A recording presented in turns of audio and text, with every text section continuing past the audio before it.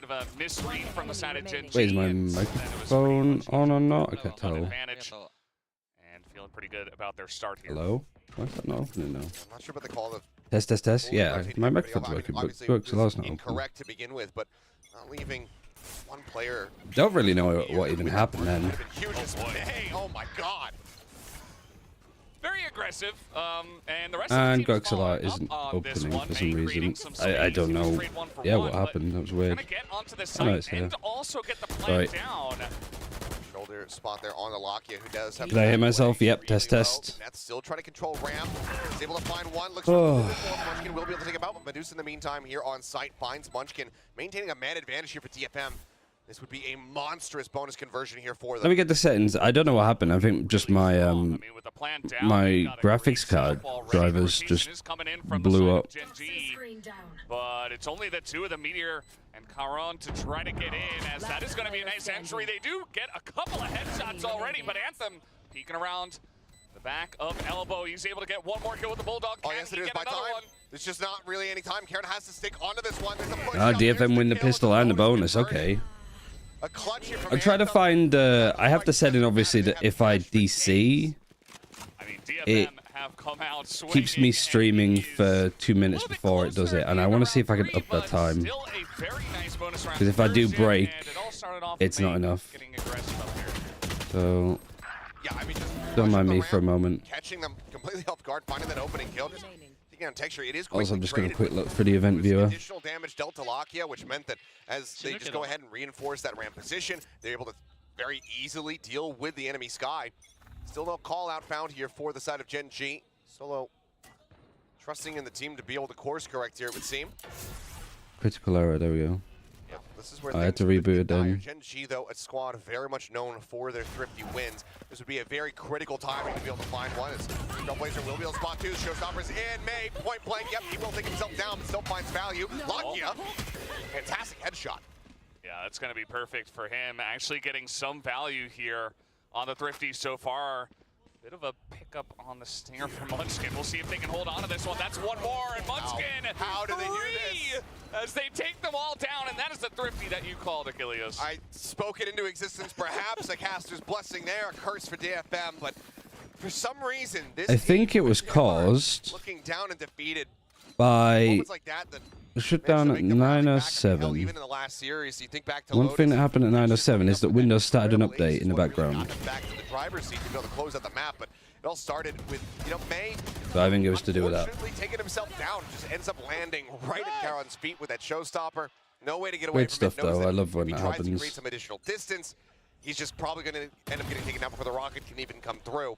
The rest of the team unable to follow up off the back of that one. So another incredible thrifty from GENG. They spare some blushes from the previous 3 rounds. Can they now win a rifle round is the question.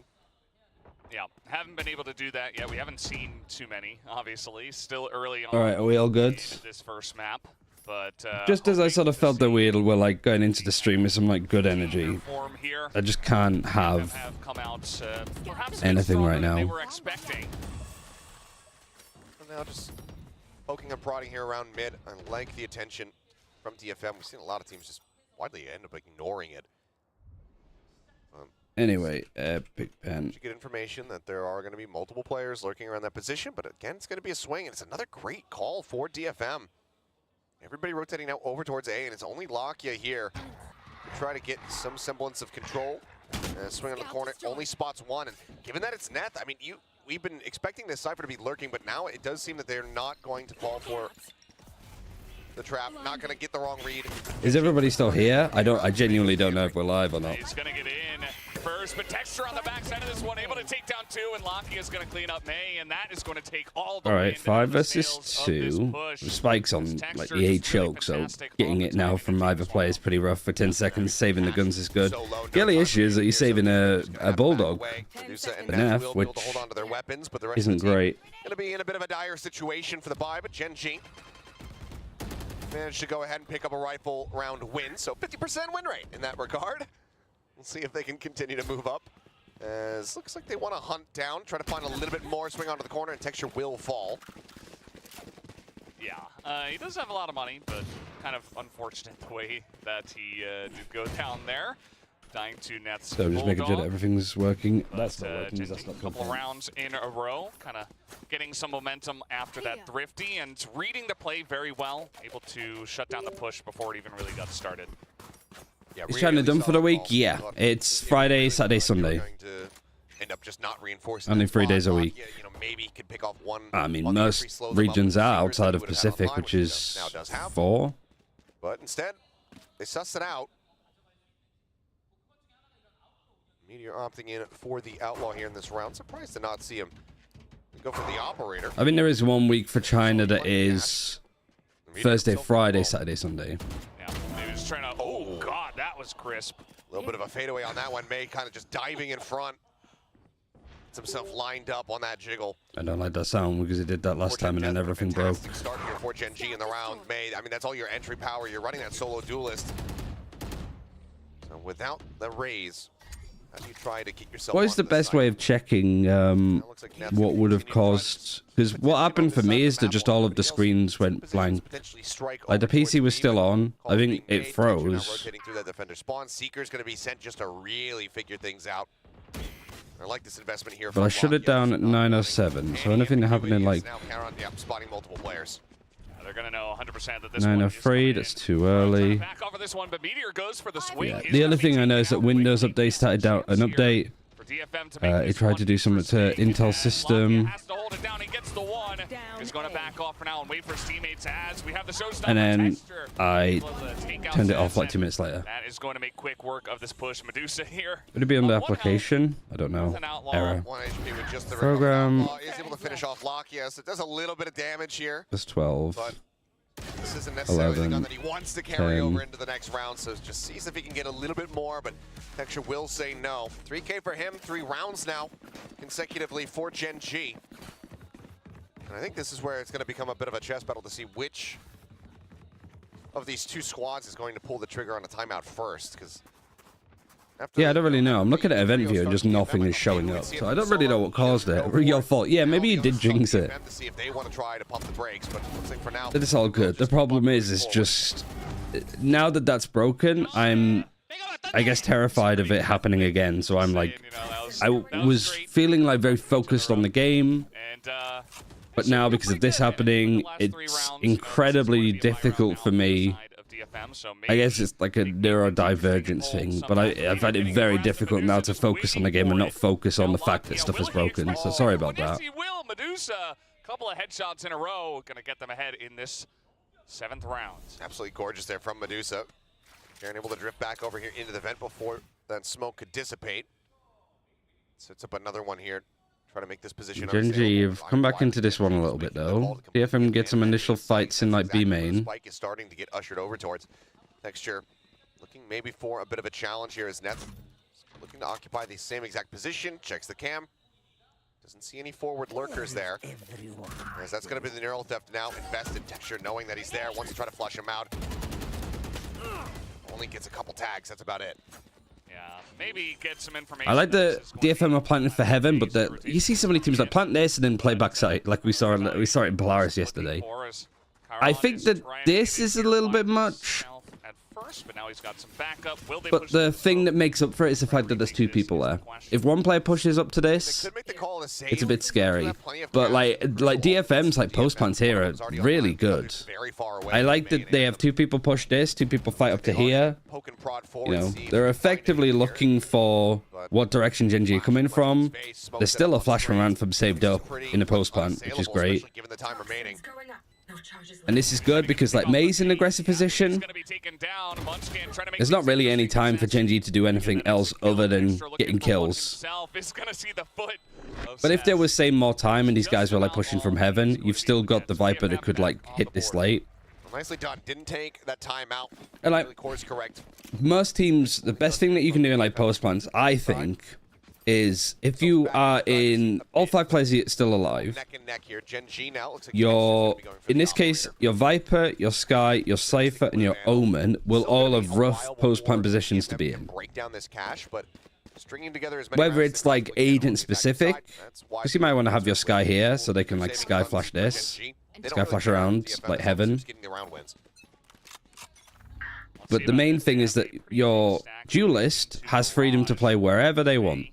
As always, trying to lead the charge and a little jiggle. And Anshi Panshi, thank you very much for the raid. You've been streaming long today?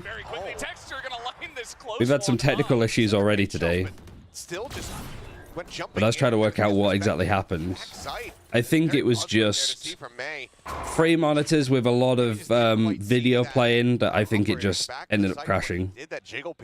Texture didn't fire the gun, so they didn't have any. Which is a shame, because you know when you start a stream and you're just kind of like, everything's feeling good. Like we're moving into this nicely. I get to talk to people a little bit. The game's starting. Jumping forward on the hunt for Lakia and does get punished for it. Gonna get some food to be ready for the global game. Are you watching both? Yes. Texture is gonna line up another one. Medusa trying to push into heaven, and now that is only 3 guys. I thought he saw Texture. Sorry, I wasn't really watching. And they're just kind of moving out. Still a bit of time to see maybe if they want to group up and look towards B, but with Neth already pushed into ramps, could consider. I need to be better at like talking to chat whilst also focusing on what's happening on screen, because I feel like when I am focusing on chat, I kind of miss exactly what's happening. Online just needs to back away as the other 2 players are just going to be sat there in mid-vent. You to lose out on these weapons because the cash, while they should. Where are you based on, Shipanshi? A half armor buy in the next round. It's still a little bit wonky. So I'd have guessed, like, from asking about globally, it'd be sit back and Indian, but that might be a generalization. That's one thing I've sort of learned from like looking at some of the stream demographics. Is like I actually have a lot like Indian people watching. It's kind of cool. Not this time. Neth was able to get a kill a couple of rounds ago in a very similar spot over there, but not going to be waiting for them this time. And yeah, kind of a quiet round, you know. Texture just a couple of operators. So the 3 players from DFM save. The wind out of their sails, and DFM just decided. Got to buy half armor in a couple of instances, and the money's not great. Texture's still got the AWP. 2 half armors here, still for the side of DFM. Wanted to be a bit more focused. I don't have a drink either, but a major concern. Yeah, this morning's not been the best start, but clear out on that camera. We plod on. Able to spot 2, I believe, but yeah, Nev gets caught in the lurk. Texture just gets in front of the wall, is able to take him down. Yeah, excellent movement there. Aggressive, and now they're trying to push on in. But I don't mind this attack wall, give them some time, but I think when you have like Cypher Viper being able to do the one to cut across here and just keep pressure in this position, and then having the Cypher lurk, waiting for the rest of the push to come through, waiting in the smoke. Texture up is so good. I mean, it made it quite easy for himself. Not clean on that one, and now DFM are might not even matter though. Medusa and May, Eminem. Oh my god. Yeah, you can't fight against May. 1 versus 1. Texture doesn't have any utility, is just hot tempo pushing into the Viper's pit. Nice play from Medusa. He can plant too, so a little bit more money. Which, you know, he had half armor on some of these players, but then they're able to actually get it onto full armor this time. That whiff? Which one? His attention pulled over towards the stairs, but immediately just drops down, backs away from that fight, and immediately wins. I mean, that fight is so hard for Texture to win. Done by May and Medusa. Like Medusa just letting it drop. Go ahead, drops the pit. Texture behind me. Oh, right, yeah. Easy kill coming through, and DFM back in the lead. Absolutely playing this one very fast execute. Sky flash onto Ram. Feels perhaps a bit better for DFM. They're gonna force Texture to rebuy on that operator, and now they're gonna come in here once again pretty fast. Trailblazer leading the way alongside of May. It's knock on heaven. And a cage CT before the Omen smokes. It's nice util actually. It's weird layering. I've never seen it done like that. We'll get this plant on A. Because where's the poison cloud? Medusa still has it. Just throwing knives at him, landing on the board behind him, not getting the connection he was looking for. Potential for a follow-up career after still has it. But not what you want to be seeing. You got here. a trip here, which is incredibly strong. A nice shutdown on the showstopper from Texture, but nobody in position to deal with the rest of the. It's not planted for heaven, so they don't need to play for heaven. Just fighting more for CT. And then late sort of hold here from Medusa. Did you hear Bren will get a tattoo if DFM wins? If they win this series? Go ahead, they can afford another op. if they try to play in for this, but the odds are just so heavily stacked against them. They have no idea about the defensive setup positions here from DFM, so that is going to be them now getting up to 6 rounds on the half. Absolutely fantastic round from DFM once again. And their attacker side has been pretty impressive so far. 6-4 here in this first map of Split. And slowly but surely, they're chipping away at what GENG have now. That timeout is going to come out. You were wondering about the timing of the first timeout, and finally GENG pulled the trigger on this one. Not a bad idea, I think, especially because it does feel like DFM are kind of running away with their attacker side, and GENG are going to have if they win the group, yeah. Will it be that logo? I'd have to imagine so. Time to go ahead and call this one. He's brave for doing it. 2 more rounds to be played out in this half. They want to try to make this a 6-6. But I guess it's like a good story. So it's as much of an advantage as they get ready to go onto that attacker side. I mean, this map has been a little bit strange at times where, you know, we started off with... Is there any people watch party in? So heavily. With Finesse, these days, Sliggy, Curry, Shank. That also means that DFM did very well. Have themselves poised for a very quite a quiet day overall. Run back these final 2 rounds, get themselves an 8-4 scoring line. They're going to be sitting pretty if they can get that done.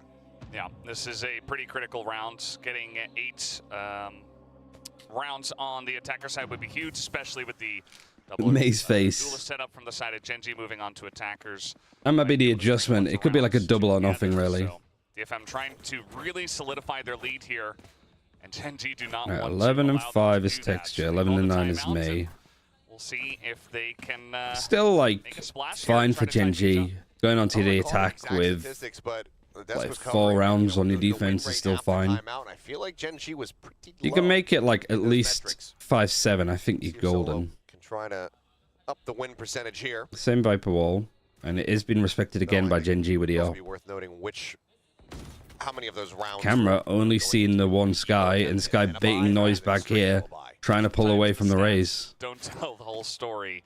Oftentimes, they do not. Texture pushing out here. Yeah, Texture is just... excellently onto Nath. Catches the lurking It's a little bit too easy for them. Sky flash to see if there's anybody else there. Sees nothing. So they're going to back up. Nath is not in a forward position to really get the punish, so he just continues to swing. Meteor facing the wall to not get flashed if they go for this execute on B. He is rewarded for his patience as well as his aggression. GENG have kind of been winning this. So solid pick off there at the start. Cypher now taken down. Showstopper. We're both a double dived and 5-7 is expected. I think generally on the map though it's the same. Here in Garage by himself does have that spike in hand. Because I still think that this comp is good on attack. Better on defense, yeah, but for them 4 rounds as double duelist is good. 6-all would be amazing. But it's looking at least like it'd be 5. Never mind, I spoke too soon. 2 versus 2 is a showstopper, but it's not like Texture's in a good position to just use it to stop the plant. He's going on to site. This guy flashed to avoid it. And yeah, they know where Medusa is because of the flash.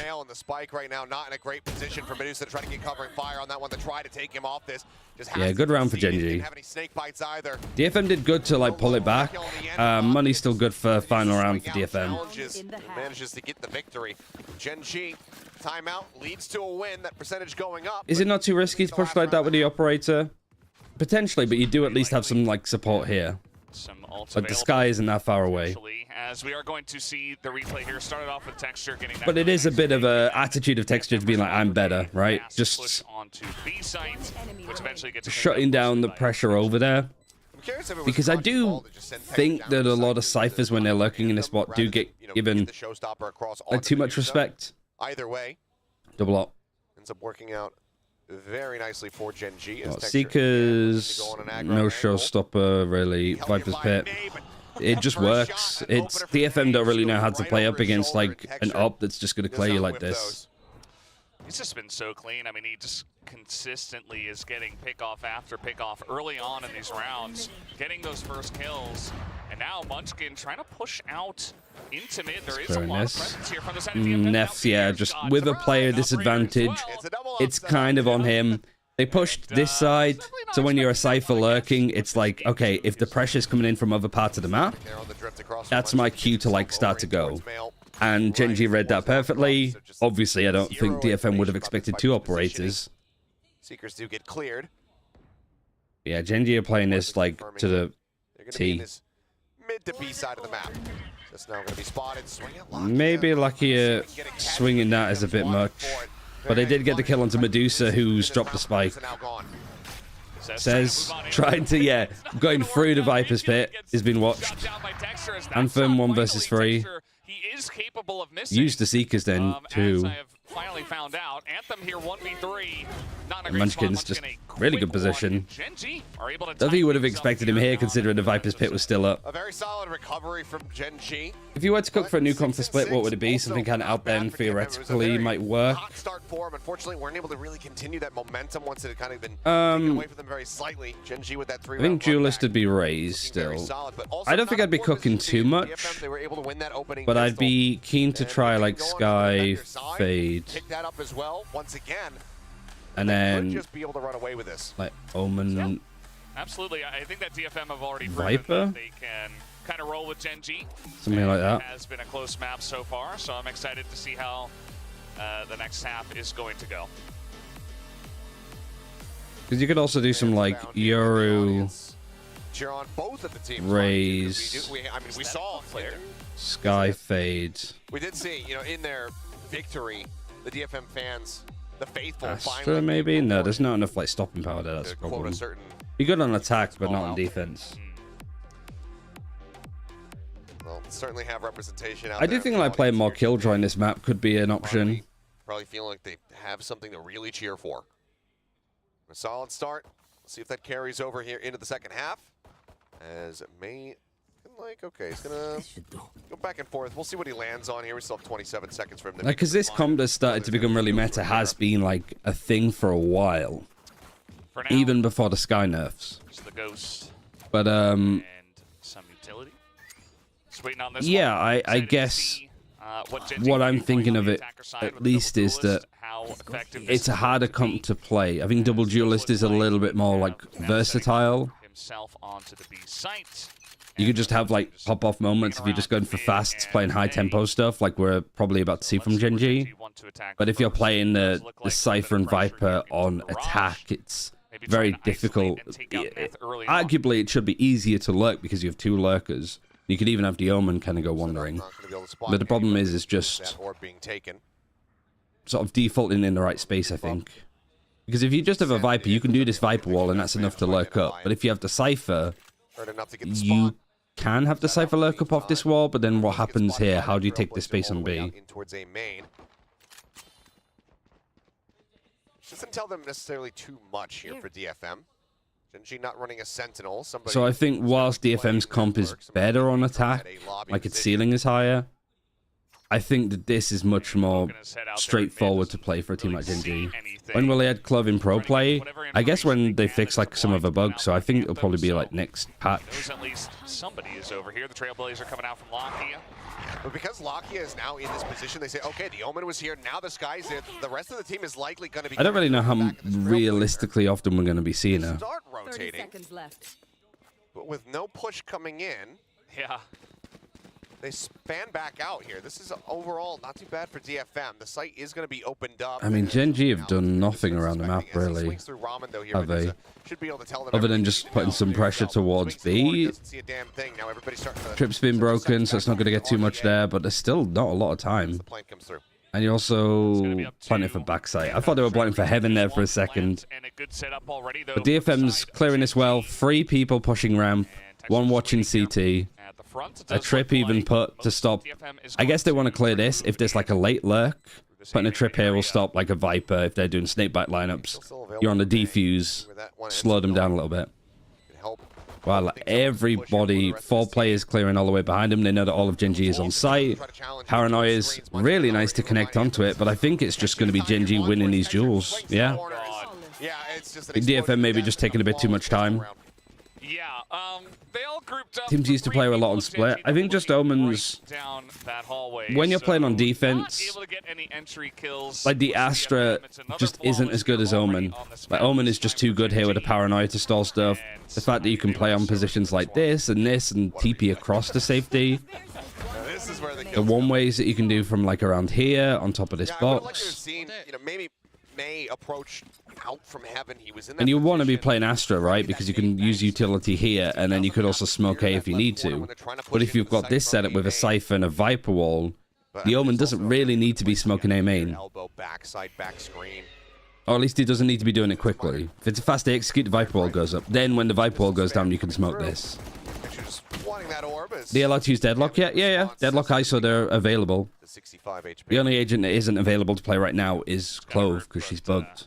They're bugged, Great sorry. chance for them to take this round What anyway. about Astra Raze, Killjoy, Cypher, Sova? Killjoy and Cypher? But, as we did I think if see you're going to right play from double the get-go, Sentinel, right from the first you round, play they Deadlock. are definitely a team that's not scared to go for late rotations and kind of mess with the defenders' minds, which certainly worked there on the first round. So let's see where they actually do commit to before, you know, just to make sure, because they can be. But I've seen some teams run like Deadlock and Cypher on this map. And I think that, like, playing Killjoy Deadlock might be better. Anthem, I think that might have been accidental. And now as he swings back to, yeah, it was a fat finger for sure. Let him know exactly where his positioning was. First of all, Clove is female. Is that what they said? Christ. I also need to be careful with me repeating that quote so it doesn't get taken out of context. Potential future backstab from the Omen. But yeah, it's a shame. And realistically here for DFM, the call might just be to try to die to Spike. Looks like May with this approach though might play to try to. I'm actually kind of interested in, like, sort of reading some books about, like, the perspectives of non-binary people, more like the philosophy and science behind it. I guess it's more like the social science behind it. Like, because I'm a little bit ignorant to what it means, I suppose, to be non-binary, right? When they do exit out of garage, he is waiting for it and immediately gets taken down. Because I know of a couple of, like, non-binary people. An excellent read, texture. But I'm Medusa will strike him down, but that was just a ghost. keen to learn, like, more from, like, their perspective. So we'll just be able to go ahead, dive into the Spike. Yeah, there might not be a stream tomorrow because they're Rounds in a row here in this second half. isolating the boiler is what they've said. For, I believe, the first time. Yeah, it's 4 rounds in a row. I don't know if there's that much literature from their perspective. There's definitely more. I saw some books last week, like in shops and stuff. And I was like, huh. On the back side of that one, and getting a couple of good Rib Spectre used to be the default bonus round buy. And now this is going to be the first opportunity for DFM to really make a What were they running with? splash here. Bulldogs? I think it's mostly because teams are doing what Na'Vi does with the money. Like having a player like on a... But, if you look at GENG's bonus, it's effectively a full buy. And they have a buy next. I mean, when you got texture, you don't have to do too much. I mean, it's not fair, is it? For crying out loud, Flipshider just went 0 kills yesterday in a victory on Icebox versus Bleed, so if you have players that are popping the hell off, send util and make good calls. So GENG, they get a very clean entry here onto the site. They don't take any damage at all. And Yes, DFM Spectre's definitely not as good as it used to be. I think it's still good. We do have already But I think if you're buying up outside of pistols, you're either doing stingers as like a stinger rush, or you're like just get a flood retake going, and that just completely slows them up. there's never a buy where a Spectre makes sense. I don't think, unfortunately. Limited util to try to utilize to get themselves back in a position. Munchkin playing around with this tiny little gap in the wall. They're not going to swing in towards him, but in the meantime, Meteor able to find one before he gets taken down. Now you do see the push coming in, and Munchkin still here on this angle, not able to land it. Anthem is able to take him down, and the entry comes in. DFM. I think it still has a Very clean purpose. on this retake, and they will be able to pick up this round. Yeah, Just in time, too. This goes so much better for DFM than I could have anticipated. Like, it has a purpose. I think probably in, like, just normal ranked play and competitive, it's probably fine. It's just... The problem is that the pro scene is just way too influenced about what other people are doing. That's the okay spot. 3 weapons lost. That's when we're getting into catastrophic territory. So overall, not too bad here for DFM. Like, there's so much just copying other people that they kind of lose what they're supposed to be doing in the first place. Outside of garage here on the B side itself. Yeah, it looks like he's going to take a forward position, perhaps. See what he wants to get going as quickly. DFM's actually good, yeah. Just trying to pick up this orb. They're really giving it here. This is their map pick, though. Very good on their reads and their expectations. GENG with the lead on their attack side. They get any inkling that Like, in a good position to be winning this one. Given the weapons loss and the economy where it's at, they They absolutely could, but either way, looks like they're not going to confirm or deny it, as they just go ahead and back away for now. Yeah, probably pretty lucky for GENG that they don't push into that one, as certainly that could have got a lot of damage down. Pretty unexpected from the side of Medusa, and still just waiting over there. It does look like GENG are considering going back in through the garage, and DFM still very much split up at this point. Looks like Lockie wants to get a bit of information, see what he can see with the Trailblazer. And for now, I was going to say Medusa is playing super close to be here, but it's because he has a judge. And this is the only issue I think that we've been seeing from GENG's attack side, is just they haven't really been doing anything around the map. That online still has a paranoia for a retake. All they've really done is like put some amount of noise over here. They smoked this, Skydogged that. And it's not influencing DFM at all. Like, DFM have stayed pretty much in the same positions that they started in. This becomes a bit more of an aim duel. And honestly, double duelist, yeah, just 5 versus 2 means that DFM weren't really stacked in the right places. Maybe there is a part of it of like DFM were just a bit too like static. It's just like one there, one there, one here, and then like that's how they were set up. Like when there was that pressure in mid, you can't really afford to push this because you only have a judge. So you'd maybe expect that these players, especially when you have a Sky, to like be prodding for a main info. Feels like they're very much in control at the moment. Yep, right back into it. I don't expect such a good performance on Lotus from DFM. No, I guess we'll see. There's no way for Medusa to Confidence could be such a big difference. And GENG's Lotus, I don't think was like that standout from Madrid. So overall, we'll still be carrying that one forward. And granted, as a Viper, and then they lose to like Paper X this weekend, right? Does lend itself to a Viper play style. So it's not the worst case scenario, but being able to at least have that rifle and pass it over to somebody else on your team, even if you're going to rebuy a judge, that would be. GENG almost won Madrid and DFM looking good. Yeah, versus them. Yeah, I think like, you know, GENG might be a little bit rocky, unconfident, perhaps, after losing against Paper X. I think they're going to be nervous going into this series. They just had no chance. I mean, it was just such a clean entry. Oh my god, he's just having a moment. Oh my god, it was way too exciting. Oh my. Dude, that GIF could be taken just as a summarization of like Liquid. Just nice job. Keels over. What can you even say? I don't know. that is one of the funniest things that we've had happen on broadcast. Wonderful. Well, this timeout going to be pretty important for the side of DFM. It is their first one, so they do have the potential a little bit later on if things. Yeah, like I think GENG are in a nice spot now.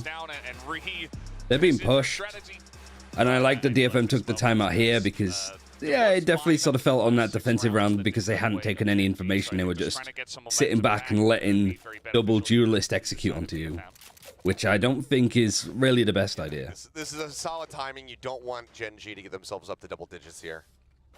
Trying to lessen that gap a bit more. See what the setup's going to be. For now, everybody very fanned out. As GENG very rapidly look to take some space with Medusa. Finally able to put that Lucky is got the kill onto Medusa, who has another judge. At least he does get that. Still a 4-buy for DFM. Says is really pushing it by facing that, I think. They clear out through the garage and up through heaven, so just going to be pretty clean to get on in here. 3v4 for the side of DFM, so it looks like they will try. All right, they're planting. Nade is going to come in just after they've planted. No matter what. Skydogged for CT. You've also got Texture pushing alongside it. Oh, Anthem saw him, I think, just beforehand too, but just didn't quite catch it, recognize it. We'll back away, but they have to be wary about Texture potentially pushing out. I wonder if any players have left arm model on. But ultimately, they will be able to drift away. If Anthem gets Texture in that position, then it's just the go button. You know, press here for DFM, all in on the retake attempt, but Anthem just not ready for him to be in that spot. Yeah, pretty rough. GENG came out so quickly here after the timeout, and I don't think there's many players that play with left view model on instead. Something in mind, but now it just kind of gets blown up in your face very quickly. I wonder why that is. Quite literally, with the spike. And yeah, GENG now double digits, 10-7, feeling pretty strong at this moment in time. They have so much money. Yeah, it's just DFM that's winning the bonus against the bonus on this half, and I think they're gonna have to eco now. Yeah, it's not been great. I mean, Lockheed just guesstimating that position. Don't really like Says positions there. Being able to get just that one trade out, I think, is and a little bit unlucky from Anthem. Medusa maybe not anticipating that there was going to be so many other people. Most people are right-handed, yeah. I mean, I'm left-handed, and I have it as left view model.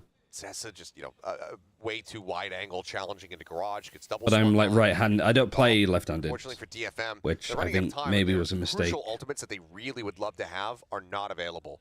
That pit, just about halfway. But you can't see if they have left model unless they do the backside player view from outside game. Yeah, but I mean, like the replays that were seen from player POVs are player POVs. So pretty much all of the replays have been right view model. Most control. You'd love to have that pit so you don't have to worry about this mid position as much, because GENG have been putting a lot of. I can't remember if anybody has. And pretty rough for them as well, to control mid at least, and do have the Trailblazer taken down here. Bit of information that some agents, I think it makes sense, just because like lineups and stuff, you might have a recon dart that lines up with the reticle, and so if you've got it the other way around, you might not be able to see the things you need to line up with. Anthem's still stuck in that corner, has to peek out wide and tries to do it at least with Neff, but he can't quite get it. Like Meteor's isolated that angle way too well. And actually, no, never mind. DFM still have a buy. Now they'd have to eco after this. No one to receive that damage. Heals up from Lockheed, just getting Meteor back up to 100. 3v4 odds stacked against them here. Just a snake bite. The only tool that they have at the moment here to really try to clear out any angles. May will go for the drop. They just sat in the smoke waiting. An immense amount of decay to try to get a bit of a surprise shot. Oh, and he sees May too. A couple of kills of GENG have just been getting inside of smokes, which I think was the same as like kickoff. You fight against somebody like Charon in a smoke, you just lose. Hey, Potato. Hope everybody's doing good today. Just not really enough of a oppression from the side of DFM to stop that. Felt kind of free for GENG pushing through that area. And I think one of the more surprising things is, okay, looks like he cleared his throat this time. He was prepared for the replay. One of the most surprising things is, you know, May had a huge. I mean, as you could do on a Monday. Yeah, that's true. I think at one point he had like. I guess Mondays are a bit different for me because it's usually like after casting. Like it's after casting Polaris and after China, so you know this is kind of like my weekend, I suppose. Against him to absolute perfection. Spike can now be planted. That's going to give Munchkin his Viper's Pit should he decide to invest it here. They know they're up against a weaker buy. Good trade, and then Karen trades off of that too. Yeah, this looks just too dominant as an attack side. Just to get him down real quick. I think DFM was taking this comp from Sen and Billy, who initially made it popular, but I don't think they're getting the most out of it. They've only dropped one round. Yeah, it's been very. I mean, they're running into the same problem as a lot of teams do on defense, especially with a new comp where people aren't really sure on like when they need to be doing stuff. A really solid game plan. I mean, especially in like sort of tier 2 game changers, there's a lot of like, oh, you know, the Cypher plays on A, but at what point is it worth pushing A main to get information? Because I think DFM have given like a lot of space and respect up. Everything the DFM's doing to an extent is a response, and they haven't realized that Karen's actually done it. I think that might have been a no-scope. That might have actually been a no-scope. That's, I think, a bit silly for Medusa. You have a trip here to get good information. You don't need to try and catch the rotations. This is a little bit better. If you had Medusa here for 3 people to push up and get this info, that's a lot stronger. Exactly where Lockheed is approaching from. Well, nothing ambiguous about this one. I'm the only one that finds this group thing useless, like the Omega Alpha groups. I think it's the it's the fairest way to make it work of having a form of like round robin. Punish has the showstopper on the back end of this one, and it's just able to finally take note. It seemed like Karon was going to be able to have that second elimination. Personally, I'd like it a hell of a lot more if you had like where stage 1 and stage 2 were both like 10-game round robins, but that might be like 12 and stuff. I think that might end up being much. You know, backs against the wall here. They don't have a chance to lose any I wish you just avoided 11 teams somehow. Trying to make a big impact, and he Yeah, and I think it might have actually been good for, because like after this year, I think it's 2 teams from each region qualify for Ascension. I think. So that is going to be double stacked. So that's decent information here for the side of Gen G. They turn their sights over onto B once again, where the operator Base just in the same position he was last time. Intel's coming down, and they're fully flash clears him. On the back of the site, and now the Seeker's coming out as well. Gen G, yeah, I feel like DFM just don't have that many ideas because they've just moved over to playing this, I think, right? He's not going to hit that shot, but yeah, doesn't expect him behind. 13-8. All right, I mean, that's good from Gen G. I'm curious on if they said at the start that DFM had never played this comp before. Was going to be able to get it done once again. So I guess we'll see. Position, but full flash connection coming through. From there, he's able to just get flushed out. I think. Yeah, against T1, they were playing. It's a very weird comp. I think the Sage teams have moved away from that massively. It will be 12 next year, yes. And I think the whole point is that they avoid 13 teams.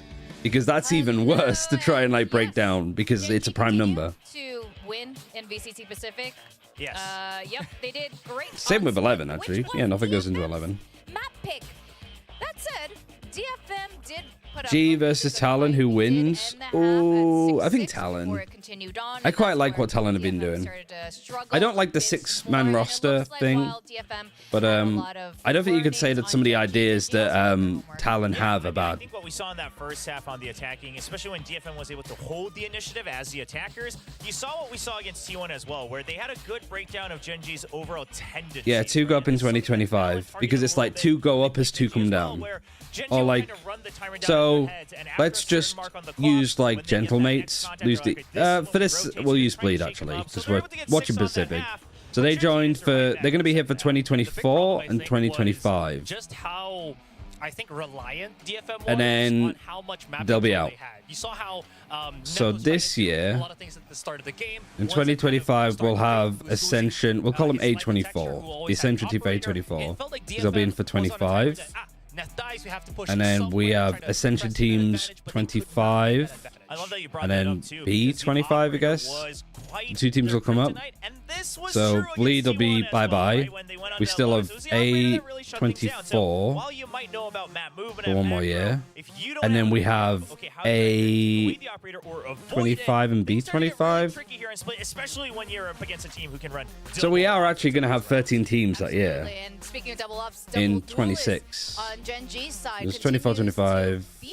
Bit of a brick wall for DFM. Yeah, I guess that sucks. Skills for texture. I mean, usually he pops off a lot when he's on the jet. And then we got A26, B26. We say goodbye to this team. All the way through. I mean, 21 kills to 11 deaths, 7 of those. And then we have A25, B25, And this is where I think on the flip side, A26, this is actually one of the great rounds and for B26. DFM, the hard read on Gen G, but then you know what? That's only 1 year of Gen G. There's multiple years to this team. So yeah, we have 12 teams next year, 13 teams a year after, and then 14 teams a year after that.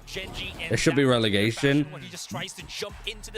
The problem is like esports needs to be sustainable. That we saw from that series against T1 hasn't really translated well here on Split. Yeah, that's what we. And I think having a promotion system with no relegation is fine. What I think that Riot need to do is they need the big thing. By the way, is my audio like good in comparison to the stream, or is it all like blended together? Is it like when I'm talking, it does get quieter so you can clearly hear me? I just want to ask that quickly. But I think what Riot need to do is I think Riot need to take more responsibility in the offseason. I think the problem that Riot has is they have this whole like league that they're playing with like VCT that takes up the majority of the calendar year. Then they have the offseason. Luckily, the offseason this year is going to have the Challenger Leagues. I know they don't like being called VCL, but we're calling them that for now. VCL for 2025 starts in like September. So Polaris, we have this year with stage 1 and stage 2. We'll have we'll have Ascension playoffs for that, and then pretty much like after champs, we'll start with the next stage of Polaris for next year. Yeah, and they've been picking it every chance they've gotten as well. So absolutely a comfort. So overall, it just means that those operators can come online. So DFM, like that, it's good that the offseason actually gets used from some other like circuit stuff. But I think if you have like VCL events, if you have like these like VCL events, go into like big off-season stuff, that'd be sick. Like I know that Convergence as an event kind of gets clowned on, but I think it's actually been like that and the Tarek Ludwig event have actually been like the best off-season events I think that we've kind of had. That and the Afrika event, but obviously the Afrika event was like not streamed on Twitch and YouTube, which sucks. But I think off-season events need to be more like. I actually just want to make a point here. I want to show you the off-season VCT 2023. I want to show you like the actual official website for the off-season. And like, does this get you hype? Yeah, and sure, against T1, it might have been the chamber that holds him back, but when it's up against Gen G, every team, they need to figure out how to break into that C-site setup with the Killjoy and the Viper. So DFM, they might have to kind of give up from Rubble first, maybe take some mound control, destroy all that setup, and then start to work the map a little bit wider. What the fuck, Riot? It's going to be very tough for And you've got some like good events in here, right? Like Superdome was cool, the Crossfire Cup. Like doing these kind of events. Crossfire Cup is exactly what I think you want to be having from like off-season events, because you have a mix of the VCT teams like Giants, Heretics, Koi are in here, but you also have teams that come in from like the Italian and Spanish Challenger Leagues. That's what off-season events need to be. Stuff like Convergence, when you have teams invited, you have global esports there, like the India representative in an Indian event, but you also have a qualifier for the tier 2 teams like True Rippers to qualify into. That stuff is brilliant, I think. I got this. You got this? I got this. I want to reach Radiant, so I want to see, like, you know, for something like in Northern Europe, I want to see an off-season event that has, like, the Fanatics Team Liquid there. Maybe you invite, like, Zeta, a Gen G, maybe even one of the, like, Chinese teams. Like, do a big event with all those, but you say have, like, 2 spots in that event that Northern Europe teams can qualify through. Because it would be really funny to see teams, I guess, like Gen G go up against OnlyFans. So I'm thinking you can funnel a little bit more of the kills onto... And whilst you're putting on like a good international event that people are going to be watching, it also feels quite fair. Like, yeah, we're hosting an event in our region. It's to support our region. But I didn't hate that True Rippers were there for Convergence. I didn't hate that there was it like Boom Esports and stuff that were there for Afrika's League? You get the point. Like, there's just so much like stuff to do there, and you end up in positions where you have like the Ludwig Tarek event for North America, where you have like Sentinels Cloud9 play, but it ends up being like Oxygen winning the event, which is going to get people going like, holy shit, this team is actually kind of good, I want to support them. And imagine if you have an off-season event that's like, you have the Tarek and Ludwig event, it basically has Oxygen winning, and then effectively the week after that, Tier 2 for North America starts again. So everybody's like, wow, this Oxygen team looks good. It's like, well, great. They actually play in a week's time. There's no, like, VCT, there's no Sentinels or C9 playing. So if you liked watching this team, go support Tier 2. You're going to get a lot of people pushed into that. It doesn't work when you have Tarek and Ludwig's event and go, Tier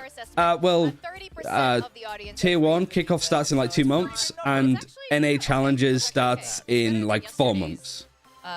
Like, all of the momentum that you've built up just gets lost, and I think that's the thing that Riot need to like work out how to do it.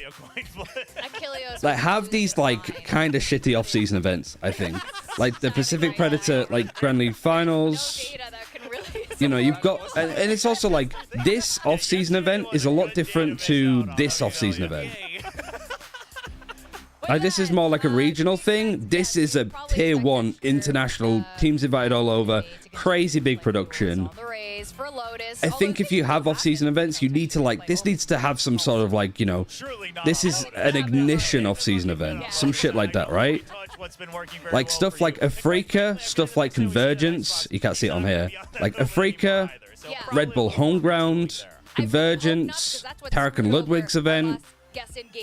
Like the Liquid Open's kind of cool, but in short, it was just a Northern Europe event. It had nobody else really. Spike Nations, EMEA, you could say that that's kind of like a premier off-season event because well, it was for charity, it wasn't for this year. Yeah, I mean, he has been looking absolutely solid. But do you see what I mean? Like, you can't just be like, here are all of the off-season events. Some of these events are bigger than others. And I think Riot need to, like, if they make the off-season have one big event per region a month, that would be sick. You're correct. Have something like Evo in all of the regions. That would be amazing. I think you have the right to be confident. Yeah, Spike Nations was kind of like rough this year. Sorry, I want to run out to people to get them in game. I've just been yapping. But it's something that I've been like feeding back a lot and discussing because obviously, like, you know, Miska works at Riot now, like with a lot of the sort of Northern Europe pieces. So a lot of it has been me teaching him about how the scene has worked. Evo is actually such a nice event in between champs and kickoff. And I also think it's like very possible to like, because I like that Evo ended up being for, oh, what have we done here? For China. I loved that it ended up being like just an off-season event for, you know, the EDGs and stuff like that. But for a lot of teams, it ended up being Ascension. Like, can we do that in other regions? I mean, it does mean that it's a bit of a chock-a-block year. But I imagine that there might be some teams that haven't played that much. You know, like 100 Thieves, if they could play in like an off-season event. Hold on one sec. Here on Lotus. Things a bit rough for them on this map in the opening series versus T1. They have learned from the mistakes made there. If this is just going to be one of those series where, you know, you don't win on your own map picks, because that happens all the time. Yeah, I mean, at the end of the day, you can be known for being strong on a map, and maybe it just doesn't go your way on that day, or, you know, these are all pro teams. They're all good at different maps and stuff, and they might just have a good day on a map that maybe you wouldn't have expected. And, so the way it goes sometimes is already some action, but big rotation coming out from the side of DFM, already back towards the C site.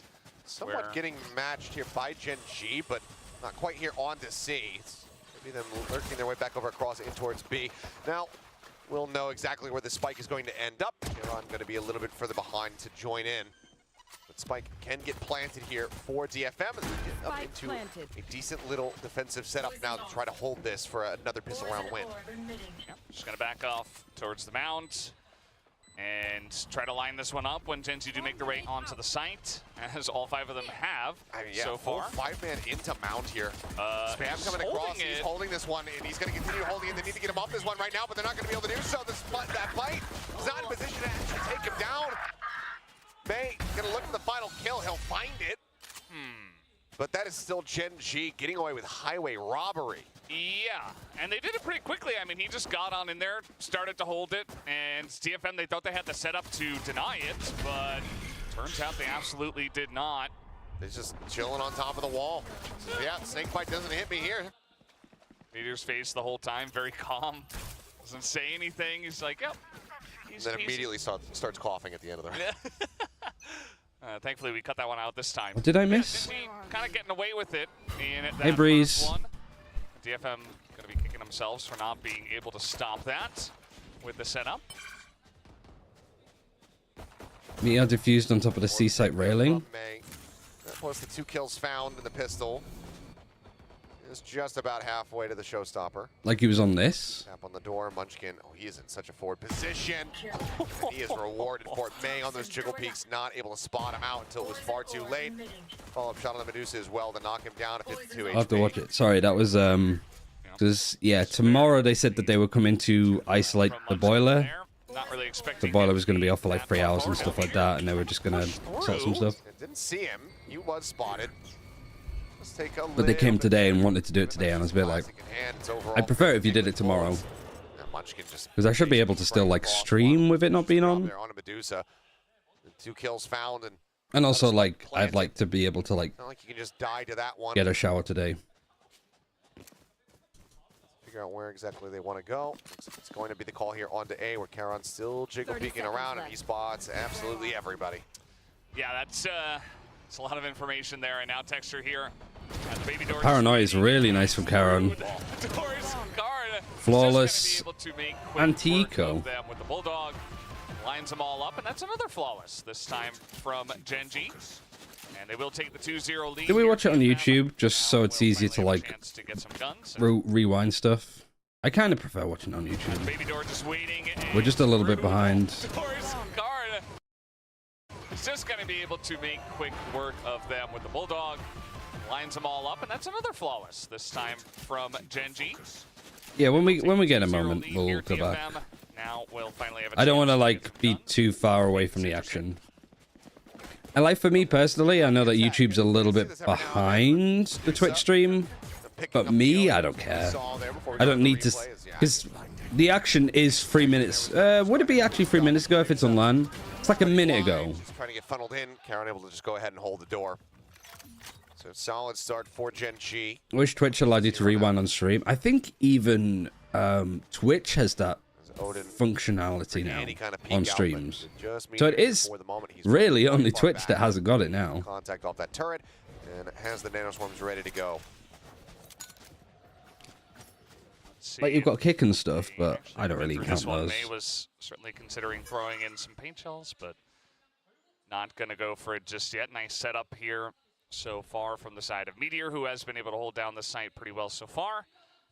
It was a good thing for YouTube to incorporate. The problem, like, it'd be cool if Twitch could do that, but I think that it would be way too costly. We do have Texture rotating over towards the A site. I don't think it'd make them much money, for one. Suspecting the presence here on Rubble, so Paranoia does find some value. But I guess it's just like, how necessary is it? It's a very quality of life thing.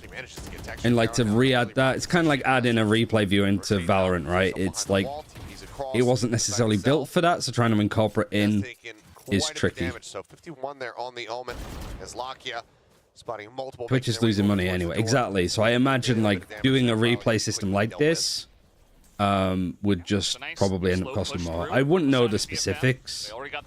Kind of talking out my ass there, but the only way that Twitch would do that is if they wanted to sort of if there was new technology to like recode streams and stuff. Like if we see more of a move to like 4K native and such. 2v3, which honestly, like, I'm quite surprised that we haven't moved into like 4K as more as the like default option. I like the attempt from Charon, just try to get in, not give any notice, try to find that pick before the nano can get popped. But with the cleanup coming through, Neth will find 3 as DFM will go ahead and stop them from converting the bonus, find themselves a single round win so far. Able to keep 3 of them alive as well, so feeling pretty good for the side of Oh no, like, really how they I think Twitch every year since Amazon's owned them, they've lost money. But also YouTube has not been profitable for Google for however long. Not just the blind spray, but you know, a decent idea of where they were going to be positioned, trying to retreat away from that forward spot. Good punish to be found, and it does help lead to the round victory here for DFM. I think it's really like tricky. Almost for GENG. Several half armors here. Because doing stuff like getting rid of Twitch Prime, for example, getting people to actually pay for subs a lot more, like that seems like it should be a move that they would make from a business perspective. Like May pushes forward. Because I imagine it costs them so much money. For sure. But obviously, Sure. you would see so many people just move away if you got rid of something like Twitch Prime. May's at least able to get them onto the site. They've got some smoke set up, so not going to be too easy for Genji to get in, and it's quick from May and Anthem to spray them down at Waterfall. This is going to get supremely difficult now for Genji. A bite to work with here. YouTube is profitable now? No, I don't think so. The bandwidth is just too expensive. May quick to get the punish on the texture. But like, you know, Google's a massive company, so it's... Look, Google as a company is profitable. Spot the mini-map. Okay, well that sets up the turret, so Munchkin very well aware of this, but... But YouTube has always been a little bit costly. Tries to hold on to this weapon. Yeah, I mean, Neth is going all the way around to see if Munchkin would continue rotating. Munchkin is just. But a lot of like, and a lot of software and websites like this are the same. So we did have this nice entry from May. You know, I imagine We're not Twitch, going to see how Sess died, but I'm curious Facebook. I'm curious if he just tried to TP across, so that he didn't give, you know, any kind of sightline, any kind of spray over to somebody who is just lingering. Because they're sort of owned by like bigger conglomerates to an extent. They can afford to be non-profitable. With like the increase of side, it just costs too much. I think the problem places for like being too big that they just can't keep themselves afloat are like the third-party companies. Stuff like Deliveroo in the UK. You know, like Uber Eats, I don't think would be very profitable for Uber, but because, you know, Uber otherwise is, it sort of carries it. What's the reason for Google, Amazon continue to operate social media sites if they don't make a profit? I don't know, actually. The Marshal seeing what he can see, but they're already in onto this site, and they will put down this plant. I think it's more along the lines of like what it means to like get investors into your business. Like YouTube might not be profitable, but there's no like YouTube is the video watching platform. There's nothing else. Deep lurk here at Rubble from Medusa with that Odin in hand. So trying to make their way across. And that's the Nightfall investment. And I think that's why you end up with stuff like Netflix hiking up prices, because it used to be them just being the only one. They were putting on their own shows, but now everybody else is doing it. The value of the stock, I think, has dropped. Oh, Karen manages to stick it to. It's like the value of the stock drops, so they have to like find the profits and revenue elsewhere. Otherwise, you know, the investors want their bonuses. That's why you have so many like layoffs and prices going up. Better idea. A lot of pressure going into the guys that were in tree. Just throws down a smoke, and felt like with the Odin should have been able to get it done, but a couple of early crisp kills from the side of Munchkin makes things a bit more even for Genji and allows them to try to hold this one. No. Nice. It's just a hair off. This market isn't profitable now, so we should keep high market share for what is profitable. I mean, granted, that one. Yeah, I think so. We got back from Google and YouTube is profitable. Okay. Similarly, though, I wonder what. once again, I feel like there's a part of it that isn't. Over at A, completely ignoring that C side of the map, which Genji, they push forward, they identify that there's nobody there. So they should suspect that this is fairly committed, especially as May gets the opening kill in the Meteor. That's going to make things pretty obvious. Munchkin just waiting in the smoke himself. They're not going to spot him immediately. He picks up two and nearly gets a third. Gets May extremely low, and now Lakia. 2 versus 2. Spike's in a really awkward spot, especially with the Nightfall. Half of his HP, he's down to 1. This is such a rough position to be in. He's managed to sneak out and sneak past. Into B. And his door gets broken open. And there you are, just Now he's following. back to his full value HP. 2. Yeah. Yeah, 2 HP to 1 HP, okay. They are going to get this plant down, but May, low on health, trying to... Paranoia misses. Not able to get it down. The Horn's really nice too. Able to hold on Even to this if one. Neff wins the fight against Karen, he's going to get Back on pinged. the board, 4-2. I think it's the right call from Neff there, but not the right aim. Yeah, I'm not really sure on like some of the specifics when it comes to profitable businesses and all that. Get the catch onto that player lurking forward, and you're able to find that opener there on the Kara, then maybe you could actually just peel across through that C link and get the plant on that other side of the map. Or really pump the brakes and start playing, you know, mind games. You could even drift across back over the A if there's enough time for it, but just can't quite line it up. By the way, we had our little mini game on. It's like I imagine a lot of the coffee shops for Costa, or like Starbucks, I guess. Starbucks is a better example.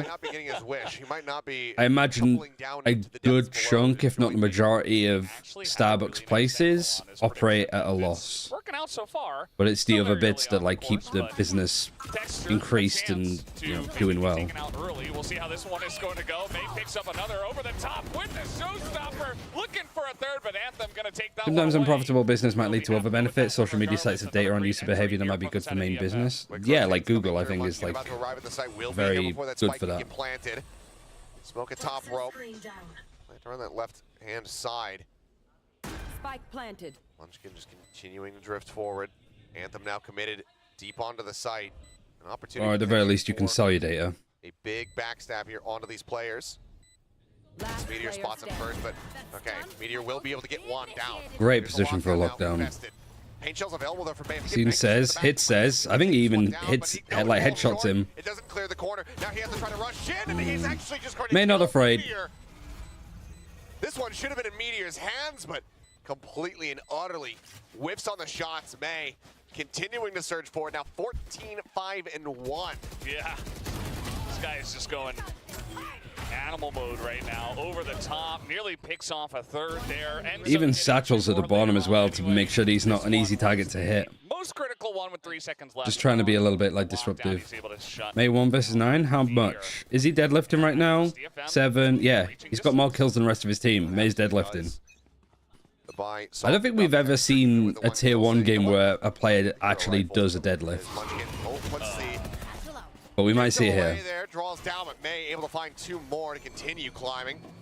And at this point, hell, maybe May's going to be going for a land kill record. That doesn't get cut short though. Is May's first showing on VCT? This year, yes. Everybody else though, like in tier 1. Side of DFM, Karen at 20 HP, as they're now going to go chasing across the opposite side of the map. He was on Crazy Raccoon before, which, yeah, phenomenal pickup. See if he goes for it again. All right, so the Clit says, I don't like that. I really don't like that. You're in a Fovis 4. You're up against an Eco too. Like, there's just no need to be on that angle. So far, and they're definitely you played at some of the Crazy Raccoon 2021 appearances, maybe even Copenhagen. I don't think so. I think that was before his time. Just trying to secure this one. The defuse is coming in though. He's just sticking it. He's just sticking it. Oh, they do get him. Good. I thought he had it. Lockdown's going to get luckier too. I mean, honestly, Gen G, you're on an eco. You almost win the round, but you get stuff like a lockdown out of them. I don't think that was as clean from DFM as I would have liked it to have been. It definitely wasn't. Overall, everybody goes down. Well, actually, it kind of does. For most players, it does matter. But widely, it's only going to be Neth who's coming in with and some of the half armor bits from Gen G. So it feels like Gen G had enough for like a full buy, but as they were getting close to winning this round, they maybe dedicated a lot of like utility, and so it means that they might have to half armor because they ended up spending more than they hoped. They clear off the diffuser with just enough. Best rookie of the year? Oh, for sure. Like in Pacific. I mean, you've got Karen though is the issue. Like Karen's story of just not even being on a team, not even being in tier 2 or tier 3 last year, I think is the thing that wins out. Oh no, he hops down. Meteor's able to take him out. May has been really the guy carrying so far for the side of DFM, and so you can't really go here now if you're DFM. Out of this play. Yeah, I mean the only player getting caught by that nightfall was Munchkin. Meteor, I think he would have been dead had May landed. Current argument for best smokes in the world, 100%. A little bit too much fidgets. I haven't really seen how they've been doing this stage. Little displacement ends up costing him quite dearly. But I guess we'll see. Or 10s. Though, yeah, I mean 10s would probably beat him. And it's also a good story there. Somebody just moving over to that role and honestly looking pretty trash on everything else before he moved over to like the roles that he's playing now for Sentinels. Like the flex play and such. On the board in this round, picks up the first kill, takes out Meteor, the one guy that was getting a bunch for Gen G. 30 seconds left. Going to be able to plant this one. They are considering moving over through Waterfall to C. Yeah, they're going. Munchkin is still here. Smudge can get properly cleared. Really the question. 19 seconds left as the swing. Seems like Munchkin maybe not even expecting him there, and the plant should be held. Plant will come through. Munchkin having to back away as the poison orb gets ready to drop. That's the one who has to try to hold that line. Sentinels off day versus Lev. Yeah, I mean, I'm not reading too much into that. Same spot that we saw from Texture where he got the ace versus paper. Yeah, good retake again for GENG. Nats won't be able to find the follow-up. And Ruffy's making a lot of noise. Let me just check on the go ahead top. and regain a lead for themselves 5-4, but DFM still keeping things very close. Yeah, it's quite a close map so far. I think DFM are doing a great job of keeping this one close. It's just this round was pretty unfortunate. You know, Meteor, he's right here, doesn't get hit by the Nightfall. He falls off the wall. That angle was very nice as well from Meteor. And he essentially does a lot of the heavy lifting early on. They handle this defuse very well in the 3v1, and they close it out. Well, 3-7 to 16-7. I think Victoria and Asarai better hope that Texture really ramps things up quickly. Whereas their precious ranking. If only they had done it on map 1, where Texture had like 22 kills or something ridiculous like that. But not the case. May, the more consistent one so far tonight. Yeah, Texture's just in a food coma right now because he was feasting in that first map. Yeah. He was on North Eption when Crazy Raccoon went to Masters and vice versa. All ends up being orb take there from May, one away from the showstopper. Never been that far away from an international event then. Open up a site with. I think DFM attended an international event. Would have his pit. I don't think the chances look that bad for them at the moment. Curious to see if they opt to commit to that, given the two of the players here in Anthem and I could definitely think like playoffs is very possible for them. I'm not really too sure on strength of schedule though, with the economy, the way or even what group they're in. But they are slowly pushing in. Even they need to beat the BT1, GENG, PaperX are in their group, so they don't need to worry about them up until now. And he is going to be taking down May with the headshot real quick. I was going to say, May, he had the they're in DRX's group though, aren't they? They're in DRX's and PaperX's group. Will not take him down. He's able to touch so honestly, caught by it. Lakia will get nets, but Spike's being planted now. But after this game, it shouldn't be too hard. Okay, nice pick off from May on top of the rope, and they are holding on to this one barely. It's Meteor 1v2. You've got like Team Secret, I suppose, which could be a bit of a bogey team. Who is left alive? Meteor shooting here. Tells them exactly where they were previously. The Prowler went in towards stairs, hadn't spotted anybody. They're in the Doom group, but yeah, but for this stage, they're playing the other group, so it's not too bad. Continues to just absolutely excel.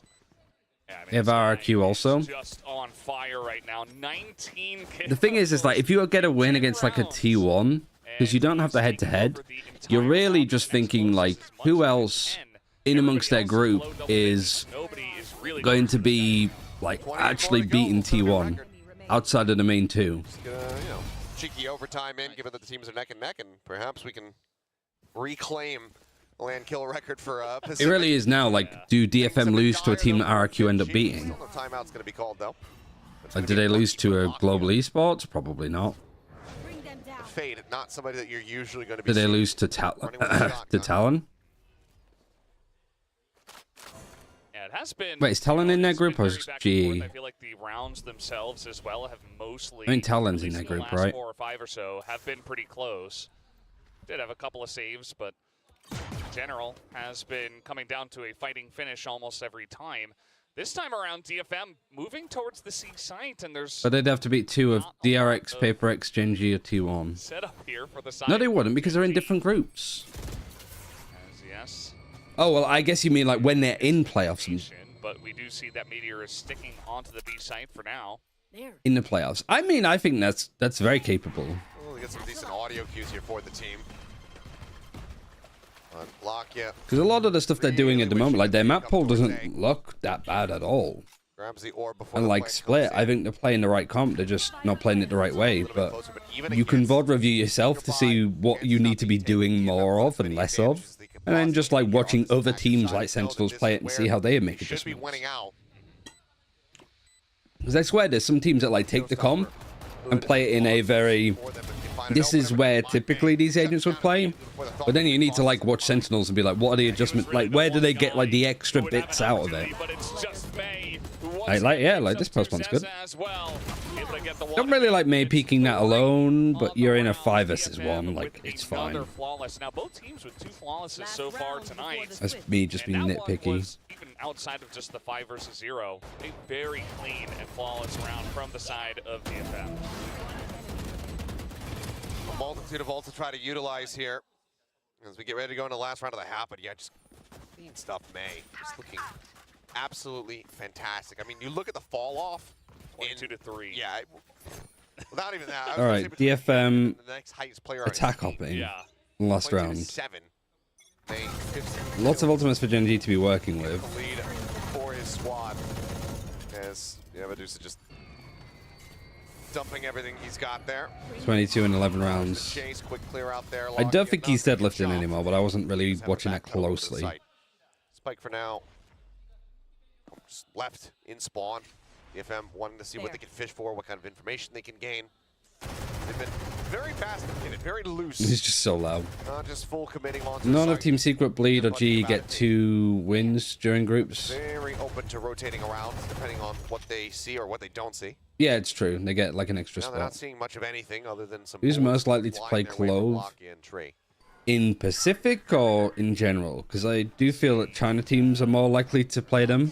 Even really going to be able to peek out here, but the Prowler going to get some good For information. probably like global, honestly. They seem to be really keen on cooking stuff. The spray down through the wall. Lakia going to pick up one already. And they have so much information and already a kill. It's typical though that with ages like ISO and Deadlock coming in for like groups and such, they just don't get played at all because they're not good. But you actually have an agent like Clove that could be picked. It shows stuff, but they could be picked, and it gets delayed. So maybe if some teams are cooking up some ideas with them, they see that it's been delayed with no like actual deadline on when it's going to be done for, and so they might like, if there were some ideas for teams wanting to run Clove for week 2, they might be like, well, we don't know when it's coming out now, so let's just drop those ideas. You know what I mean? Like, that could be really be a massive shame, but it's so typical. Pretty clean to try to shut down that last push. Started off. I don't really think that Clove would be super popular, and there definitely could be a chance of Clove is available, and yet they still wouldn't pick them up. That people wouldn't play them. But it's more like if there was a genuine chance for people to play Clove, the delay might have like stopped that. So will we see a repeat of that here on Lotus? Wouldn't be too unlikely, I'd say, based on what we've seen so far. Couple cheer signs there for Texture out in the audience. One of them asking him to ace. If you win. Yeah, Jake Bokum is just like stir-fried pork. Stir-fried, spicy pork. Do we know what a Clove bug was? So a lot of speculation. It's like when you self-res, you don't have a gun. If he does get the win, like you lose your gun. It's looking pretty likely at the moment. Although, again, this map is still very close. And hey, no, 6-6 score. No, ISO buff makes him competitive. Surprised that they haven't really like done more to them. And Deadlock, but I guess they're being very like patient with balance changes. But I feel like there is a major patch coming up. How this map is played out globally, but we have I think it's not next week, but the week after. So like before playoffs, maybe. Is going to keep operating like this. Just get some solid anchoring from Neth. Sees nade, sees nothing. That might just be all that is necessary to be able to still get the win here and extend this all the way over to Breeze. Yeah. And especially if pretty much I think that this map's going to be the same as the first, like good attacking side for DFM. Defensive side against GENG was really rough. I think they only won 1 round, maybe 2. Quickly looking to push in through tree. Texture going to line up that shot onto Medusa already. Just in a smoke. As GENG slowly push through rubble. And next week for America is in the EMEA Pacific, the week after for China. I don't think that China are a week behind on patches. I mean, devastating already here for DFM. The way that they lost the opening pistol round of this match. I don't actually know though, but I don't think that's true. Usually it's pretty well lined up. Yes, that's just going to be the break here on the baby door. Rotate across in towards B. May. May just on the angle for a split second, but moving back. Good that he did, because the paranoid nades come through. Now needs to try to reaggress with the Sheriff. All right, 3 players still alive. 2 of them trying to come through secret. Swarming that angle meteor as well. And they just can't get a clean fight. Through the side of the door, Anthem does get the one. But there's one. There's still 4 more. No space has been given up for the Rays either. And they just get May at the same time. Really good pistol. Why don't they patch all together? Just to make sure that things don't explode essentially. Solid way to kick things off. They just do it at the same time, like each region. Only dropping the opening pistol of the series. As Texture, I mean, it's just. This is just sense and lineups, just knowing crosshair placement. Being like, this is where somebody would be. This is about where their head's going to be positioned. But of course, America gets it first, and we get it last. Sometimes. So eventually, the players can just play blindfolded, right? Like once they get good enough, it's like, okay, well, we just know all the lineups. Yeah, we just got to bring in speedrun tech. Yeah. Eventually, they'll play with a drum set. Maybe they'll just train that way, and then when they get to the stage, they don't have to wear the blindfold. Right, so it's 4 players now for DFM pushing on A. God, it's so bright and they can't see anything. Again, DFM pushing one side of the map that just GENG out there for. Oh, we do have Net to get the And spot. But DFM wanted to just get onto nice little off angles, but GENG just running at them with such pace. A bit of armor damage, of course. Has some spray through, but it is going to be Karan to go down. Yeah, I mean, you look at all of the bigger content creators for Europe. How many have gone to America? Some good damage there on the Cess. Can't quite confirm the kill yet. Speedier. Because it's also better sponsorship money too. I was gonna say, looks to get himself a second. I think when we did a Watch Central hit scan, we kind of got away with it quite a lot because we had more of an NA audience. But even though we were European, we could kind of just be like, well, our audience is 67% American, so yeehaw. So many multi-kills. There's Karan just tracing the tracers. This one right here. I feel like GENG wake up at halftime every game. I mean, it's just defense versus attack. In games like this, playing attack is just so much easier. That's another thing you do. You got to speed up the entire game so that when you get into the actual game, you know? It's the equivalent of using training weights. Yeah, exactly. So you take them off and it's like, oh my god. They have actually got the stack. They're strong siding on A, but they're not really fighting for it. Now DFM at least able to get some guns here. And let's see if they can. They're giving a lot of space up. GENG from the attacker side. And this has to be the round. Turrets on B. Lambot Nano is over on C. 100% have to call a timeout. But right now, they're opening the door, but you don't have any utility to actually check this or clear this. Come down to that, and they can just go ahead and. I mean, DFM were very confident that nobody had actually walked through, but now they've got 2 players clearing it. A strong On front and broken. I feel like playing the fade here seems to be the way to go nowadays. And actually having them rotate quickly is a good shout. If they go fast B, you might be able to get into this position, seize the choke. All GENG are doing is just cutting noise. Getting ready to come through. As now with that haunt set and then just as people rotate over, I mean, I don't know what's giving them. It's actually going to be pushing a B, so there could be a quick crunch here. Why DFM rotate over towards C? Yeah, do have control of the site for now. But then they've just reset in B anyway. Back of that one. Do have a couple of guys in upper as well. Let's see how DFM do want to retake this one. As GENG have a very nice setup for now. Paranoia comes through. Medusa swing in the corner, immediately taken out by Munchkin, and now that's going to be 2 for him on this angle. And May's got to give it a shot as well. That's 3 for Munchkin, as GENG are holding on to this one pretty much flawlessly. Net, the last guy available, as he will pick up 1, but doesn't look like a round win. Of course, it's texture. Just to really just spit on the chances of the analyst. Way too passive DFM. Yeah, I mean, it's very understandable that they would look like this. I think a lot of teams end up being this way because they're not really sure what to do. And I suspect that a timeout. But how does the team decide what part of the map they want to take first? Does it just take whatever they think is weak? Yep.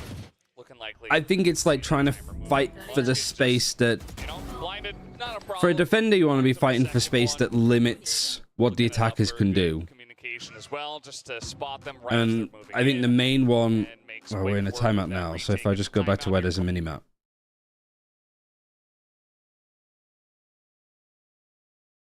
Just anything? There we go. Like, I think so much of it now is just fighting for a main, because you can fight for this as a defender. You can take all of this control. You can play the Omen, like, on top of this box, or just have somebody on a very aggressive off angle. And it just means that out of the 3, like, avenues that the attackers can go for, they can only use 2 of those now. And I also think one of the strong things that you can keep in control of on Lotus is like this. Is this little, like, snake way. So if you're a defender and you can keep control of, like, secret, and then you have some, like, good hold on B, like, you're not afraid to fight for this, having the operator set up here, and then on C, you might just have, like, the turret watching back, playing somebody on backside. So if they do go C, because you have control over all of this, not only is it a fast rotation to go through secret, to go this way and go way around, you can also, like, push B, open the door, and, like, try to flank behind them. And it's similar, like, if you have control, like, if you're fighting for C, you have control of this. And if they go A fast, and you have A and B control, you can break secret, make sure that they can't go for this plant, and then, like, you know, position like this. So that's my general theory for it, at least. You want to be fighting for A main as much as possible, but it's easier said than done. And sometimes you just want to change it up for the sake of changing it up. It might work in, like, rank to just keep being aggressive and fighting for this. I spoke too soon. 1 Sheriff headshot. And the stop texture from getting another one in the round. But, like, in ranked play, if you just realize that they're, like, fighting for this aggressively, you could just go for a fast C execute. Maybe leave a late lurk here to try and catch people open in the door, or rotate all the way around this way. Now the round for DFM to try to make a stop, because you don't have economy. You just lost this one. Because if you're defending too, one of the things you want to do is you want to be strong side in one side of the map. Let's say you're actually pushing 3 out of C. You want to push these guys back, fight for this space. It's better to do it this way. You fight for this side, you scare Gen G into going C, and they sort of go into the meat grinder of, like, Killjoy utility. So far, keeping it quiet. You're like a shepherd dog just trying to push them into a pen. So when you see things like this, where you're strong-sided on A, but it's actually, like, pushing up with just a Killjoy only on C, that's where things it just doesn't look right. Okay, it gets recalled all the same. Pulled back away. But at least pushing up, sees it recalled, that's good information. And it means that DFM can, like, stack in the right places. The problem, though, is just digging your heels in and playing like this. Gen G have just been winning this more often than not.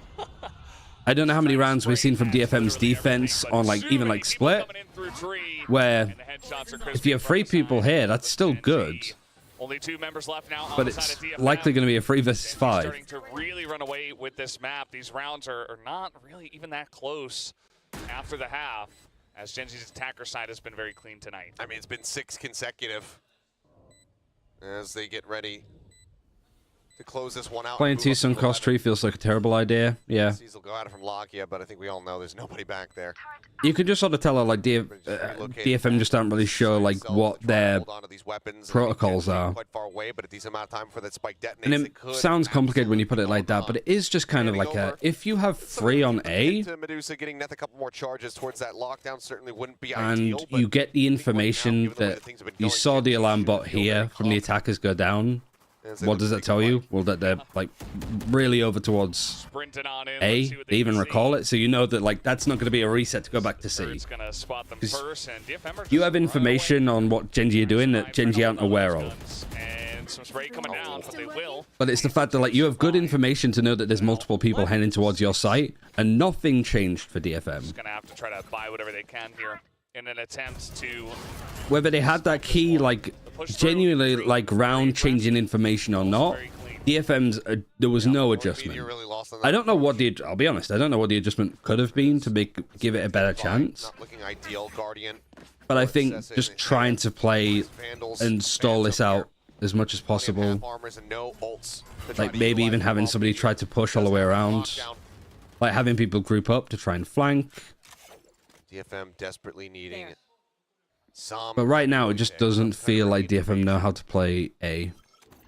And if you're going to be playing like this, like Yeah, they haven't really made feet planted in the ground, in terms put of the fucking that. Killjoy over here. There's a lot to cover on this map. He's better at doing it. It just feels like, oh, You're trapped now, I guess he's gonna stay in there.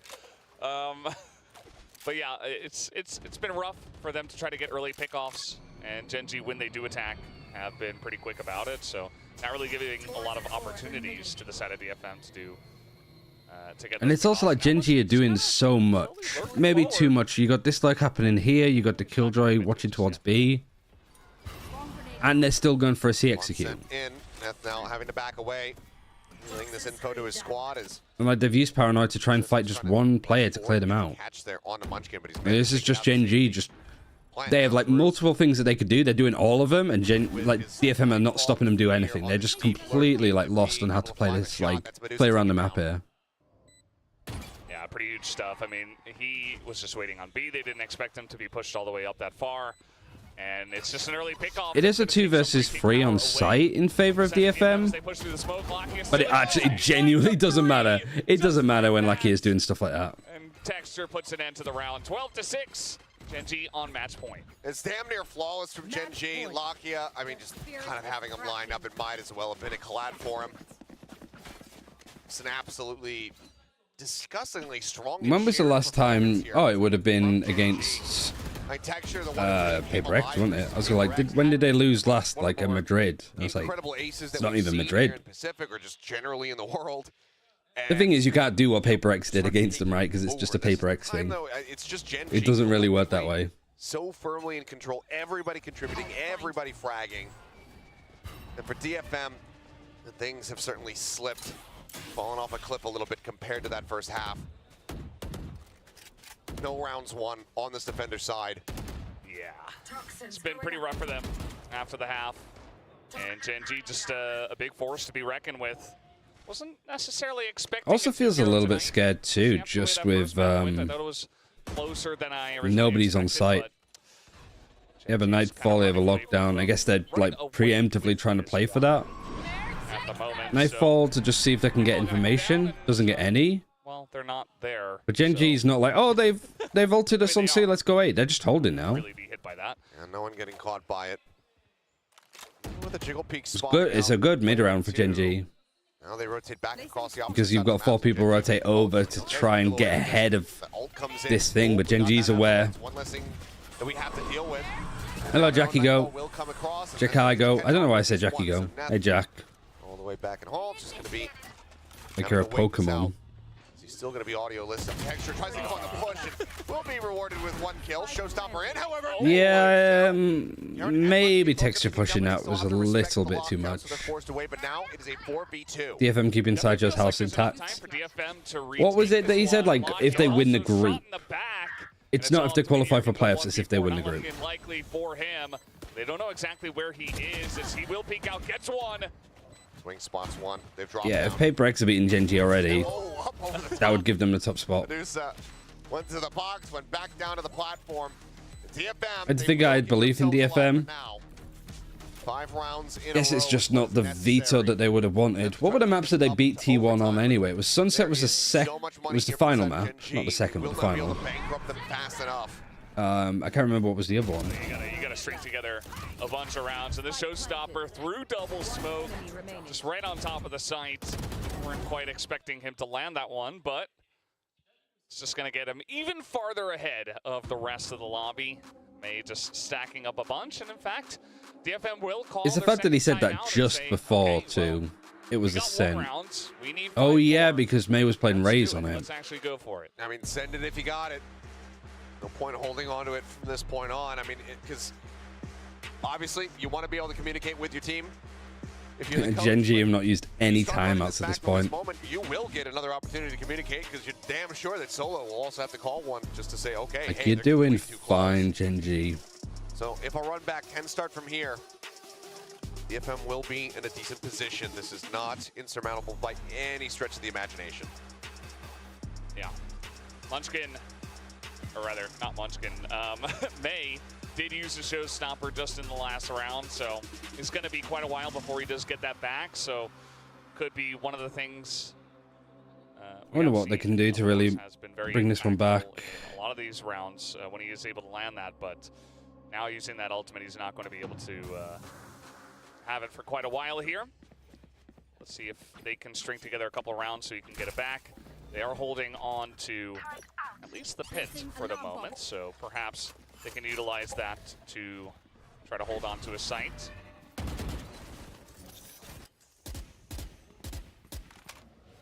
Just a little bit of pressure over towards A. From GENG.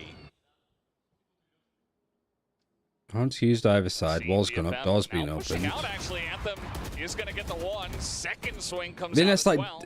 what DFM did there. I think is like good. It's the right decision. It's just that GENG read into that. And we're hoping it was going to happen. You know, that's what you want to see more of. Like, okay, there's pressure towards A, but you're not necessarily sure. So like grouping up, pushing B to see if there's anything going on. Even like having people push out of C. And GENG are like, okay, we'll do some noise towards A, we'll bait it, and then we're just going to hold here because DFM are just going to be a little bit perturbed, maybe. The same there as like Neff doesn't have information to work with, so it's just an easy kill. You got the Omen that's used his ult to TP across, the Haunt shown where he is too, and then they've like made a fast adjustment again. You can see that there's just not really enough members of DFM to get this defense going. And throughout all of that, you still had two players over towards A because of how scared they were. They're gonna have to counter pit into this one. Yeah. That somebody had like to pull that way. Chaotic, a little bit more difficult to see. Try to get that decay across, and then maybe some value off the paint shells. Cessa with that paranoia on the opposite side. Could be big value for him. Things are already so Much better for GENG. Karen's not afraid to go fight. And he finds the Viper, so he's all good. And it's all up to Prowler hits. as it has been for so many times on this map. He gets 24 and 14. Nice try. 13-7, 13-8. But that's what, 6-all, 7-5 halves for DFM on their attack. It's just their defense that looks a little bit like lost.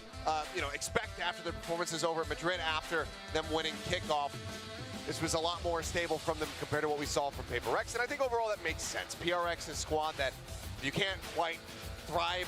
G fighting time, yeah. Start to drown. And here, GENG just, they had really good ideas about what DFM was going to look to do, about how they were tackling this. They were slowed up a little bit, but you can see that the gears were turning. And Solo was trusting. Has there been any like Tom's not streaming today? Oh, I guess he has Lucinia's story meet. Only got to see a little bit of intervention overall. So, guess he can't do it. Step there of GENG, and widely the team themselves, they were able to course correct. So handshakes, fist bumps, and hugs will be exchanged between the two squads, but ultimately it's going to be GENG holding their heads a bit higher as they go ahead and lock in another match victory. Lots of clapping as well after that victory.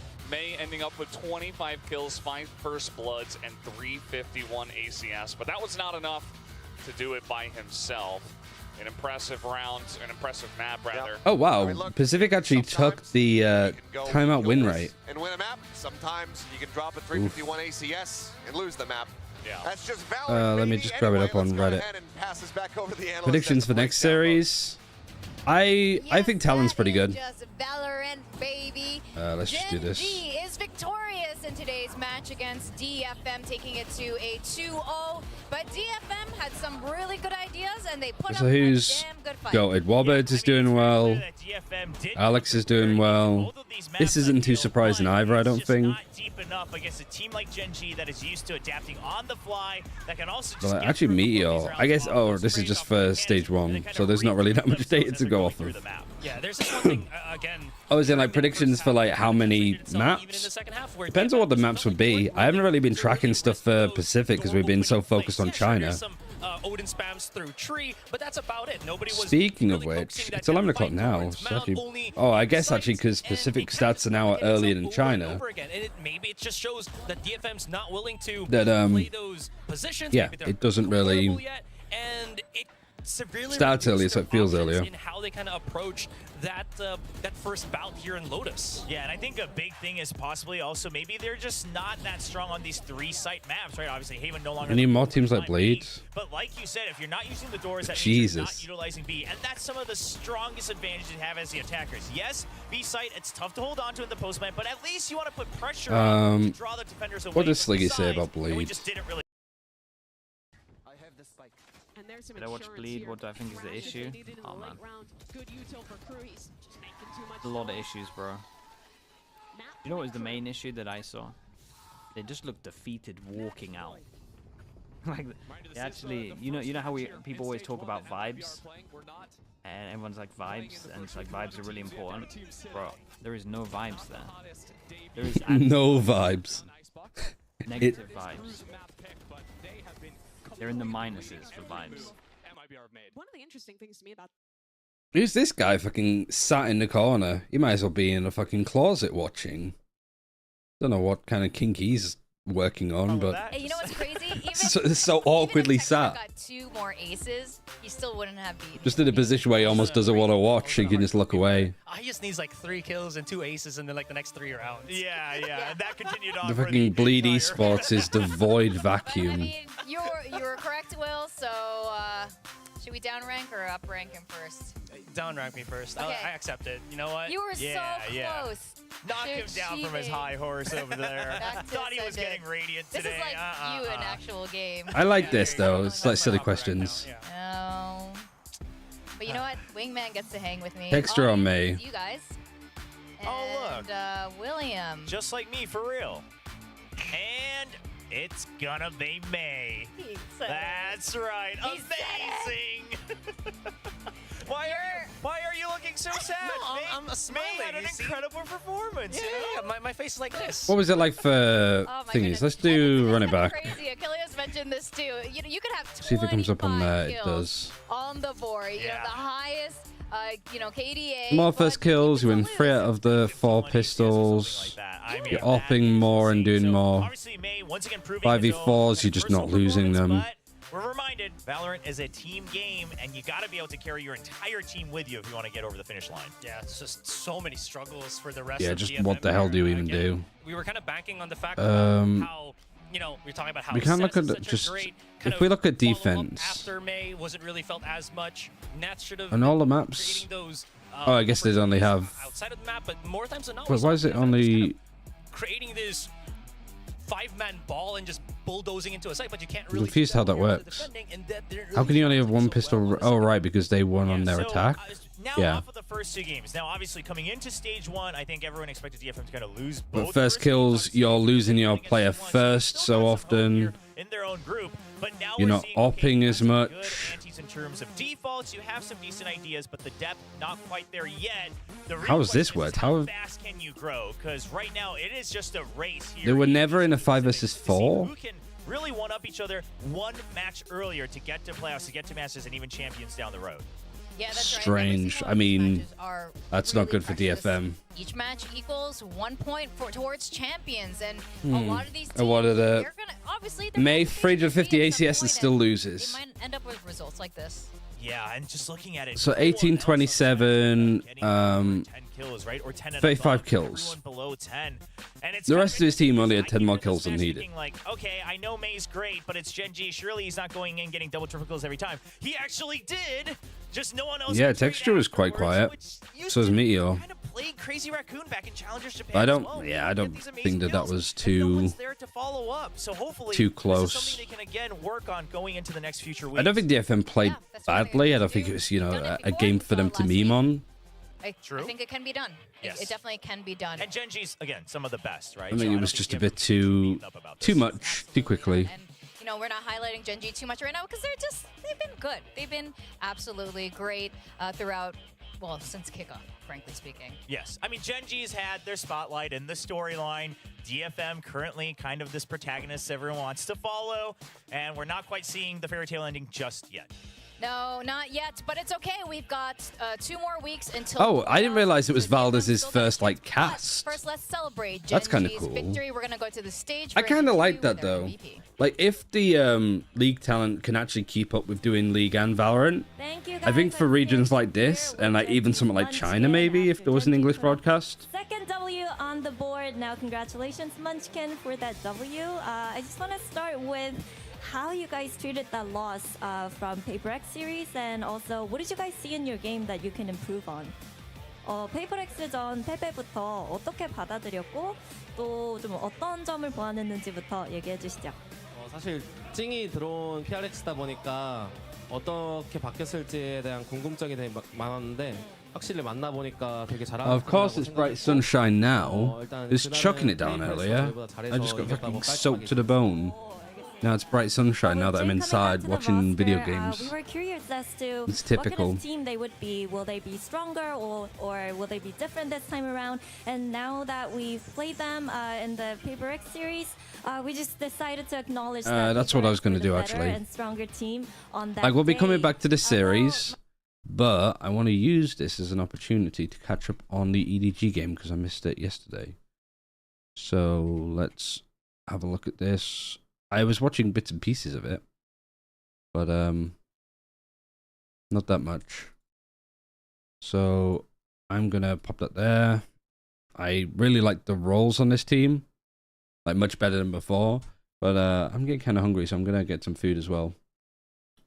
Just to run some ads, have a quick break because it's been pretty much full stop all morning. And then I'll change the title of this too. So who have we got?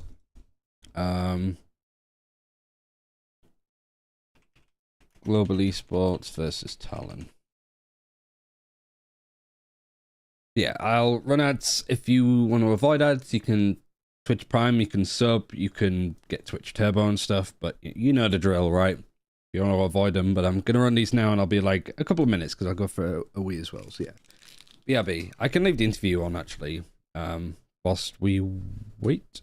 Particularly against So I'll just Nate. leave that on Do you there. feel like it We'll was be him along. doing something differently or unfamiliar stuff? Maybe that caught you off guard. 그러면 메이 선수 상대로 조금 샷미스가 난 것 같기도 했거든요. 좀 보법이 다르다든지 좀 익숙하지 않았던 그런 플레이를 보여줬던 걸까요? 일단 저희 상대로 쫄면서 플레이하지 않는 팀이 그나마 PRX라고 생각하는데 근데 메이 선수도 약간 그 PRX의 바이브가 느껴졌다 했나? 네. 엄청 자신감을 느꼈어요. 아 자신감 그게 막 약간 좀. 네. Well, we thought that Paper X were maybe the only team to have that full confidence and kind of be aggressive against us. But I kind of felt the same Paper X vibe coming from May as well. He was being aggressive, not paying us as much respect as the other teams would do against us. So yeah, I think that was the main reason why we were kind of unfamiliar or caught off guard with what May was doing. Well, next week you're facing DRX, and DRX, they're kind of seeking their revenge from that kickoff game. So anything you want to say to them? 네, DRX에게 복수를 꿈꾸는 DRX에게 한마디 해주시죠. DRX 요즘 되게 잘하더라고요. 네, 저희 상대로도 잘할 수 있는지 한번 지켜보겠습니다. DRX, they look good, but let's see if they can look good against GENG as well. Well, thank you, Munchkin, and best of luck in the DRX series. And that was Munchkin, everybody. We are going to head off to a short break, but don't go anywhere because when we come back, Global Esports is taking on TLN Esports. We'll see you on the other side.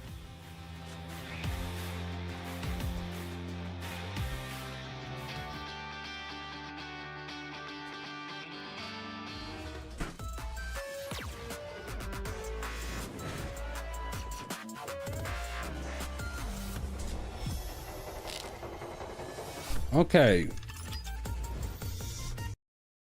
Mute that. Should be about there. 整了非常多回啊，但是这次回到了一个双人加 Right, 控 move 场， this 这 down a 让 little bit. 防守方是会有非常强势的这样的一个 About 存在 there. 的。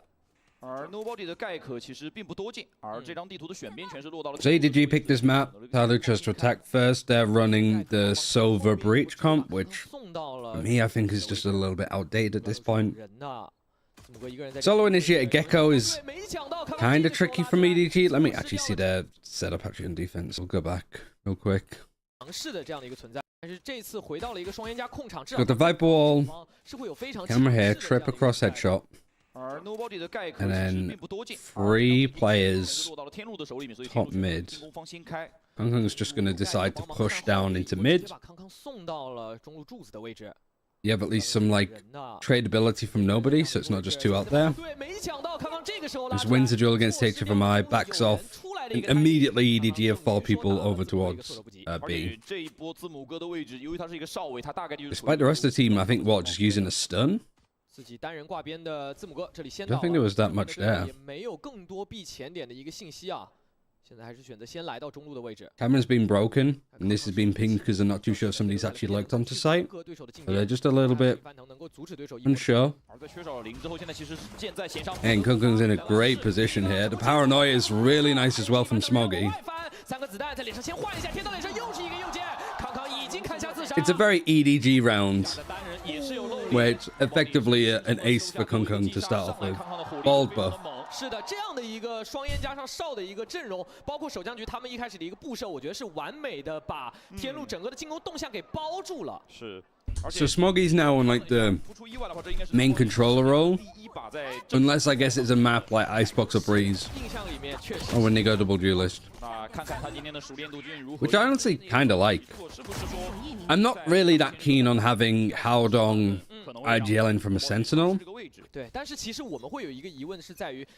or taking Chichu away from playing Sentinel either, but because they're on Viper, they should be able to do quite a lot of stuff there. I just wonder on like maps like Bind, would we be seeing Smoggy playing Brimstone? And Haodong on Cypher, and then Chichu on Viper. Right, camera's in the same spot as last time. Trip top mid and then in market. 分位也很有趣 ，Nobody 尽管是作为一个先锋位，但他其实并没有站在可以跟队友产生互动的情况。So honestly, EDG have not really had to do much. Italu on a low bar, just full walking to be main, shook that to break trips. Stun nades. And they come. They just missed AAK.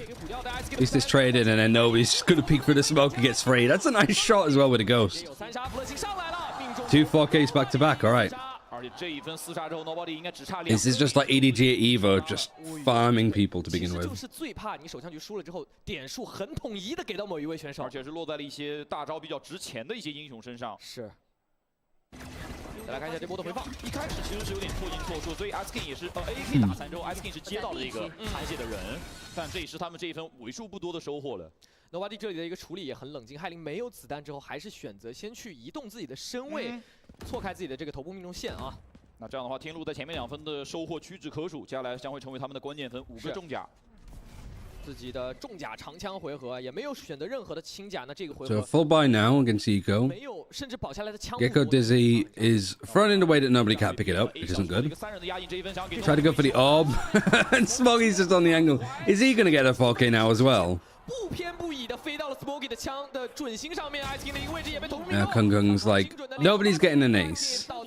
Just a lot of 4Ks. 一个人在红砖路，爆能器都是望尘莫及。他这分箱宝枪都不 I mean, this is just diffed right now, isn't it? Like, there's not really anything that Talu have not been able to play the game right now. Just every single time EDG have a nice little like pop-off play to go with. 个人机会的能力上面，以及其实好巧不巧 ，EDG 刚好是做了一个3A 的部署。我相信他们3A 的部署更多的是要帮助 Nobody 去拿点数，但没想到是直接结束了这一分。是，其实他们一开始也有设计的，包括像 SKIN，他其实就在侧边一直等着去给自己的山盟地线，但是这一波明显 EDG 也是有预料的。 Shot from HFMI, but this is looking like a save. 慢枪的可以考虑去换掉。哦，找人，字母哥的位置已经爆了。说的重甲，包括像基本没有人有存款了。对于天路来说，下个回合基本上应该也是没有太多的枪的。Maybe a little bit obvious that Talu was going to go for a play like that. 单向烟的情况之下，其实天路的开局非常的糟糕，枪线拉成了一条线啊，直接是让 Smoggy 一把燎拳连续的头部命中，非常的舒服，而且 Eco again. Kong is the op. 而且这分还有晚安焰火，现在对 EDG 来说赢比分的方式非常多。 It's 3 AM. Why did Global have to play so late? What's the time difference between India and... Well, I guess I could probably work that out, right? It's 11 o'clock now for me, so you are... 有这个独木之后，他们目前没有找到特别好的一个解决办法。 Wait, is India really that... 第一分的时候，天路是能够去踩到 B 点。 Wait, you can't be based in India. It doesn't work out that way. 能够安包的位置。是5个小伙伴。 Like, are you in, like, OCE? 但是两侧都是有半线的， USA for me. Oh, of course. 选的穿板穿残了2个人。坡顶这个位置是进攻方的一个禁地啊，你接下来转 A 转 B 都不好打。这里是有点尬在中间的一个意味了。是。 So, Talu on this eco of push top mid. Just hoping to blast through. It's a good paranoia from Smoggy, but it's just not deep enough. 哦，这个赛博穹隆反而成为 Neural Theft is used really good info actually from where Aaron's playing from. 安置了，接下来看一下属于 EDG 的一个回防。 但只捡到了一把害领，这是从浩东手里面缴到的。 Nade's been thrown in aftershock. Is he actually clearing up this little closer position? Aaron gets 2 actually. All right, okay. 再接一个人，只剩康康一把狙了。 一个瞬间的准度爆发，康康这把狙反而也不太好保，暗眼命中。哦，看不见。 Indian support from USA. Gotcha, makes sense. 基本是没有可能去交出来的。狙应该很难保得住，强行杀一个。哦，我觉得这个就是天路，你永远可以期待是他们的枪法是绝对没有问题的。是我们甚至是不给发挥的。但是没有想到 Aaron 这么精准的正义就那么一发的机会接住了第一个拿枪的人。 AK is actually attack hopping. Just taking the gun I guess he got from Kung Kung before. Alright, he didn't muck it up this time. 知道明狙被对面捡走了，那现在 EDG 肯定是不敢贸然去 pick。看 AK 这把明狙要怎么去往前推啊？这位选手在之前也是一直去4值，最早也是4值决斗位的一位选手，中间在天路也是去玩到过尚伯勒这样的一个英雄。I don't think this is that bad from EDG, like, on the map where they're positioning, but I'm a little bit worried that it's going to get stale. I think a team looks at EDG, how they're playing this defense, and I think they can get countered pretty hard if they're not careful. I like this wall, though. Showstopper used, just Kung Kung tries to go aggressive. I thought Smoggy maybe could have paranoid there. Wingman to try and close this, see if there's anybody around. Not quite. You've got information as well because you have the trip that's in market that's just been broken. So now you've got 3 players making their way in, a late lurk from HFMI. Paranoid's been used on Ali there. Doesn't hit Aaron, he goes fights. What flavor would Wingman be? As if, like, if you ate them?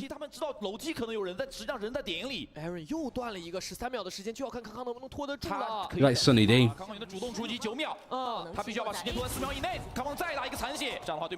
Kung Kung's delayed them.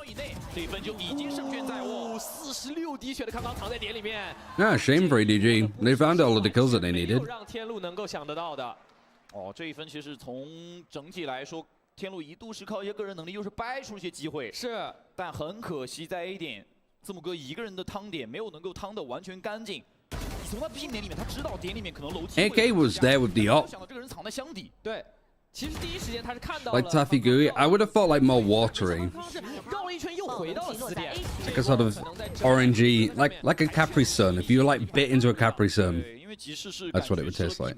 他被迫转回了 A 区，这样的话4比1，天路现在经济也是被压到了箱底，一把封刺，明确 Stun, fast execute, recon dodge. Recon not realizing that he was open to that angle, I guess. Fully flash there. Tyler were literally just winning the rounds when they go fast. They just, the only thing that they're doing is outpacing EDG. Not if Pichu's going to do stuff like that. He's with a Guardian too from Haldong. 剩下的残局的时间其实还够。This off angle from AK is really nice though. 没有问题，把浩东这里给拿下来，这一分还是由天路。 Would you rather eat Dizzy or Wingman? Yeah, probably dizzy. 其实天路打的也是颇经波折。 I'd prefer to not eat either. I prefer to eat fresh. 这个离魂也是确实让康康有点首尾难顾了。是的，这个离魂吸引到了康康的注意，也是让 AK 抓到这样非常宝贵的一个 timing。You just take a fucking bite and you just get suppressed, detained even for like however many seconds. 可能依然没有拉开什么决定性的分差，而且 EDG 的经济也就两边的经济都是在走钢丝，谁输谁就要eco。是，而且就最难受的是 EDG 的第4个回合和第6个回合输2个回合都是起名局的回合，对，很难受啊，伤经济的分数。对 Getting PTSD when Clutch talks about eating wingman. 更加多的一个领先，惊雷卷地和晚安焰火都是在进攻的时候非常非常强势的一个破点技能。这一分 EDG 在存钱分选择了在点里面找一些阴险的位置，老6位来个双架，来了2个人，哎呦，枪的劣势。 High love from EDG just doesn't work. 但是2个队友已经倒在这个地方了。其实说实话，天路是蛮有耐心的，在开头的30秒没有做什么动作，就在等你主动出来。AK 又是闪身的一枪 ，Smoke 也倒在这里了。那这样的话， Right, and then they go fully flushed AAK. 问题不大。搜一搜，找一找，看到 I don't think there's any. I don't think that's wise. 给把狂徒出来，但是 Right, against an ego, just push in the smoke on your own. 是有终极技能上的一个优势和人数上的巨大优势。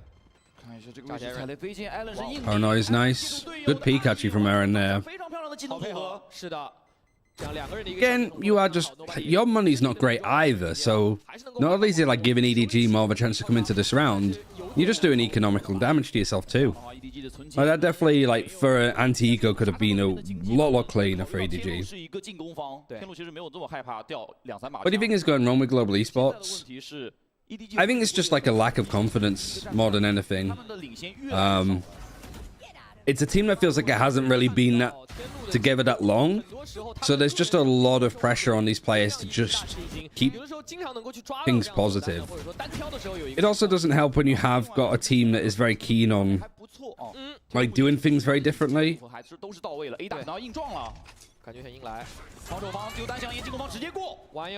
like they're trying to like, it's like if Paper X had their brains wiped and they were trying to do the same things that Paper X are known for doing. That's kind of how it feels. All right, Icebox is the first map, so I might even not tune in for that. 这一波至少有3个击杀是跟他直接有关系的。是的，铁臂这一波的技能是完美的给到了进到前点队友的支援。就尽管晚宴我第一时间是没有能够收到人数，但是已经有足够大的优势。废掉一个直接拉枪补枪没问题。 I feel the biggest problem with global esports is I feel like they haven't really like the team that they have isn't good enough like across the board. I don't think any of their players are necessarily bad, but for example, you have somebody like Benkai on the team, huge amount of experience with Paper X and IGL in them, not coming in as an IGL. So. Is his like agent pool good enough to warrant him fulfilling another role? I wouldn't necessarily say so. I think you want him to be in the team as a leader, but you've got Russ. So you can have like 2 IGLs. And then like Paul V as a duelist is good. Like I think Lightning Fast sort of filling up some of the gaps is good. But I don't know. You look at GENG, it's evidently clear like what the roles are, how the team is set up, how they want to like be playing across all of their different maps and comps. I don't know what the fuck global esports are trying to like cook up.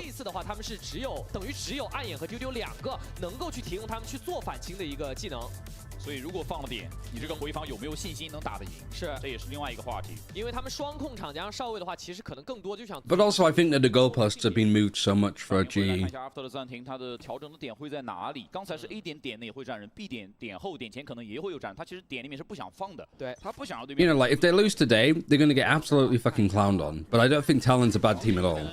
回复，而 A 点看一下会退吗？ 对 ，A 点给了单项，但是其实是一个假象。A 点的人还是 yeah, I'm sure GE fans would like to see their team play in playoffs, but 现在把他位置先调走了。 that's way higher than the team's goal should be, especially when you have a brand new roster existing with only one new player. Head coach is different now. You've lost a lot of really good players that, you know, going into this year, you look at like Monyet and Texture, if you were able to keep them and build around them, how good would that team be?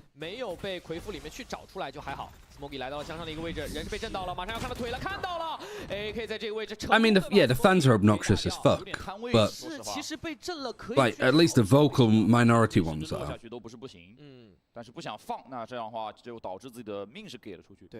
But I don't think you can like debate with them. Like the way that they're thinking about the team is wrong. Like I said it before, and I think it's quite harsh, but like, I think GE fans should be fucking grateful that they're in the league, I think, for one. It's a great org. Great representation for India. But, like, there definitely could be a world in the future where Riot change up the teams that they want in the league and they just don't go for global. But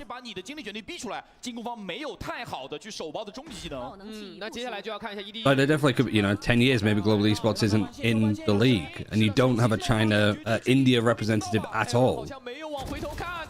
There's way too much freedom here as Kung Kung's satcheled over the trip. Showstopper to cover this. Wingman's going to defuse. Yeah, easy peasy.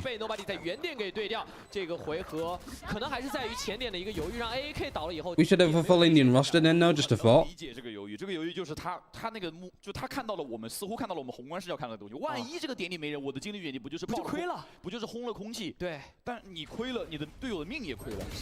Like, ultimately, what would people prefer? We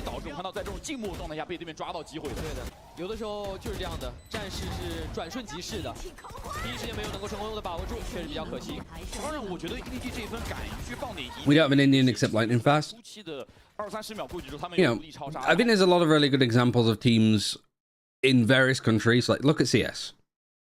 Danish teams, right? Everybody wants their country to be like Denmark is for creating, like, teams and rosters. And having, like, Astralis and Heroic being very, like, we want to... Big organizations are like, we want to foster and grow up, like, Danish players. So we've seen a lot of, like, Danish-only teams make it to big events. When was the last time that we saw an Indian-only team make a big event in CS? Not often, right? So that's kind of what I mean. Like, global esports representing India in a league like this is such a big deal for the, like, scene as a whole. Just being part of it is enough. Them being part of the league doesn't mean that that's a way to, like, funnel Indian talent into a league that, you know, you can make a full Indian roster. Would they deserve to be playing at this level? Like, flat out. Probably not. So what good is that, I suppose, for, like, the community of, like... Because I think India, because it's such a big region, it's so dedicated to esports, naturally it will catch up to be competitive in various esports, but it's early days still. Like, global esports being in the Pacific League is like a catalyst. And, like, you know, I know Global's doing a lot, like, in the Indian scene to grow it, and I think it's big for, like, young Indian kids, boys and girls, to see, like, a team like this. People like Lightning Fast and SK Rossi playing at the top level, being like, I want to be like them. Now we're seeing our two teams come onto stage. We got India's rep, Global Esports. But I also think of it like, you know, look at it this way. Talon is the Thai representative of Pacific. Are they full of Thai players? Should they be full of Thai players? I know a lot of the Thai community were upset with, like, Talon bringing in players like Governor and stuff. But I think a lot of those fans will learn to shut up when they see their team doing relatively well, no? And the colorway, too, is, like, I don't think there's anything similar. Yeah. The red, white, and blue, yeah. Yeah. It's very unique, actually, in this region. And they've got the new kind of fire jersey. One import rule? Yeah, but they're not Thai. They're from Pacific. You've got, like, Governor and Ban. They're not even classed as imports because they're dual citizenship. So they both, like, they're both Korean in this case, I think. I think. Please don't let this be like a fucking buy the Talon bundle. badly need this win. There just needs to be that. The account specific, yeah, because they're dual I wonder if they do their citizenship. huddle and they just throw over the crews all over their heads. That would be kind of fun. Yeah, just the banner all the way, and then they disappear in a magic trick, and we're like, where did Talon? But they're not playing anymore. yeah, I mean it's the same as Rust, right? Rust doesn't count as an import because he's dual citizenship because he's British and Indian. I feel like they've kind of become this steady known value, not too flashy here in stage 1, but fairly reliable. But like what I would say for global esports fans is Wants to continue to hold out hope for GE fighting, but today the shot taps tonight, Povey has it is not global esports' sole responsibility to grow Indian esports across the globe. Yeah, don't forget this is a team roster that has gone through so Like, many I think them having one Indian player, considering the amount of Indian players we've seen play at the top level in Valorant since its like inception, in the global stage. is pretty low. Well, here we go. Into the second series. But like you think of it like RRQ as the what RRQ? Casters are going to take us through all the action. Trying to think of what region they're meant to be. Thank you very much. Yes, it's now time to But like Paper X and Bleed, they're Singapore. evening. Global work cut out for them. But Team Secret is the Philippines. they've got some wins under their belt, RQ's but Indonesia. some roughness, dropping a map to Bleed. All of the teams, like most of the teams in Pacific, especially like the APAC ones, are there to like represent Talon, I think, one of like the main like they are island countries like across in APAC. this situation. Global, very much the underdog. Sometimes. And there's some teams dedicating to that, like, you know, Team Secret are very focused on making a like Filipino-led team, like coming in. I can't remember the name of the language, but you get my point. But we have seen Filipino teams consistently at like international events before Pacific happened.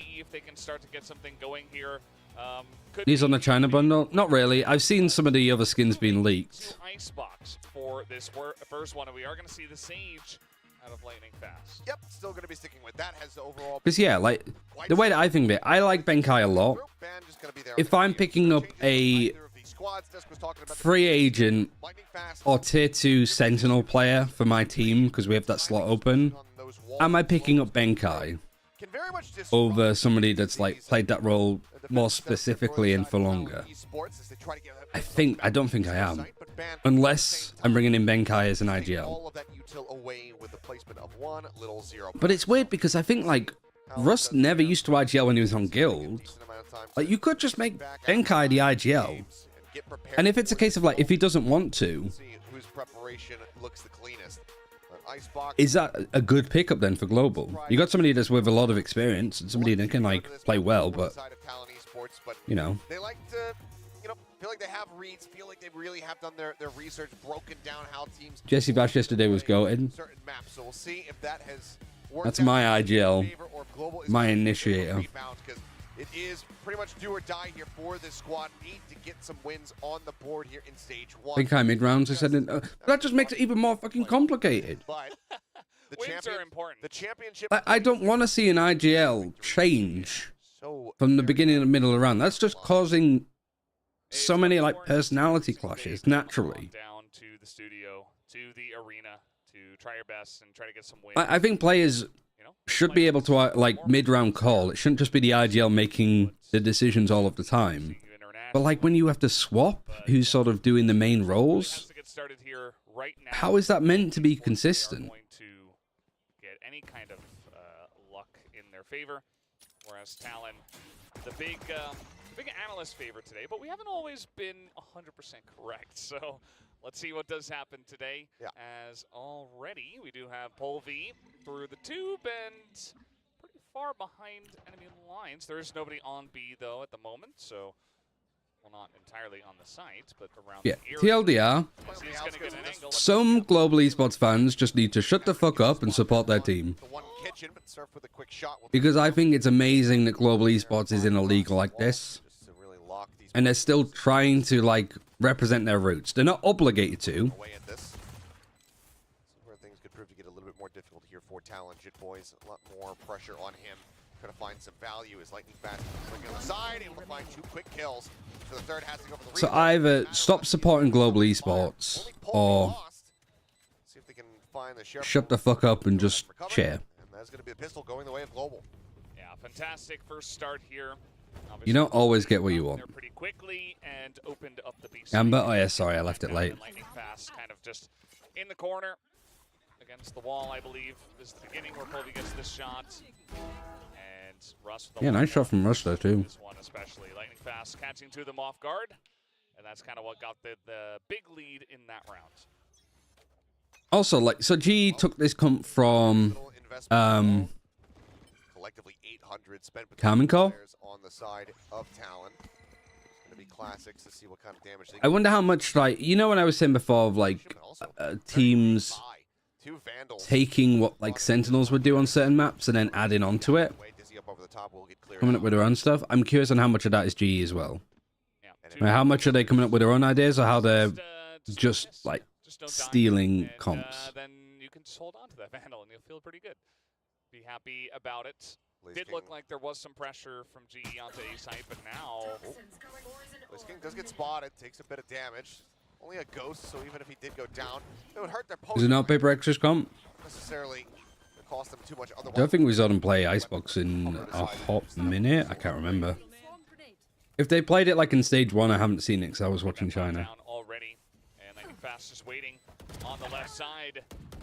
And already Russ is going to take one out, utilizing that Vandal. It's a great success on these long angles on B. Governor Widely just waiting for the wall to break before he can try to find any real damage dealt here. These are good plants. Fishing for some tags, but for the most part, They're good pass plants. Nobody's overextending. fine to just sit back and die to the spike. I'd love to take. You find that early kill. This is like good discipline. Maybe you could say that like with stuff like GENG before on an Antico, you might have seen like texture push up a little bit more to just get a couple of kills. But I think that's just like a confidence thing. It doesn't surprise me that people like G aren't going for it. What, like, it's very like safe, don't make any mistakes. The only thing is like if you get a read that Talon is just trying to die to the spike, you want to go like hunting for that, like farm up some of your ults, especially players like, you know, Russ is quite close. Spending a lot obviously on the wall and the rest of the utility as the Sage. And yeah, this is going to be the first moment for Talon to potentially get on the board. Because so far it's just kind of been the Sage show. Lightning Fast feeling pretty good. Russ as well, 3 kills already. And GE moving in towards A. Let's see if they actually commit this time. So creep up. It's going to be in the cap of an orb there, but Van just watching. And they saw how deep BlazeKing was able to lurk forward into that B site in the previous round, so want to stop that from happening again. And okay, just swing around the corner here, and Boyce as well going to be taken down. Good. Lobbing that nanoswarm into the back, able to get the killing blow, and that is going to be a man advantage here for the side of Global. Lose one, but clean entry here onto the A site, and based on what we're seeing, the call already being made to save. Talon just going to. I also massively prefer G's comps to Talon's. An absolutely phenomenal start here on Icebox.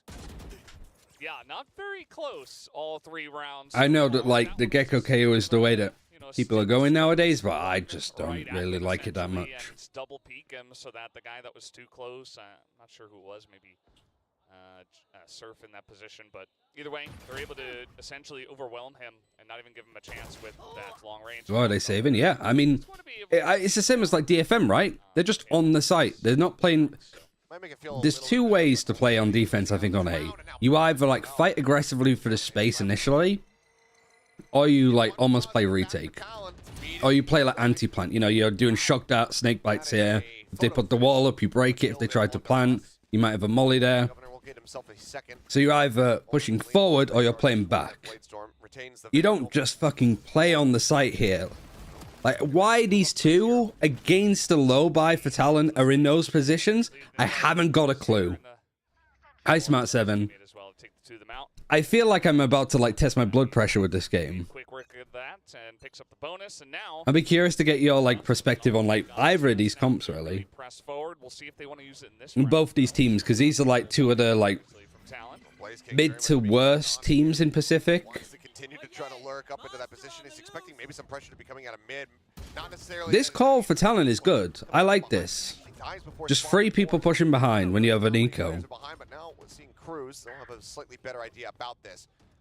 For now, the Governor finds and then Benkai like peeks before like Polvy's in a position. Polvy as the plant will come through from the wingman. Yeah, the plant comes in, but it's... I don't like Pacific teams. Yeah, I don't blame you. I mean, at least for GE, you've got some, you know, you've got Russ and Polvy from EMEA. You've got Spin and big time EMEA coaches. G team is closest to best in slot. I do actually really like the best in slots becoming more of like an actual term being used. The World of Warcraft part of my brain is like, yes.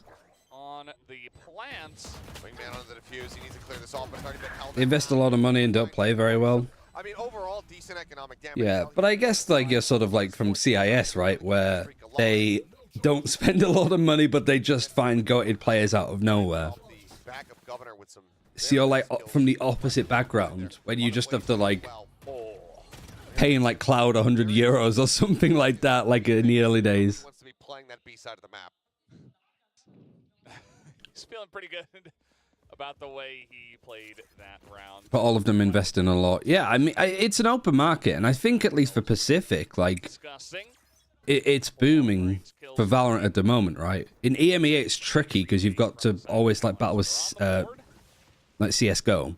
Let's see where G go with this one. Is now Governor trying to get a bit more aggressive himself through A. It's fortunate that he managed to get that Dizzy into the air. Had that. Like, it's not only the teams that are investing a lot into it, it's Riot too. And like viewership records have already been broken for Pacific this year over last. Fast one away from having that res online. Jit Boys here alongside Surf to try to hold things down on the B side. Like, I think working Pacific would be a lot of fun, but just generally what they've told me is like I'd have to move if I wanted to. Like, doors open for me to work, but they can't like do travel. Fake information. Either way, man advantage is here for Global. Van does not know just yet that he is in this corner, and he's going to be. Our coach thought about me to start franchising. Yeah, I mean, I think that would have been a good pickup. As the fragment comes down, now it's all on Governor in a 1v3. Yeah, at least a good bounce back from GE. So far for Talon, but in the end, they took NA guy. Fortunately, yeah, I applied for that too. Yeah, they got Vox Eyes in. And to get out of here with that gun. Checks around the back, make sure that there's going to be nobody pushing out and trying to pick him off from mid. Ultimately, just has to tuck away, and that's going to be Global. So far, so good. This is like, this is nice from Global. I think they have kind of been let to do what they want to do. We saw Global get absolutely mauled on Sunset by Zeta. I don't know if Talon is It's a 13-1 scoreline doing too much. Oh my god, like Polvy's like, saturation is so bright. I've got too old because I used to have settings like this for like this in Overwatch, but now I'm just like, oh my god. Feeling confident, feeling like they've done their research and have a strong understanding about how Global likes to play this map. And they don't play well. RRQ have been really good. I think they've just been stuck. They had to play against GENG twice at kickoff. That was the only game that they got to play. I think Talon will come back on attacker side though. Yeah, I think so too. I can't remember off the top of my head like how much Talon has played on this map. I don't think the answer's much. Below just fast enough. Needs to get some heals, but for now, Spike gonna be stranded here on Belt. Wall for the res. Polvy now gonna be picked up. Knives pulled. Is it gonna be the up there play? Yes, it is. Governor quick to get the repunish. Very nicely done by him.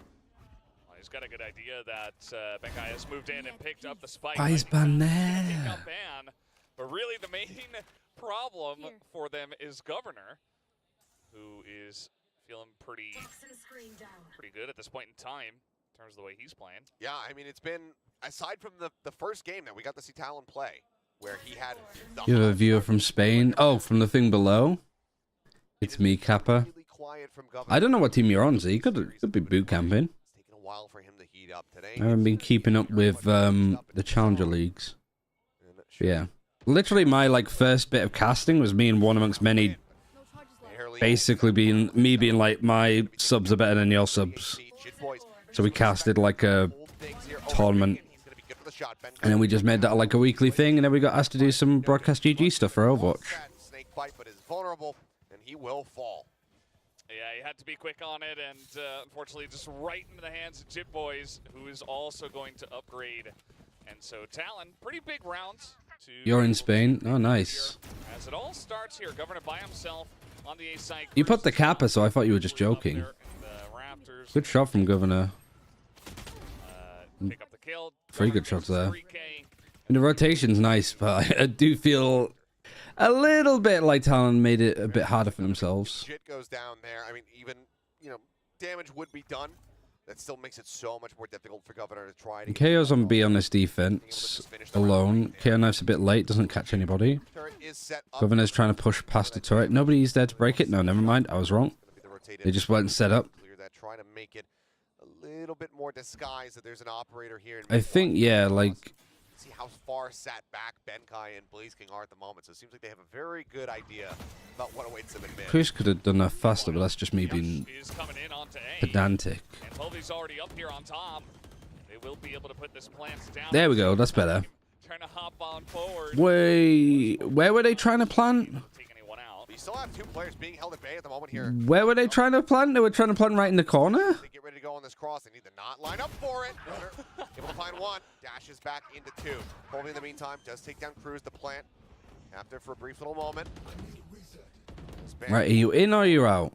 You've got Jit Boys backing off, and you've got Surf pushing in. Really nice angle. They weren't expecting him. That's 2 for him, but eventually Russ. Really well played from Surf. Governor still alive on the back of the site, as finally it looks like he will commit. Tell them right now, just look a little bit unsure what they want to be doing. So now it's a 3v2 for the attempt at the retake here. Now they're like, okay, well, let's remember like the strategies. Let's get ready to use the retake. Governor Peaks, I feel like Talon have yet again let Global Esports into this round. Looking like a Bud Bowl right now, it is. Nothing else to do other than die. I've been enjoying watching Talon, but right now they're being beaten, and I think beaten hard by Global. So Global still keep them in a very decent distance of 3 rounds. Seen all the old BGG Peaks basically lose their jobs when ESL took over the tournament circuit. Yeah. I mean, I'm thinking about it more, especially with like the ELO Hell Esports stuff that Jane did, which kind of is what Broadcast GG merged into to an extent. So gonna take a timeout here is Talon as they like Broadcast GG did so much for so many people, and it didn't end in like some controversial way.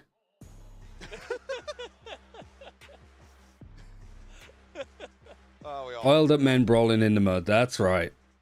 Hopefully he gets that shake taken care This isn't oiled up men brawling in the mud. This is oiled up men trying to fight, but every time they get close to each other, they're just slipping on. They just can't even like get onto each other. They're like, come here, and then they just slide past each other comically. Very long stare at least. He's got that going on. Reaching into the viewer's souls. Was I mentioned because Benkai's doing the same thing that I do? Okay, well, the timeout is over. I want to double check that actually, because I thought I had my name. I was like, there's no way, and I was like, actually. With that one, so gonna take a timeout here is Talon as they have really not.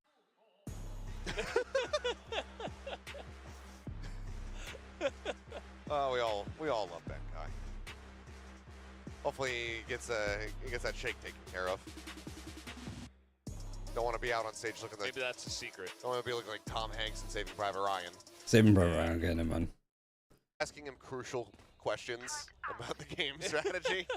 As you know, I'm sure he does some decent side calling here for the team, and he just refused to communicate because he was just. How many people made it up on the grassroots scenes? Yeah, especially. It's very important. You gotta get out of my way. You gotta win the fans. Muddy so Valorant. Thinking about jiggling out here, but actually Governor and his buddy Ban are holding down this angle. Oh, there's the peak. There's the knives dealt with. I think when series looked like this, like the question I always ask is which team is getting to do what they want and which team isn't.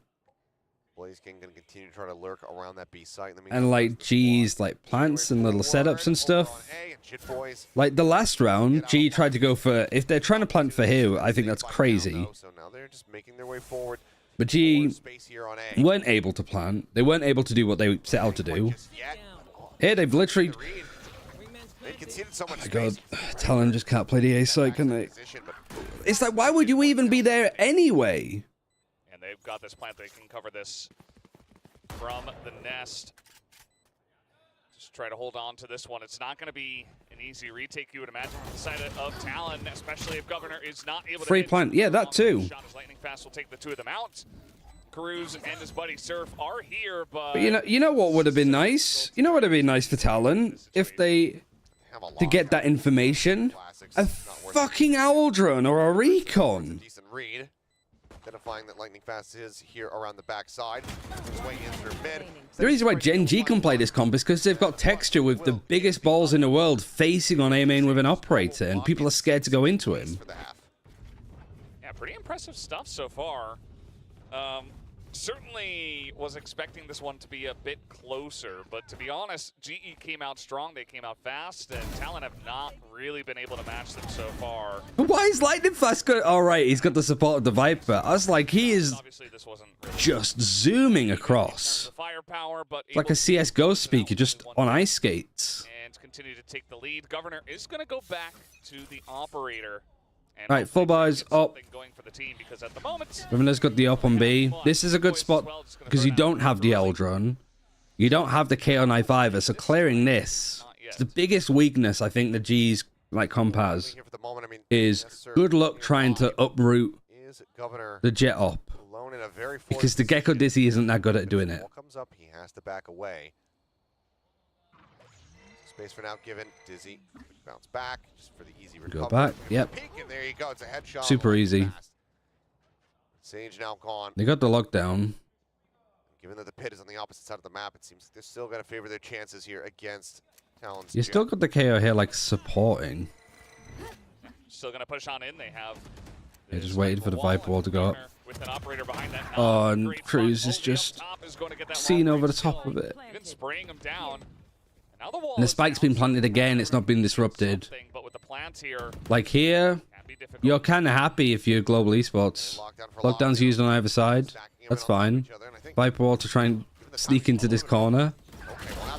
Good piece from peek from Smurf. Trades it back. Now it's Jit Boys is recovering the operator. He gets one. Self one, but can he get the rest? Time ticking. Snake bite lineup's this missed. one trying to hold it all the way actually, but Russ Alright, good peek from Russ. Yeah, I mean, it missed here too. You could absolutely stick it from this plant. That's a little Global Esports. Gotta go a bit careful there. This one, despite the efforts of Governor, it's a bit of a misidentification about where players could be. Cruz comes swinging out around by Snowman. Colby up on top. He's right over that Viper wall. And he's able to get the pick. One of the things I was going to say is I think that in all the chaos, it was so difficult to read. What a battle of mid. A bit of a moment where we actually where Governor could have pulled the trigger and actually gotten rid of. I mean, the point was not exactly where it should have been. That's also like the really tricky part with like Wingman. That would have basically screwed Global Esports because everybody was already in very disconnected post-plant positions. They would have had to have re-aggressed back up to grab the spike as I was trying to read his lips and I didn't quite catch it. Yeah. I mean, his coach is trying to talk to him. He's like, yeah, I could hold for that. I really liked the shaky hand water bottle, but I guess that was a one-time thing. Can he hold it all the way? 5 seconds left. He's trying to. Oh, he blinked. Oh. He's a Valorant player. He was so close. You don't want to have your eyes dried out. Yeah, I've seen a lot of like Wingman plants not being in the right positions. It's also kind of tricky too, because if you try to go for like the Wingman plant here and you Sage Wall this, if you're not careful, you end up just breaking this portion of the wall, and then it kind of just makes your life incredibly hard. Especially when it is a clash of two teams that on paper could be similarly rated. It's like, well, GE just came out stronger to start. And What surprised me when teams don't understand how to play a map like Icebox. I think what doesn't help is you have so many other teams like trying to change the way that it's played. Like even Fnatic, who were the best Icebox in the world, and the way that they were like the playbook and being able to adjust to the right things was so big for Fnatic. Even they changed, which I really don't understand. Like I don't want to be like the typical fucking Anders' math class of people. It's like, well, if you look at the non-mirrored win rate, you should go for the normal like Sage comp. But even then, I just think it's like the better comp. Like doesn't feel like it has as many shortcomings. Same with like the Ascent comp. It's like, it's not because it's objectively the best, strongest, no counter to it. It's just the most like versatile against whatever you throw at them. And so like Sage Sova, I think, is that for me. Trying to play Gecko and KO, I think you're just overcomplicating it for the sake of overcomplicating it. GE are actually fighting.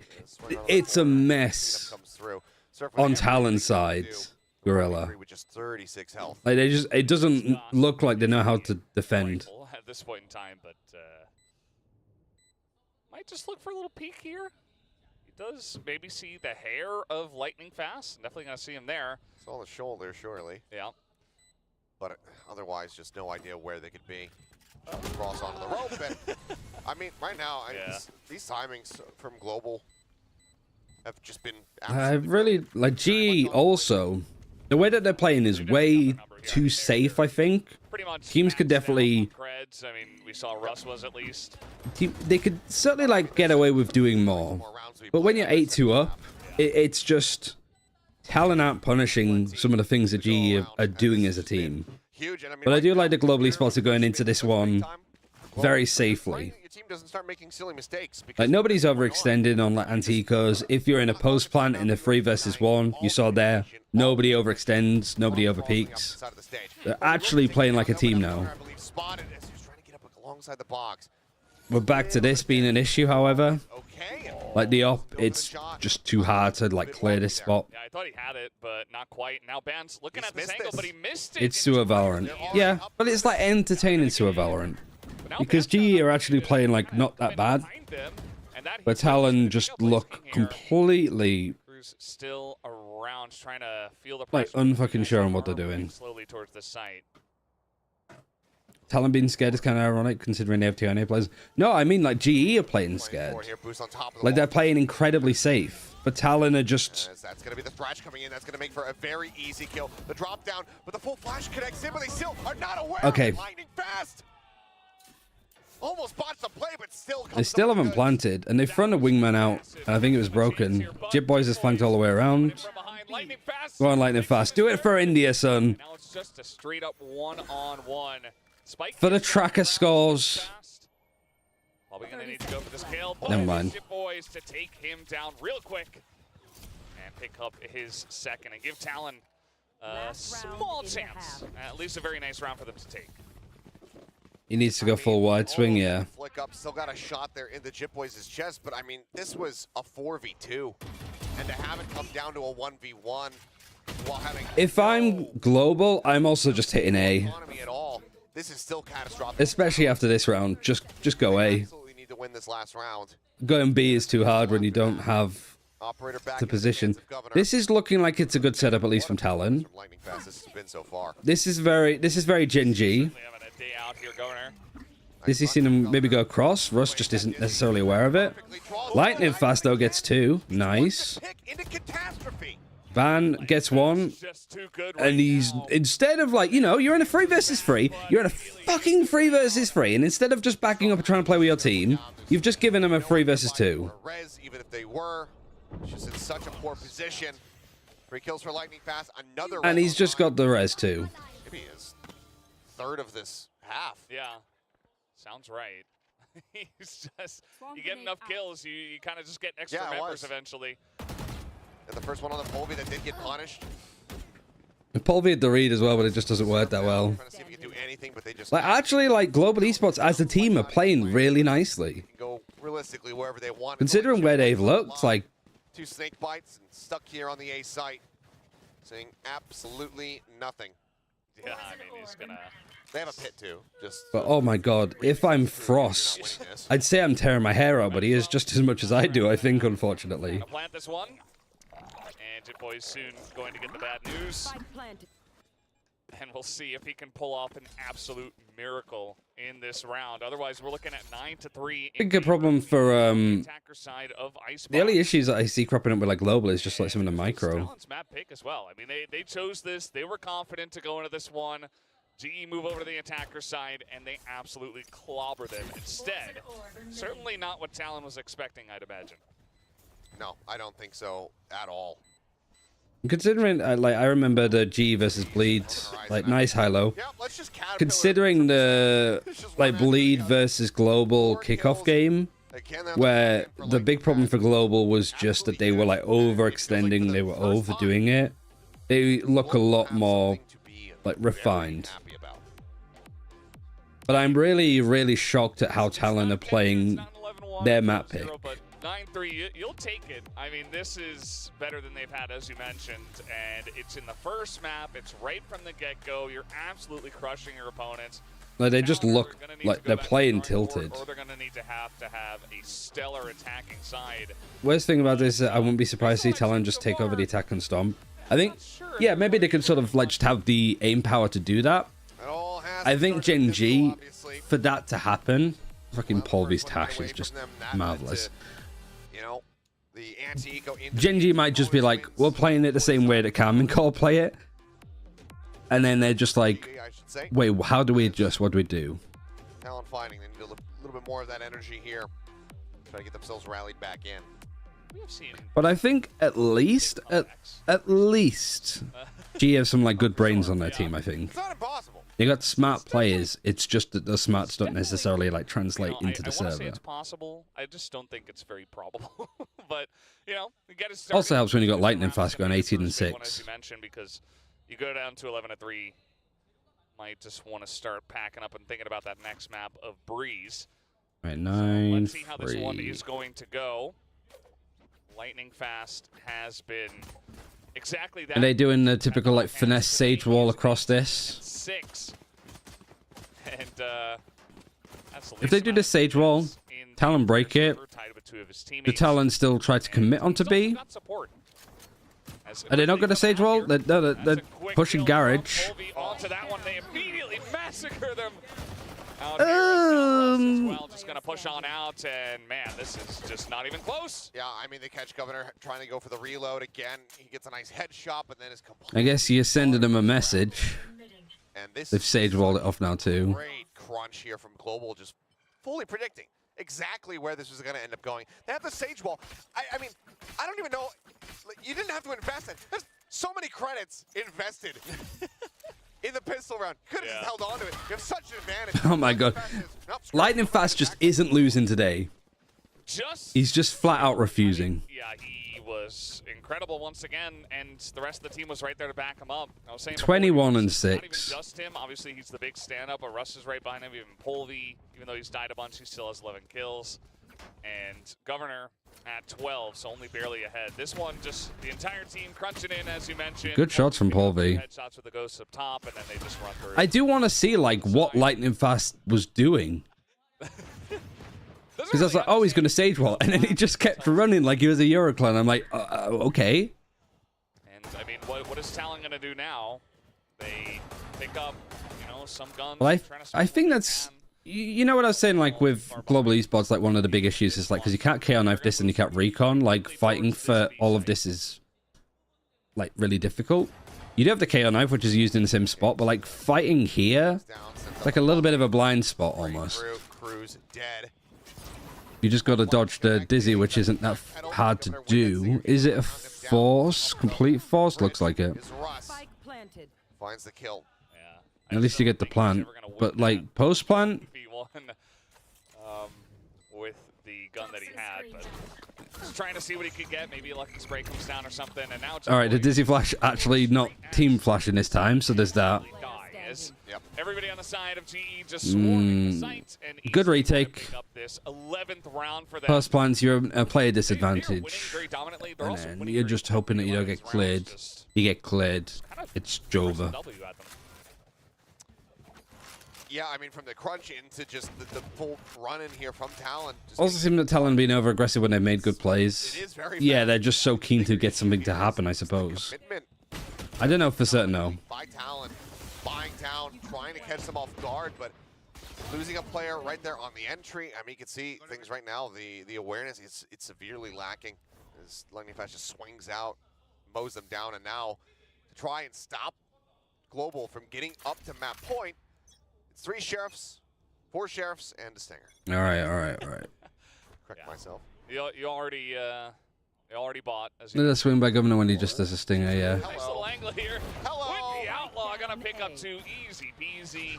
No, like, Gecko Flash to sort of clearing pressure close. I mean, I get it. You have that Sheriff. You say, like, okay, I can get this headshot. I can get the lineup, but Polvy's just got such better line of sight, such just more protection, more armor, etc. Unless you're going to insta-tap him, you're not going to get that kill. Now, Polvy not losing. He's doing it for Finland. He's going to be moving out first here. He wants it, but Never mind. Boys will deny him. No ace. Big shot with the Sheriff. Make it 2. Okay. All right, Jip Boys. I mentioned before, you know, it was Governor and Jip All right. Boys. Jip Boys ace? You know, there's still a chance. Polvy kind of good at the game. Always was. I mean, they're just giving him space. They say, yeah, go ahead, plant wherever you want. We'll wait until we have confirmation, and then we will I just feel... you 3v1. I mean, generally, I think that, like, it feels that this team is, like, gelled a little bit more, too. 3 more 1v1s in this one. He has picked up the Outlaw and is going to be moving. Still, like, a longer series to play through. I mean, Breeze lowers. Breeze especially could be an absolute disaster class. I mean, this could be too. Like, this is GE. They lose 2 players against the Sheriff, and they're like, all right, let's back up.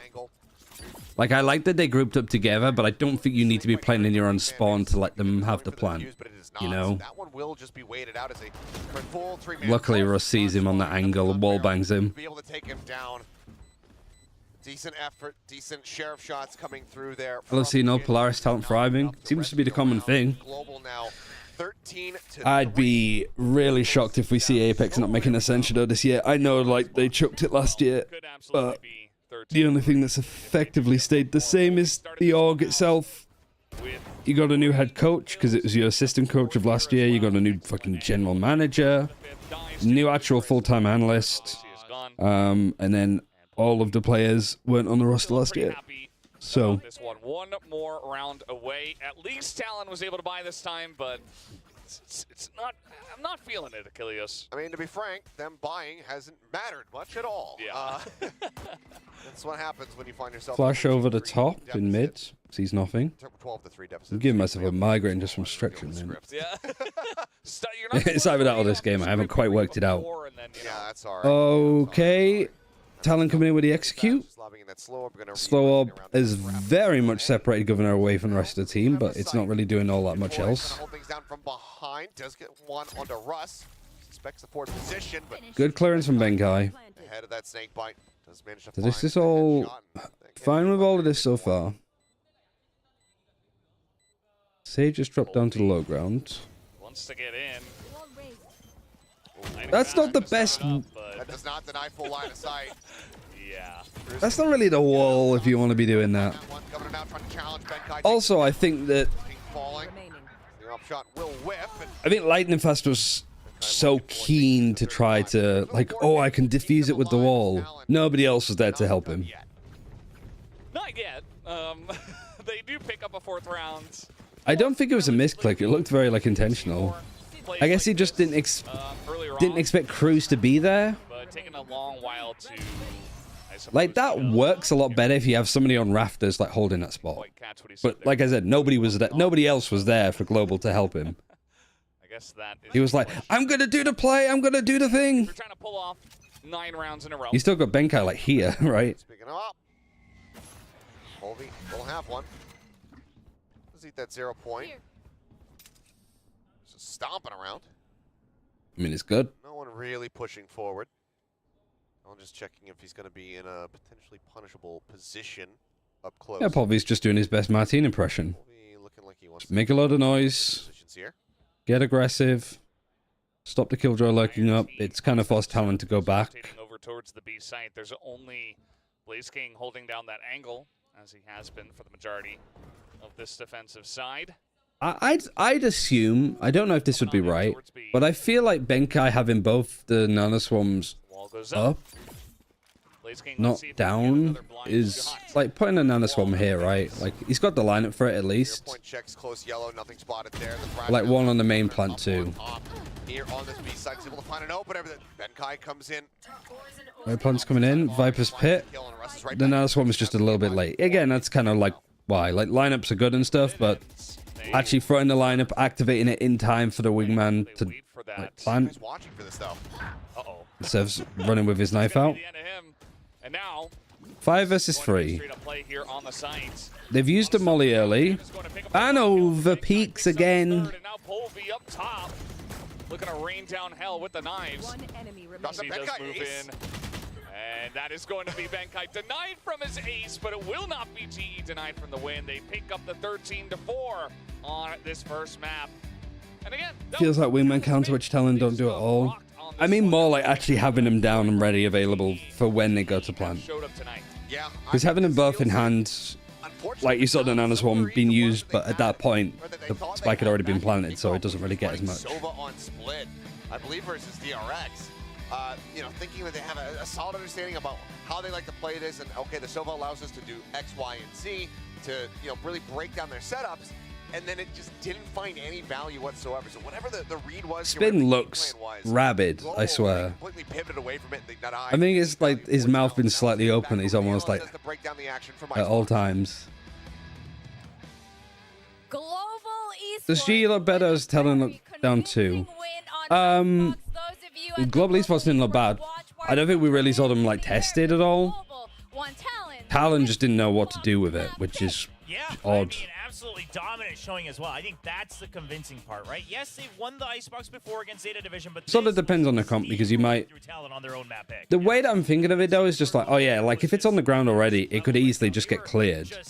But so many times when you go for the wingman plants anyway, everybody's like off-site in post-plant positions anyhow. I feel like even now for like stage 1, the times that I see those setups being in place already, they tend to like work out pretty well. But I think that says more about the wingman teams than the teams played up against them. What? What the fuck is this? How do you have 12 first kills and only 4 rounds? How is that even possible? Confident he was to push these timings when he was playing against Zeta as well. He understands this map at the Like, how can you get it wrong that badly that you are killing them in however many rounds? 17 rounds, you get the 12 first kills. And you only pick up 4 rounds. Even though, sure, Talon get a couple of these first kills here and there. Didn't Trace do that also? Now, FPX did that against, like, Carmen Core. You know, that's at an international event. This is against Global Esports. How? How? And like this, you're playing up against, like, a Gecko Sage. How come they're able to plant 10 times out of 12? This has happened so many times, and there was also this, and if you're letting them plant, how come those retakes aren't as good as they should be? That was their map pick. That wasn't even Global taking them to a map that they didn't want to play. That was Talon's choice. Yeah, and I think the scoreboard shows exactly what we were just talking about, right? I mean, you mentioned it. Sure, you might get first kills, but are you getting... Oh, wait, was it? I want to double check that just real quick. So... Span on the floor. No, it was their pick. Surf finds Pol. Benkai and Blaze King just waiting Oh there, my knowing god. that Poli was going to push out. This is one of those Sorry, games. was gonna push out, yeah. This is just one of those games where Global Esports was dictating. You can't be doing that. Not in tier 1. Did I move this? Lightning Fast's walls also just is the perfect separation tool for whatever Talon wants to do. They keep getting split up. This isn't the series that Talon should be looking completely like dead and gone, right? Some players from Talon, we're willing to push out through rafters, and then I want to look at their record on that's a couple of seconds like just like previous maps. Like what? How? Like this as well, where Lightning Fast, he just decides to I'm scared almost. One thing I've noticed is Lightning Fast both on the A Like, everything I feel like I know about this game is just wrong if this is how it's played. on Icebox. I mean, this map is about Governor went 7-0 and first kills. Yeah, quite literally just no help, it felt like. Let's run it back. Let's deep dive into these stats a little bit more. From GE on this map. They were actually swinging out in tandem. Global get both the pistols, 12 and 5. You get more sniper kills too. To see from this team that seems to come in with good plans, but some weak execution in their past matches. They lose 4 of the 5v4s that they have. Can we do it as like 2D replays? Yes, we can. Let's go through these one at a time. Let's really show how bad this is. So that's around where Global Esports get the first kill. Global Esports get the first kill. Fast twice now on the stage, just looking phenomenal. And we are going to Global Esports get the first kill. Was it literally just in the pistols? yet, but Talon, they need So not only... Not only do they actually Global Esports only get 4 first kills, 3 of them were in the pistol in the round following. How? Polvi, there's the first kill, there's 1. Russ, first kill there, there's 2. Polvi, first kill. So all of the full buys, Talon got the first kill and pretty much lost them all. It felt like they got figured out. So is this just So Ban gets the first kill here. Not involved in the action at all. Like, it's not like it's been instantly traded. It's not like one of those ones. They get the first kill, but it's an instant trade, so it's irrelevant. Like, no, here it's just... Surf is just fucking subway surfing on his phone at the same time, clearly. Governor gets the first kill. He gets 2. Actually, this is around the Talon pick up. Fantastic. Here, Jitboys gets 2. The 2 people pushing on site. But then Polvi pushes on the other side, so this is kind of trades. Alright, fair enough, Talon, I'll give you that. I actually think I pulled something in my back then. That is definitely the question. And you know what else is the question? Governor gets a kill. What are you going to pick for the guessing game? Cruz gets a kill. But this is traded. So there's actually been a fair few, like, 5 versus 3s. Who's going to be the pistol round winner for both the first and second? Benkai gets a trade there. Resurrect is brought up. Draw. You know, they win a pistol round each. And wait, who's attacking first? And then Governor pulls out the ult. Yeah, that was around the day 1. Yeah. Governor gets a kill playing close. This is traded, so again, that's fine. Don't hate that too much. Actually, no, it isn't. Never mind. They get that kill there. There's a kill over here. All right, thank you. So this isn't traded at all. From Benkai. Jess's vote here.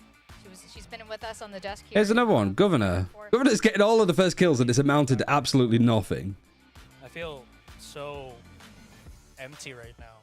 There's like an abyss in the pit of my So many of these aren't trades either. Like this, you get the kill. 30 seconds.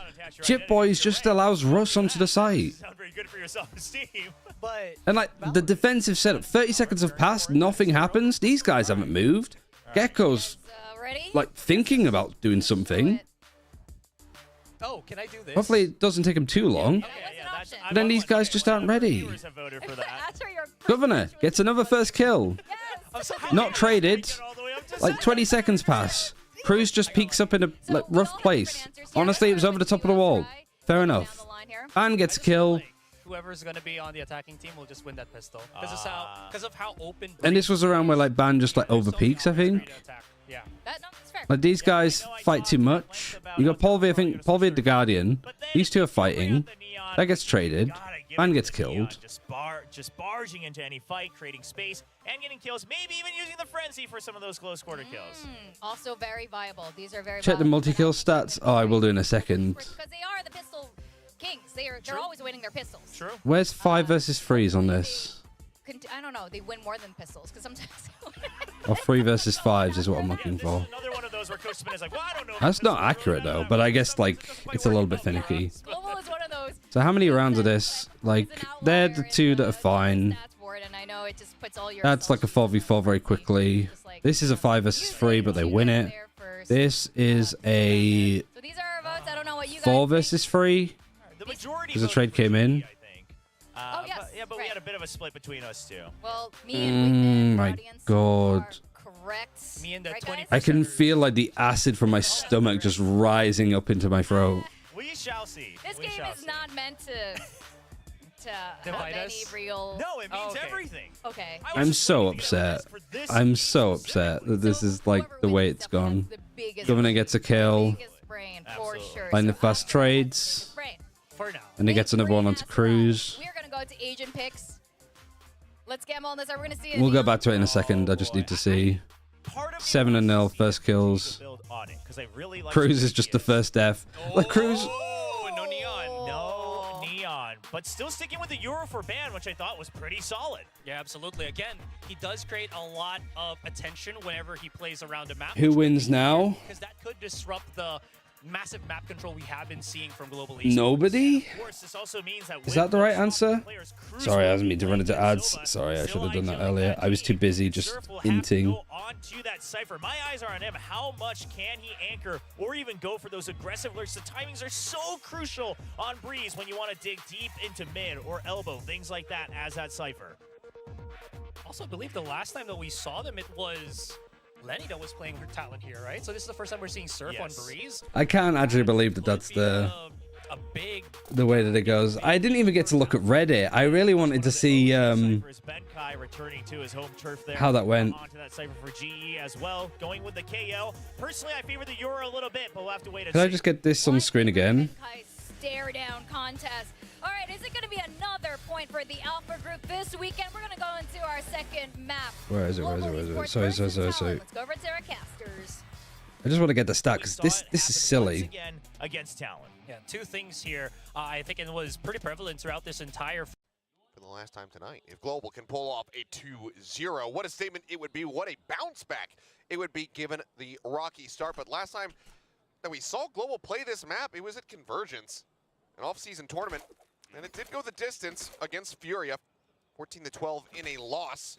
That was Boring comp on Breeze. I don't think you can really say that it's going to be a boring game, though, can you? I would make this a best of 5. I just want to see, just to see what happens.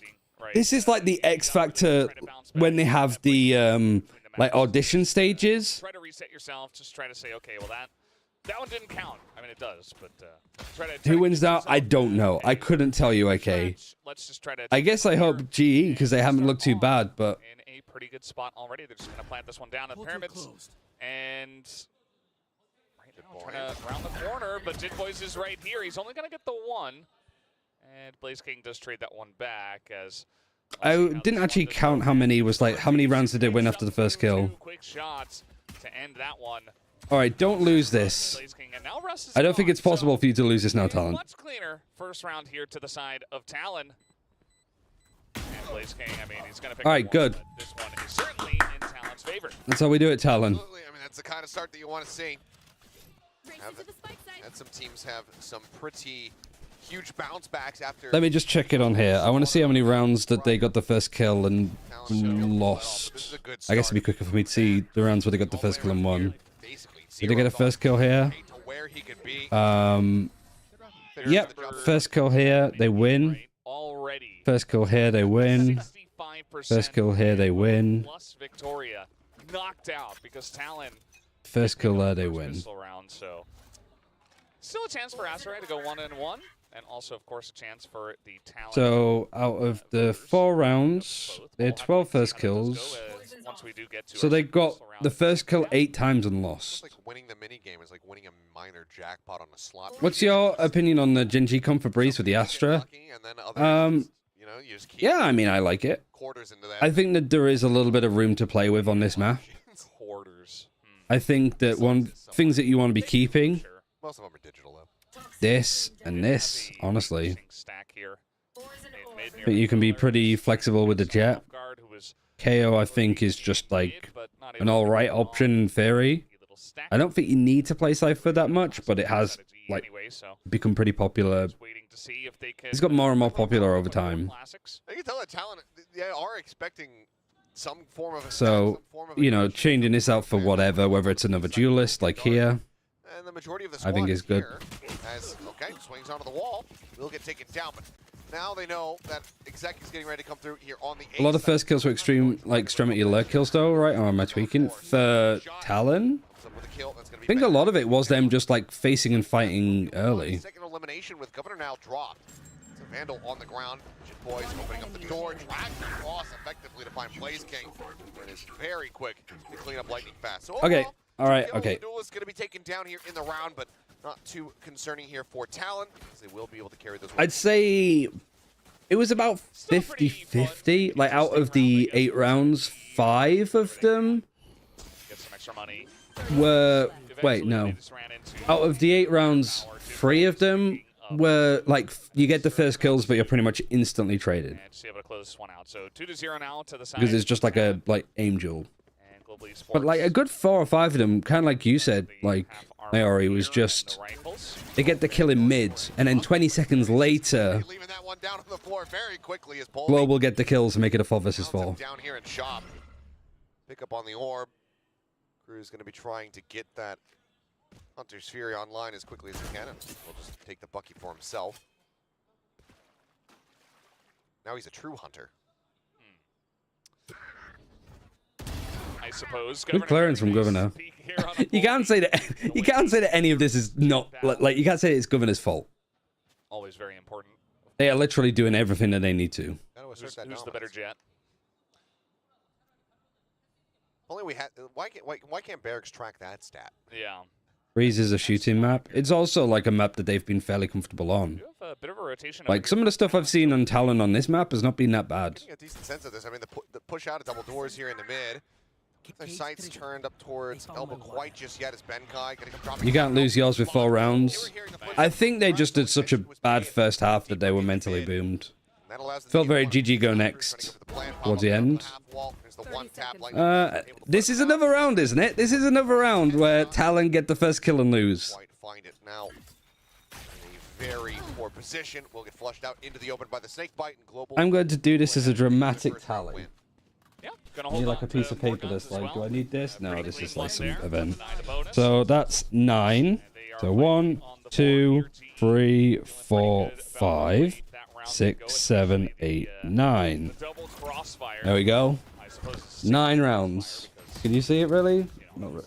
Only 2 dudes. Either way, they do get the 2 kills there. Make it into a drinking game. We'll be drunk by the time we get to lowers. Push. And you can hear that they were pretty happy, but we just get a little giggle from Benkai as his teammates were cackling. Oh, now out. They don't have that Hunter's Sphere to go alongside it. So for now, it's just going to be Ban opening things up. Jitboy's watching for this push. There's the first kill. Able to find it.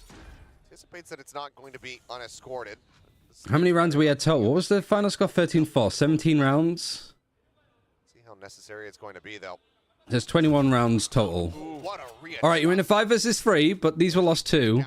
In situations like this, okay, thank you. Ready for the follow-up. Man takes his head off, and that's going to be Benkai and Russ having to hightail it back over to the B side and get ready to save. That's 10. Not quite. We're not getting ahead of ourselves. Very nicely done by Jitboys. He was the guy. Yeah, everybody else is saving. It was 13-4 on the last map, but Jitboys towards the end, obviously alongside. I think for both these teams, we're getting some nice at this stage, they've pretty much played all of the maps that they're willing to play. Maybe they have a permaban. Maybe they have played all 7 maps. So, but still on yeah. his aim, still on his game here, moving into the second map. I think that all of the teams should be pretty prolific at all of these maps at this point. Almost as many rounds as they got in the first map. Very true. One more to go to break that. But, I mean, yeah, just really good readjustment to be able to find those kills. The crazy part is that like Wolves and All Gamers wasn't this bad. Poor Polby, courtesy of Blaze King. See what kind of use he can get out of it. It's a nice idea in print. I mean, it's not a bad trip because if it doesn't, easy to pick up and take with you if you need to change it. What kind of killless IGL are you going to be here, Cruz? Right side flick would be a hell of an adjustment. Another first kill. Another Governor first kill too. Takes him down. It's been traded on the other side of the map. Over by B. But now they need to try to reinforce A. Blaze King alone here on the site. That was pretty aggressive on that one, and now we got Blaze King in a really rough spot. He's being attacked from 3. Governor is just will make their way onto the side. Having to just put everything on the back. His way in. We have this Viper wall set up though, and that is going to make things much more difficult for him. As everybody on the side, all right, 4 versus 3. Hold on to this angle. The only issue is the Global Esports. The good thing about like ban, at least I know towards B, is it did keep those players from Global Esports kind of glued over there. To swing out. Gonna be alive there. So he committed in with that 0 point. Jitboys now. And the fight's going. Lightning Fast is taking pot shots at him, but Jitboys just draws the weapon down. As soon as I've made this list, they've done all right. 28 HP, now 1 off that pit. That spike is detonating. Benkai and Russ once again know it as they try to rotate out, but this time there are hunters. Ice Jitboys is like firing back. And then another save from Global. side. Are you going to be timing out early yet? Like they will go They fear you. They know I'm just going to fucking post this to Frost. Able to double their round score today, and they're looking much better. Jokes aside, I think that this is Also, the angle that Polvy's on is just way too aggressive. show up today, and it's not just Governor, it's not just Jip Boys, although those two are kind of still doing a great job. So Not a bad timeout. I think good timing. Timeout already called here by Global Esports. Yeah, needing to pump the brakes here. Don't want to allow this to stretch away any more than it already is. Granted, I mean, the majority of the time we're going to be seeing teams picking up most of their rounds on that attack half, which is why it's all the more important to just slow things down and try to get... Navi just signed in a lot of, like, I think they signed a Chinese content creator. Now they've signed a... Is it Korean or Japanese? I can't read the... Yeah, absolutely. They're going to have to turn things I around. think it's kanji. Right I think they're now, Japanese. if they want to have a chance to do that. Yeah. And, no Bankai Cam this time around. This Makeshift destroyer cosplay. some more They serious could never. going on the Global Nobody can Esports out side. time out the destroyer. Maybe we'll have another opportunity to get another Bankai Cam rather a little bit later on.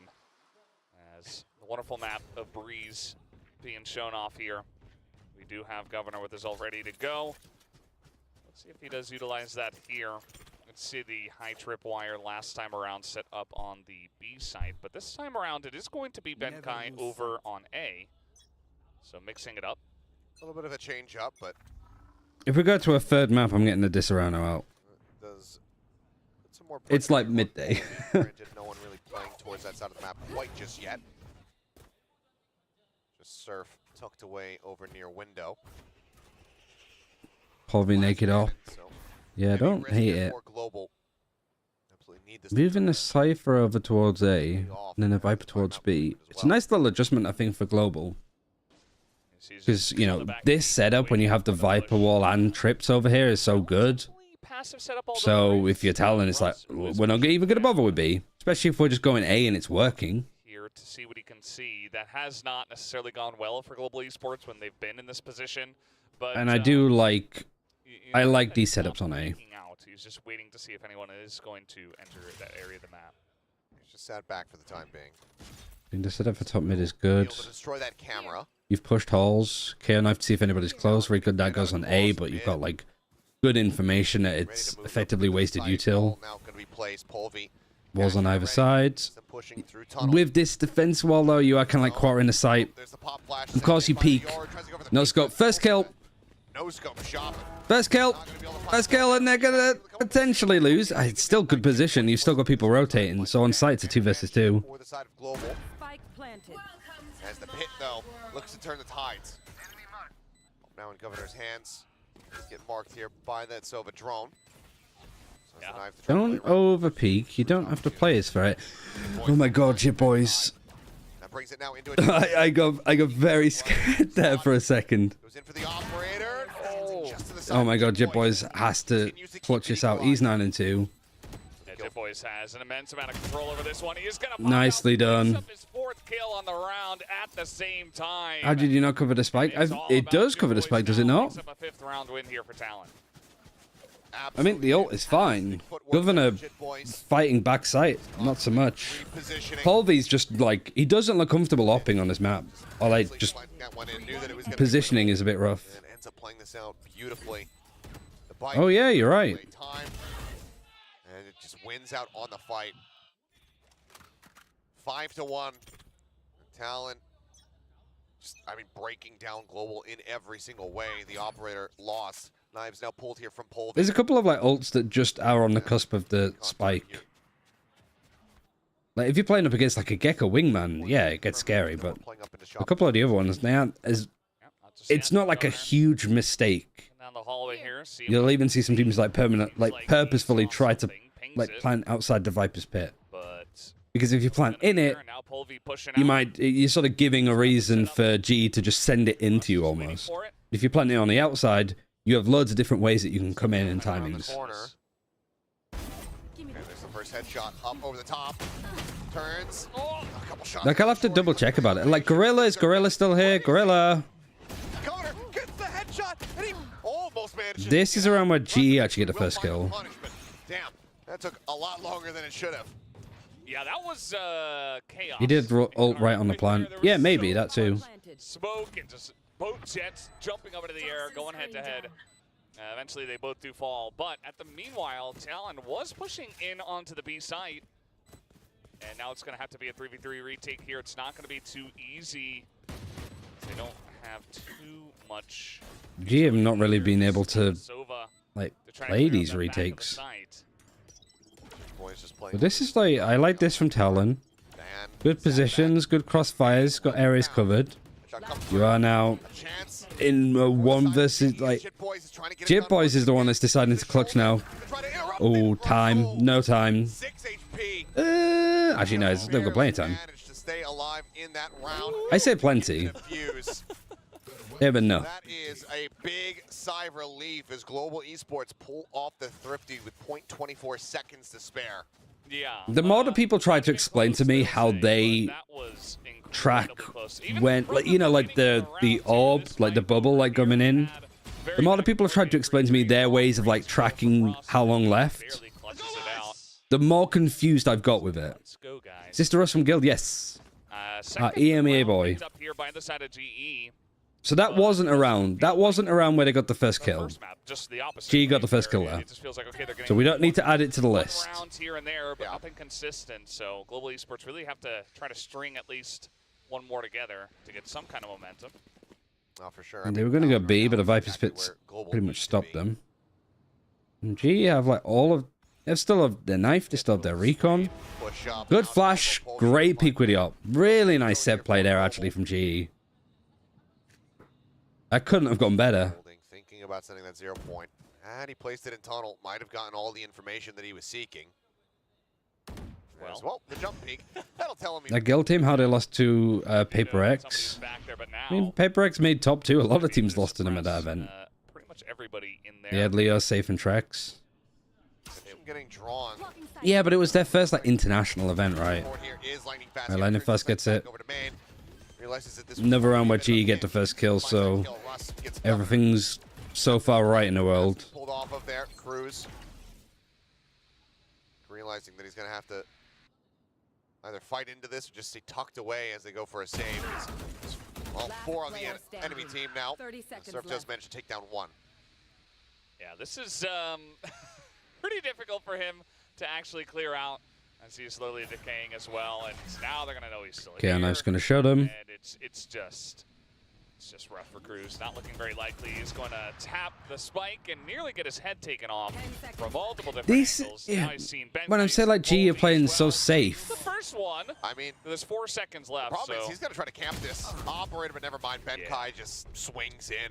It does manage to take him down. If he just stayed put and been able to win the fight, Benkai. Yeah, Benkai's got the up instead. That one forward. Cash-wise, they could have had a purchase coming in, but all right, Global.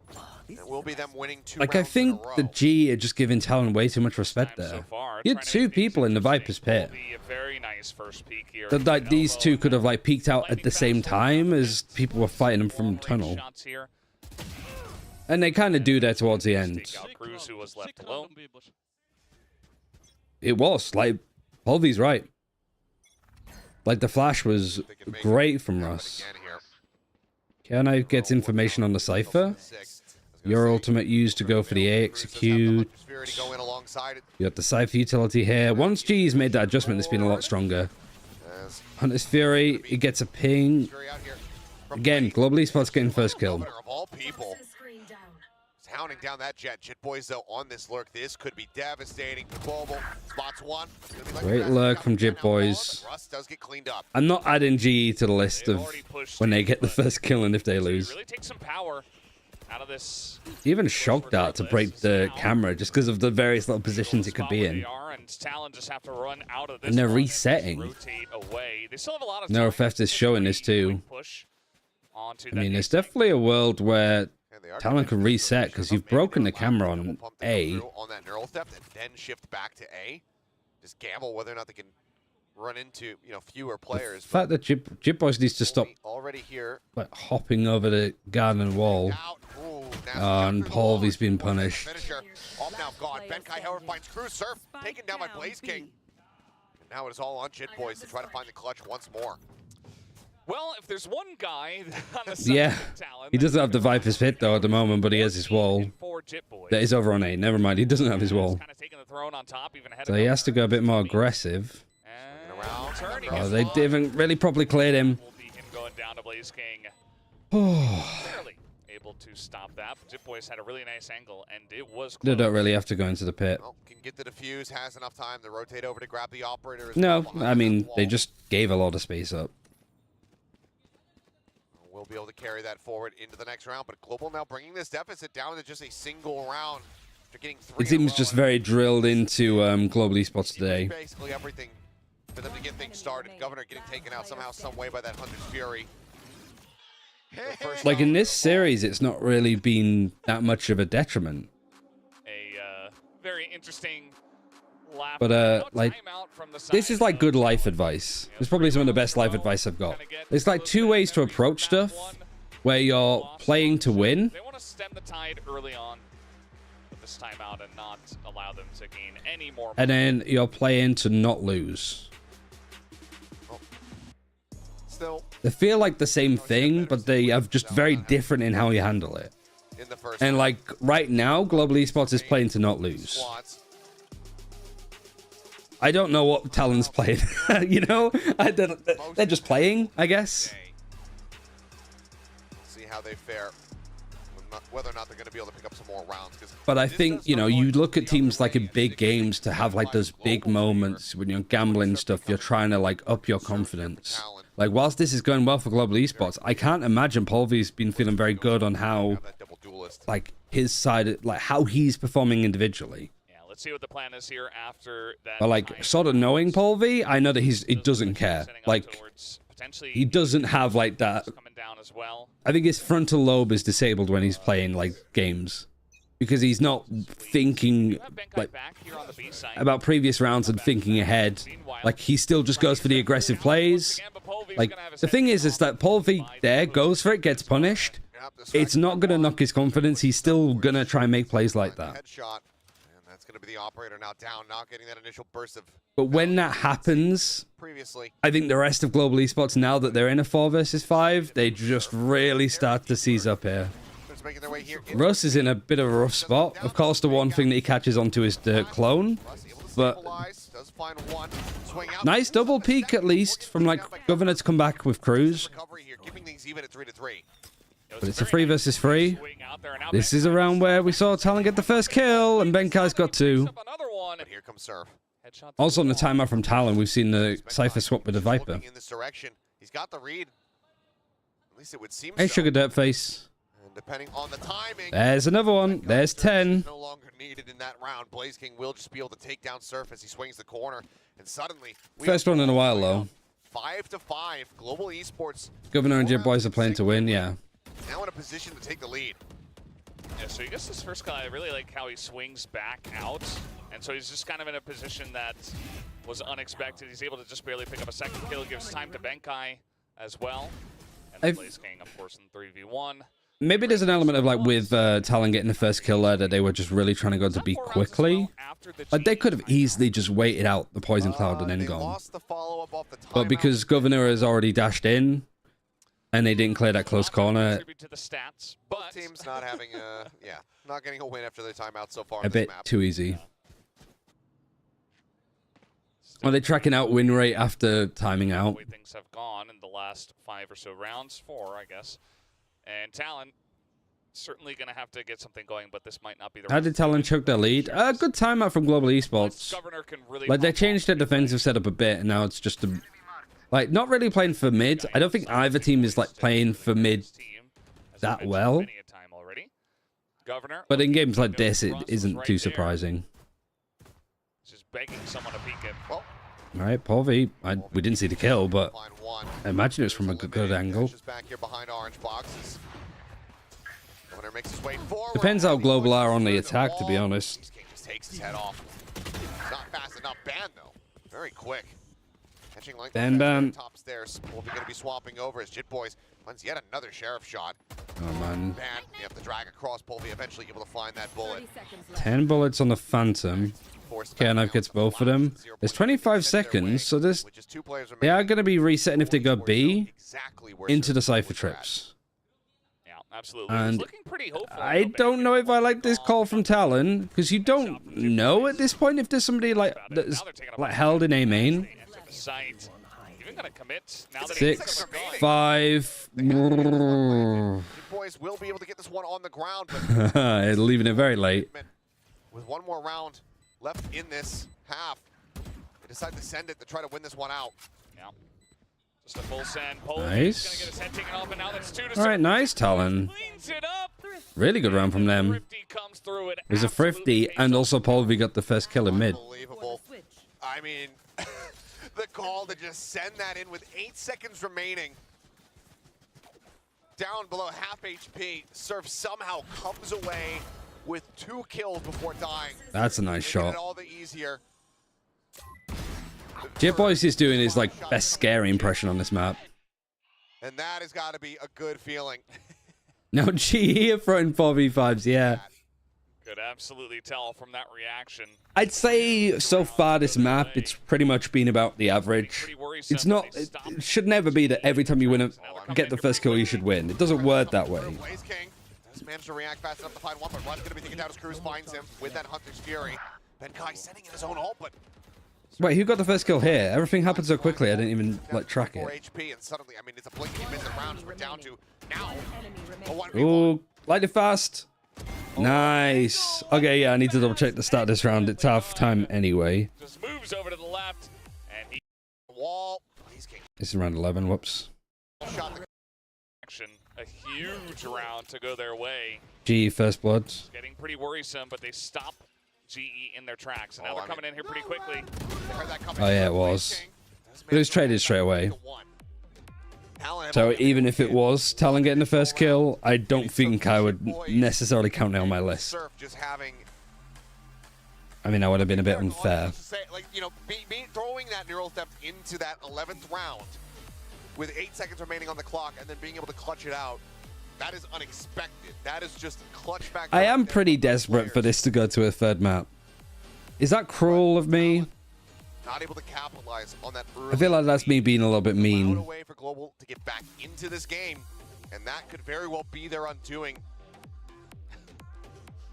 Van Carey did have a nice shot in that one round that they won in the last. Oh yeah, I mean the shot onto I think it was lightning fast up on stairs. Yeah, it was really snappy. Guardian headshot.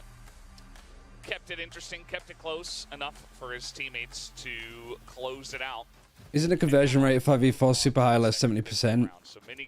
The problem with that is that you have to just like, is that full buys versus full buys? Are you adding ecos in there? It's the most important thing.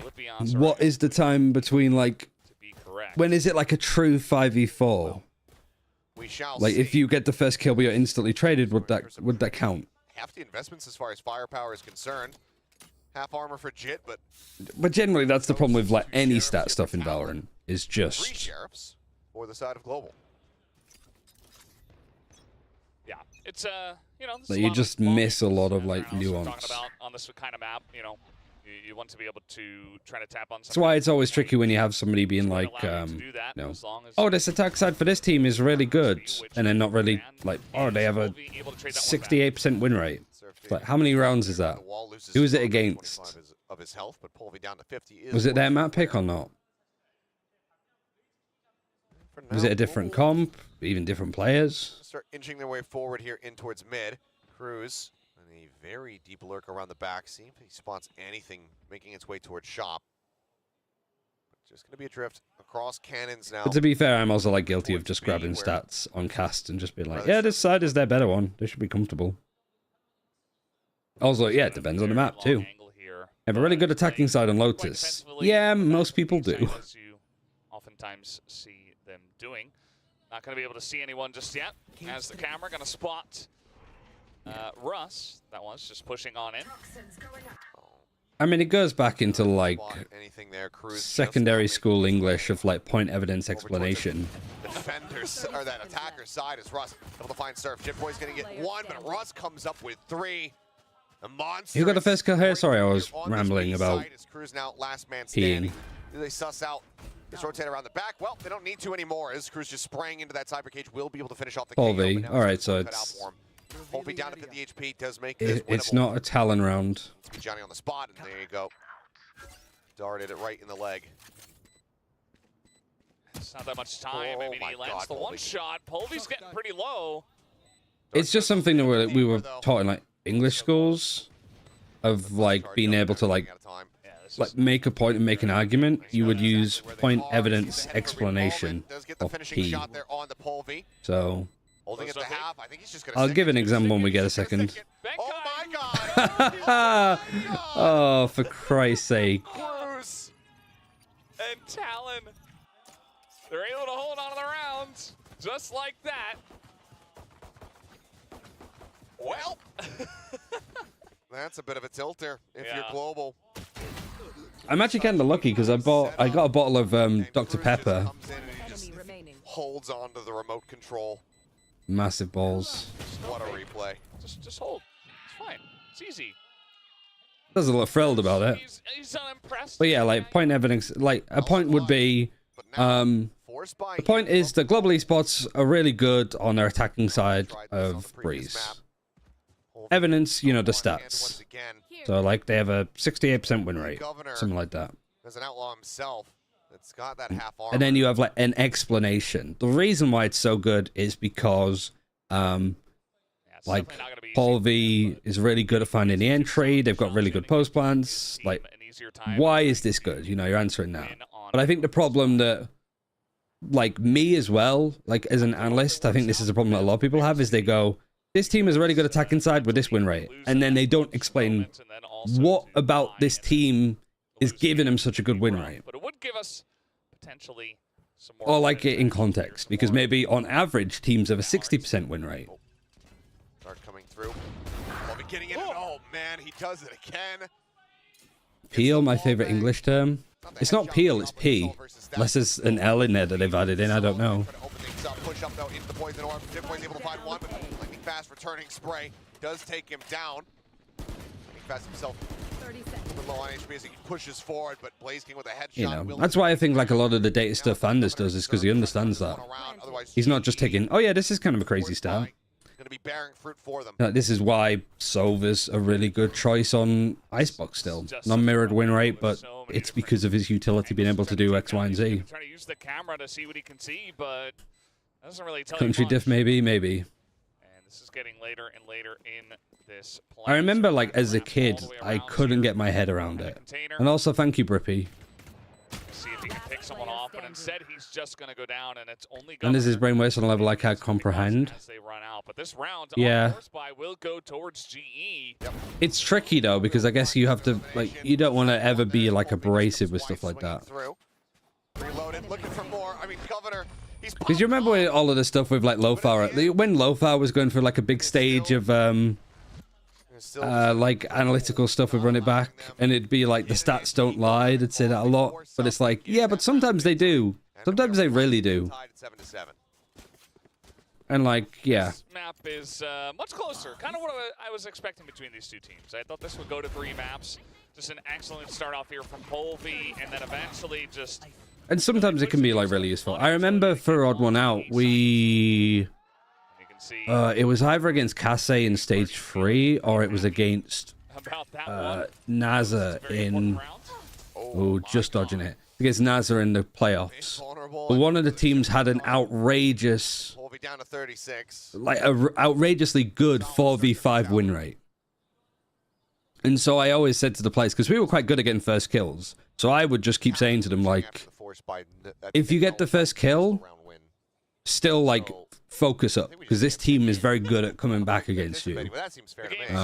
It might have been Kase, because I felt like that element of the game, like, worked well for us. You know, when that's appropriate is sort of difficult, but I felt like for that one, it's just a good... Yeah, I only participated once, and it was a double rank. And even if it wasn't necessarily like something crazy that they were doing, maybe it's just the other teams that they were playing against were like bad at confirming rounds where they got the first kill. I felt like it was good to still say, because it meant that the players were like knew to stay focused even though they were getting like the first kill, right? Minigame duel. They're just going to push in onto the A site and get the plant down. It's widely unoccupied. Governor just seeing if there's going to be any kind of lurk up halls. Everybody else widely playing. Everybody's still alive. Clustered up, but it's just him with the outlaw that was carried over from. We don't have any more rounds to add to the list, do we? See what kind of value he can get out of this one, but Russ forward on the site. Double doors occupied by Benkai with that Spectre. And it is a Vandal in the hands of Russ. Lightning fast, though. Able to find the opener as he himself. Who wins now? Who do you think? Gets rid of Cruz to start things off. Global, I guess. Ult charge. Looks for a little bit more. Swings out perfectly as the flash connects it back orange. Goes for the reload. Can't quite dodge out of those classic bullets long enough to survive. Surf will be able to find that kill. But now needs to run forward. Oh, you gotta get in that. Jump into the Black Void. Yeah. That would have been catastrophic. Yeah. Yeah, I think. Well, he gets it done. Yeah, like presenting stats is a very different set of skills to Lightning fast had an opportunity actually for an ace. analyzing the data, right? But then just caught with the reload. Yeah. Doesn't have much to say about that going into like, mostly classics. Like I use Augment, for example, and Augment was on the EMEA broadcasts last year as like a telestrator thing. It wasn't great. Like when you have all of the squiggly lines, like I love Augment, I think it's a great software, but it wasn't working in the context of like, at least I don't think in a way of like trying to make a point on a desk and like where people play from. I think he just straight up peeked onto the site. Yeah. Just dashed back out. All right. First kill went G's way, so this isn't on the list either. I mean, I've only had to add one. So far, we've had 16 rounds. Able to get Jit Boys. Governor, however, on that lurk in mid, does clean up Benkai. That's them in with a man advantage. We really haven't had to like add too much more. That's going to be pretty huge. Still a lot of time to get in onto the site. Eldron 2v3. Flash and a peek. The flash just doesn't seem to really connect. And it's going to be Russ actually. Might not matter though. Trying to push in. Pull back behind the wall. 0 point sent out. Snakebite as well to try and deter. Surf at 45 HP, and they have a fragment as well. As this final snakebite here from Lightning Fast, so decent deterrence. As there's the swing around the corner. Fragment now thrown Good, down. Molly. Dead. Russ. No more utility to work with. Cruz. Yeah, you're not gonna let him stick it this time. you're not gonna let him do it twice. Might as well. But yeah, there just wasn't enough time. They do all go down now. What's the money like? Yeah, just fine, just enough. They get that one kill. Russ backing up his teammate, Lightning Fast. And it all kind of started with that pick, but Talon did a great job to fight back on this map and actually gain the man advantage, but Russ handles this. If it was Benkai alive, that round was lost for GE. I don't think that's fair. Bro, I saw you do that before. Oh. Well, you heard him. And he's feeling himself now. You could tell that Lightning Fast doing a great job, but Russ stepping up as Just well. mocking Benkai. He's been fine today. I think, like, set up as a team, it doesn't make much sense to me. Why you'd want a player, it sounds mean to say, why you'd want to play like Benkai that isn't IGLing. All expectations. But, like, he's plus here. Sat here. Playing Sentinel on this map. Full commitment position. Made good Trying adjustments. to dash out of here. Unlikely. Can you get me a stat? I can. Can you answer me a question, though? This comp win rate versus non-mirror, can I get that? That is not A GE's comp? Shock dart sent, looking to try to get some tags. Dropped in, Surf sending out some shots, trying to find something, but his vision being obfuscated. I don't know how I do it, but I could probably work it out. Has to go for the reload. He's tagged down to 48. Hunter's Fury coming out. Cruz nearly killing him off. And Cruz will come up with 2. Blaze King and Benkai both going to be taken down. Now it is all on Lightning Fast, but the spike not I think I'll be able to do it. What's your question? In what situation is it appropriate to... Why would you plant somewhere and then Viper's Pit where the Viper's Pit doesn't cover the plant? Unbelievable. I can't even imagine the comms in that moment. Cruz sends the Hunter's Fury. The only way that I can think of is if your teammates aren't playing in the Viper's Pit with you. That there's some form of like crossfire, so they can still see the spike. To just stop strafing into his ult. But man, 2 monstrous kills. I think that's the only reason. Them just 1 round separated. Because it was, so they planted here, close map. They did a Viper's Pit like that sort of went around it very closely, and then they had Governor playing here. It's kind of come in surges from either side. Like obviously Talon started off really strong. So you use the pit to kind of bottleneck them into one side. Just barely as very nice. Double stack gonna take down Ban, but Ban gets that crispy first headshot. Okay, that makes sense. Going to be Cruz to get his own. Ben Kai just backpedaling there. Doesn't just plant his feet and pull the trigger. Man advantage now for Talon as they look to tie things up once more at 9-9. Something with a flaw, great geometry or something. Still absolutely anybody's map. Yeah, it's always like based on where you're looking. Like how far forward you're looking. If you're looking straight down, you can get it to do different things than if you were looking slightly forward. He's going to give away his position though. As he will just have to dash out of this place. As now pulls out the knives, looking for a pick. That's the one. Lightning fast. Alright, G got the first kill. Not Jit. As the knives. Did you see the stat that I tweeted for this map? The operator finds it, dash to the side. Russ now left standing in a 1v3. Governor at 11 HP. 30 seconds left. Talon got 13 forward on this map. They had 12 first kills, and they only won 4 rounds. Lamp being held. Spike planted. Allow that to come through as Russ swings out, finds Cruz. And So suddenly, 8 rounds, they had the first kill, and they still lost. And I'd say like 5 of those weren't just like getting the first kill and then being instantly traded. Because like 5 of them were like 20 seconds would pass, and a player would die in a bad position afterwards. tie it up, 9-9. Yeah, that one felt pretty good. I mean, there was a lot of fighting in Hall early on, and then Governor. Let me see though. I might be able to do it. The problem is I don't have much sample size. I don't have like. I just have like tier 1 and then Polaris. Call for another timeout here from the side of Global Esports. Definitely a pretty good time for it. 9-9. Don't want to let this one slip away too far. As So let me have a think. Get some momentum back. Yeah, time to reassess the game plan and figure out how to break down this So momentum. Breeze. Still a timeout available though for Talon. So what did you want to know? What was the question specifically? Let's see what happens. Things have very much been getting slowed down here. The approaches here from Global, where previously they were looking decently clean, they were getting trade ups. Yeah, now they're starting to get broken down very quickly. So Talon's comp. See how much Non-mirrored. boost this gives to the squad. So was it Yoru? Jet. I mean, I think it is just. Yeah. Maybe they're not like trying to ask back that question. He's just staring at the camera, even though the camera isn't staring at him. They're like, it's over. Like, we gotta focus on the game. He's like, no, I gotta stare at the camera. The camera's not even there, Becca. Yeah. I'm trying to think. The camera was never there. That you're a Jet. That's your Harbor. Were we even there? It's 100%, but I only have 2 games. All right, well, Null Command, Neural Theft available here for the side of Global, but Pit from Jit Boys. Wait, actually, I might have fucked it up. Scouting mission. Oh, no, it's a bit more, sorry. Drift. Sat on A for Team now, 1. when he decides to pull that out. Scanning ahead.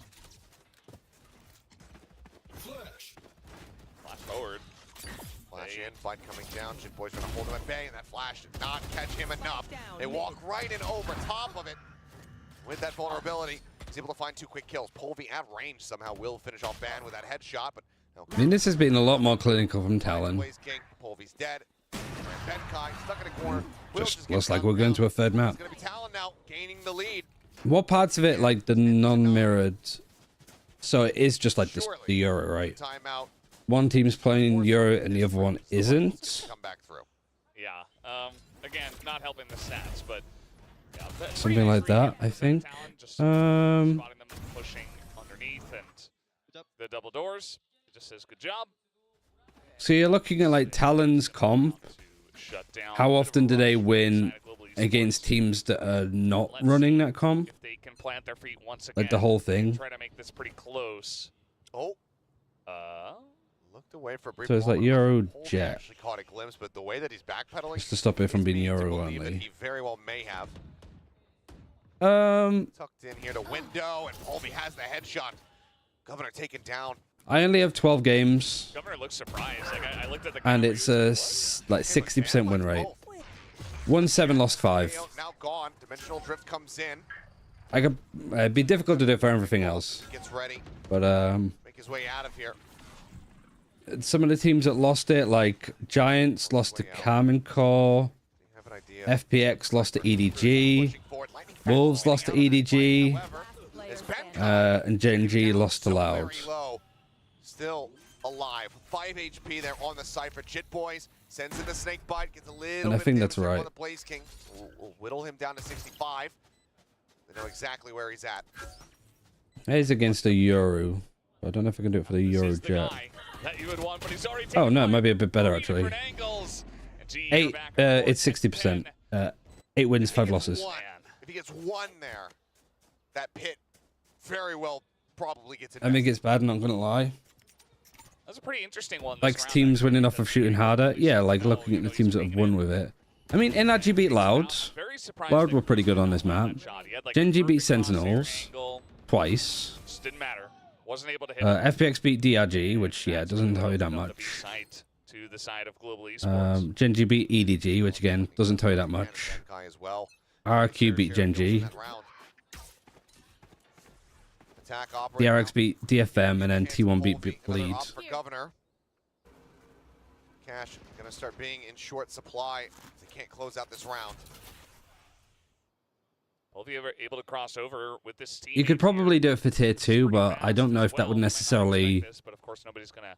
Like you'd get more sample size, but is that useful sample size? For you to get good sample size, you need to like kind of go down to the weeds.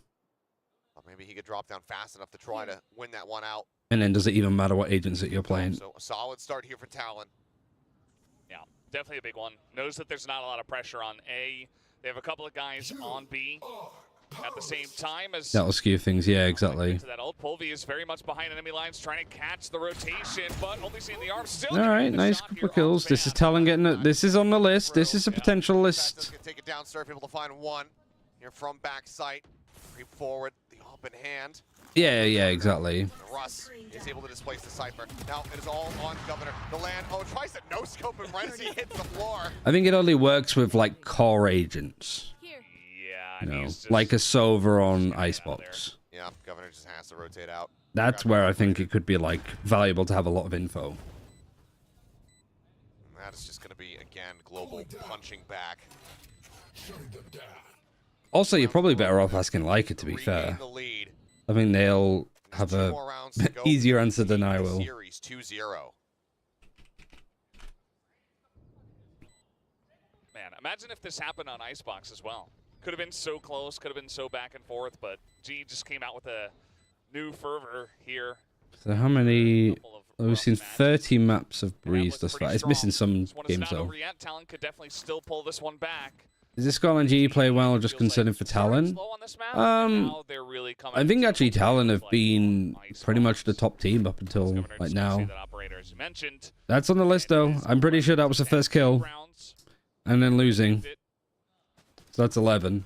But let's see. These entries have been pretty strong. Hey, Fo. The side, especially Lightning Fast. He's just so crisp today alongside a Russ. That 1-2 has been so difficult for Talon to handle. Yeah, 30 maps. Astra's win rate is 50-50. Omen's win rate is 40%. Harbor's 50-50. Silver's a little bit lower, but again, like, you include tier 2, I imagine teams that aren't running Silver are struggling more. And it's mostly because he is played so often, too. 50-50 for Sky. Lower than average for KO. Cypher is 50-50. Jet, higher win rate. Phoenix has a 100% win rate when played on Breeze, so everybody needs to play Phoenix on this map. That's how it works. I feel like Sova Sky instead of Sova KO is the way to go. How you need to kind of get it off your chest, kind of get it off your back, all that pressure. And just seen the Icebox score, looks very rough. It was it was a map. GE played it well, although it was a little bit like the unfortunate negative thoughts. It wasn't fabulous, and one of the things that but Talon just looked incredibly lost. Yeah, I think teams were like would typically it'd be between KO or Sky, depending on personal preference. But I feel like since the Sky nerf, so many people are going, nah, she can't be good. Which makes no sense, because teams would still play like Sky on Split, for example. and even like Bind, I kind of feel the same.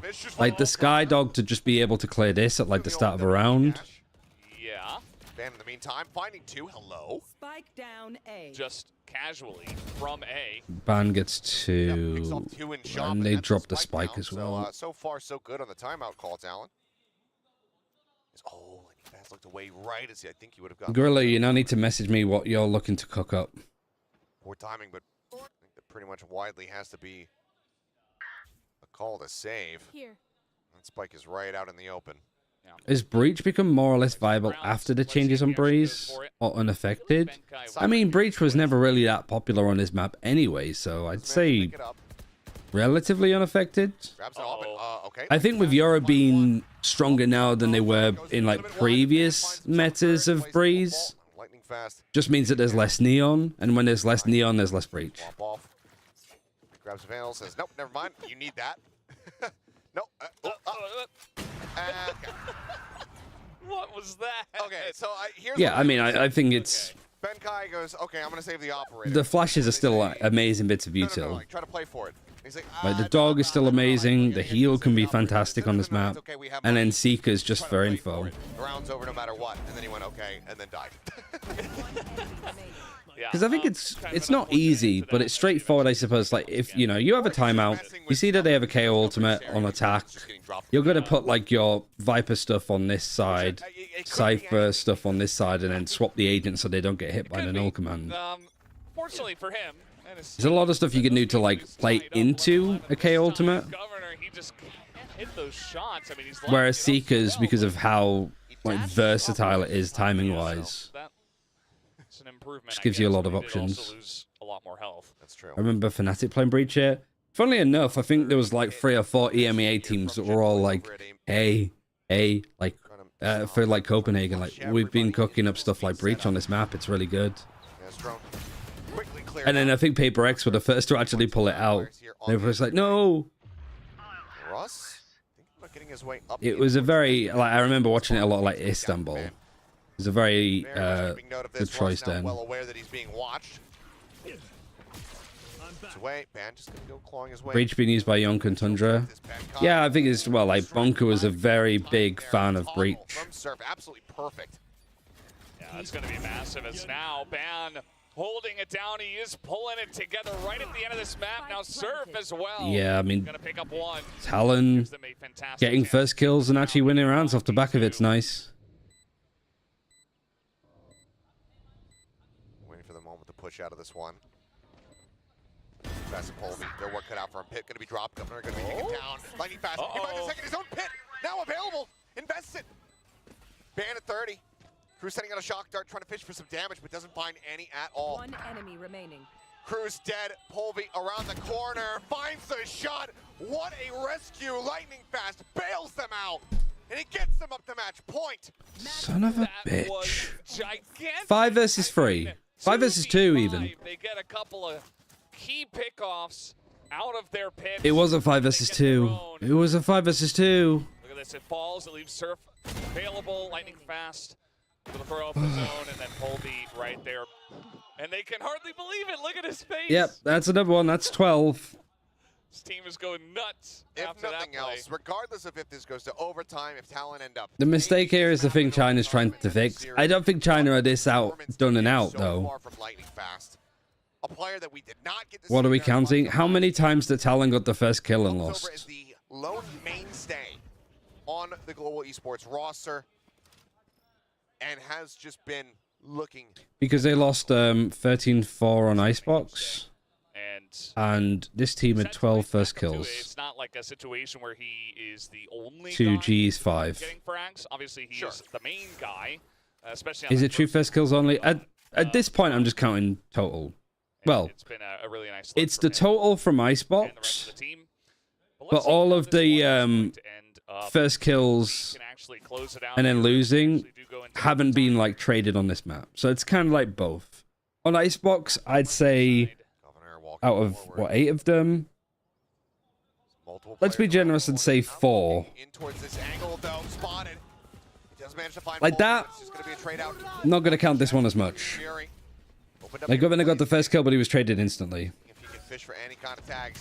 Like, I wouldn't necessarily add that onto the list of GE win here. As Pop Flash outburst turning from Nice shots from Cruz. Come on, give us a map free. Make it miserable for all of us. Not over yet. Give me nihilistic Valorant, please. Now Lightning Fast dead. It is all on Benkai, and he has been revealed as Neural Theft pinging back and forth. 10 seconds left. Just Fury now out into the open, and there you go. He does get taken down. They're up to 12 4v5s? No, they're up to 12 5v4s. Overtime comes through. I thought, you know, Fast still alive. The Talon have lost. It was possible, but Because their stats on running back aren't quite, like, lining up with it. Good shit. That's close enough. Indeed. Wow. So 12-12. But yeah, if G ended up winning that round, Governor got the first kill, but because he got traded instantly, I wouldn't add that on. I have no idea, quite frankly. The fans, because they will win regardless. It's really bad that I want this to go to a third map. This isn't an overtime where it's just like 2 I'd just be wasting my day. I'd watch this map and then I'd effectively be going to meet Beth after work. Great, you know, just shots on display. Ban with those Guardians. But this is all I've... What I did today is I woke up, tired and miserable. By the way, the fire alarm went off all of last night, which woke us up. But because we're in like the fireproof like doors, that we don't have to actually evacuate, it's technically safer for us to stay in our rooms. So the alarm woke us up. We're like, do we go out? And it's like, no, it should be fine. Go back to sleep. Wake up. The fire brigade are outside my fucking flat door being like, can we just come in and look it? I'm literally just in my pants. I'm there just in my pants. Like, yeah, come in. 4v3 with Polby down to 60. Just looking like fucking Peter Kay's character from Doctor Who, letting him walk around my flat. My tortoise is asleep in the fucking corner of the room there on the balcony saying, all right, this is how the flat works. Sorry for bothering you. Yeah, no fucking worries. I'm up in like 2 hours. Wake up, go for a walk in the piss pouring rain. Come back. Bright sunshine at the moment, no? And I come back and I watch this. Just really crisp stuff on the A side. I thought Benkai had a You have a tortoise? I do. position. He was holding it down with some of his teammates, but then eventually, once they tried to attack the spike, Talon's defense was too strong. Beth's like, why didn't you put a robe on? You're just walking out in your fucking undies. Fireman Sam and the rest of the squad is here. I'm like, I just don't give a fuck. I'm like, I'm too asleep to just care. Point for themselves. Ban going for Glass Cannon Op as well. First game was better. I guess I wanted to see more out of DFM. Governor, Does get noted there. Flash sent in. Nice shot from Russ. Traded back, but only finds a smattering of damage. Advantage found here for Global. Yeah, good read there from Russ. Mondays be like, yeah, pretty much. I mean, Beth's having, like, she's not having a bad day, but she's just tired. Hide behind the wall, pretend he's naturally, because we got woken up twice in the middle he's of the going to go night. for the aggressive peek, but he's about to peek into multiple members. Polvy ready for him. And a quick shot is going to give this 5-3. And there's like the alarm going off in the building, and then there's the fire alarm going off in like the restaurant near us. Restaurant fire alarm was going off all last night. Oh my god, Jit Boys. Jit Boys brings 1 versus 1. One is Benkai hounds down Ban, and he might have just bought them a map win. That's insane. And now Benkai. There for a second. Unbelievable. Who got the first kill? G did. Yeah, let's go. Map 3. I faced 1v4, I should say. Unreal clutch from him. Let's get ready to rip our dicks off. And we are not done yet. One more map yet to be played, as we will get ready to go to Lotus. I don't even know what to say. Talon, they were ahead for most of it, and then they finally were able to... No wonder we get map 3. It just sums up the whole fucking day. Back to the analyst desk to break it down. What the heck? Wow. About breathe. That was a constant back and forth, especially those final 6-7 rounds. Was it gonna be Talon? Was it gonna The be entertainment that we truly need, I need to be seeing what the fucking Reddit discussion is on this. Back and forth, but of course, you know, Talon wins this and brings us to a map 3. Jit Boys carrying the whole team. Lightning Fast has 46 kills over 2 maps. That's crazy. 2 versus fucking 5. Talon, what the fuck are you doing, man? 2v5, 2v5. Ass off. He desperately need a consistent entry fragger. Probably is not the guy. I think he was just really uncomfortable hopping. Listen, sometimes that's the adjustment you need. If you feel like your endurance is running out, right? You're focused. Yeah, Russ has been great, I think. Sure that you just zone in and say, well, at the end of the day, it's a gun game. But man, those heroics on both sides. Chip Boys at the end. I mean, putting up the pit and That's it. all the way around the What does this mean for Bleed? I don't even want to think about that. It feels like, at least at the very, most crucial rounds, at the very Lightning Fast is too fast. Tell him please wake up. It's looking like a disaster class. With Jit Boys, Ban was doing so well on his Yoru here, and it just kind of compounded here for Talon. And then the rest is like DFM. Actually, tame. But I think that's probably because everybody's turned off the stream and not watching anymore. Once both of these teams were trying to push for that overtime. Yeah, absolutely. GE coach, he could not cook with money and texture. I mean, they did. The head coach for GE is GENG now. And they got second place at Madrid. But their assistant coach of Spin is now head coach. Yeah, Bleed are like in a bad spot. Push and pull, get a couple multi-kills. Chip Boys dropping 29 as a Viper. Top score here in this server. What an insane performance from this guy. Both Vipers actually on this map. And I also just want to give a shout out, right? No, man. I'm gonna run ads. Sorry, real quick. Countries that are really putting up numbers. I'm not just ranting about these teams anymore. Giving myself a headache watching this. Here for global esports, so the home fans, they have to be happy about this. But yeah, this toilet bowl is at least a lot of fun to be watching. I'm just taking a deep breath. Like map 3 at this point is gonna. Is hard. It's a hard one. And you know what? Global esports coming into this, obviously you could tell by our predictions that we thought it wouldn't be this close. No, not at all. Man, what a game. At map 3 right now, but we went what a day. Overtime here. Monday morning Valorant from fucking Saturday morning cartoons. I'm not going to go anywhere. I'm just going to go grab a Dr. Pepper because Lord knows I need it. The string of rounds here on Breeze was just how dicey that mid control really was from both of these teams. I mentioned Ban was super aggressive in that mid control because of how many great crashes he's done, but when he's not able to do that, you'd see Polvi aggressively pushing through there as well with the help of Blaze King and everything, and it kind of just went back and forth when you'd see the Jets aggressively pushing through mid with operators just trying to get that quick round advantage very, very quickly, and that's when you kind of see so many of these first kills go either way and so high for both of these teams once we reach, again, I mean, to be fair, this map wasn't as bad. Like, the 2 versus 5 is pretty disastrous for Talon, but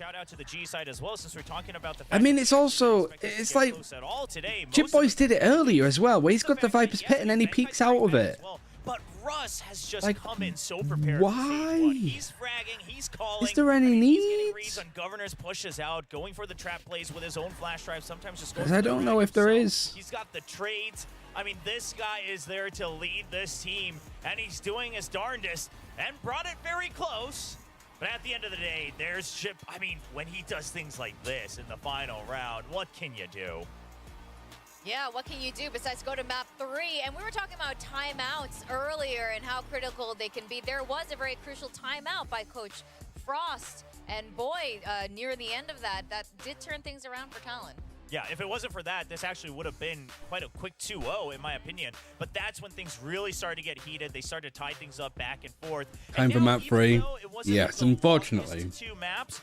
I think just given how that Breeze well, that light actually already feels like it's just I'm basically in the dark if it's not on. Whoever can reset during this break and come back and say, okay, here's our basic plan. Now we just go round and round. We've got to read the opponents. It is getting quite warm in here. I didn't mind it being like warm before because I was fucking soaking wet from being out in the rain. Yeah, especially when we're going to Lotus as our third map. There's so many plays that can really go wrong if you're not careful at the execution on Lotus, and we've seen that multiple times. Again, we were talking about it on that map with DFM that they weren't really prepared to go for those mid controls or those link controls just because of how 3-sided map Lotus is. That could be something that would be a concern for both of these teams moving forward into our last map here.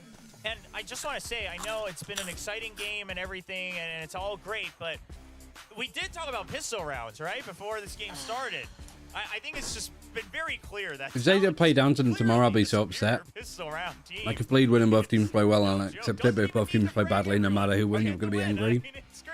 Who in their right mind I mean, I think I would be shocked to see Zeta lose to Bleed. not checking to have and just hard reading? Oh, he's not gonna defuse me. I have time to re-peek this. He's not gonna go for the full defuse. Listen. Denial is the first step, but soon you'll come around to acceptance, and you will accept William it. is And then GE wins the thrifty. Yeah, he's like the only person I don't want to win anywhere. He's the absolute worst. And they win the thrifty force buy.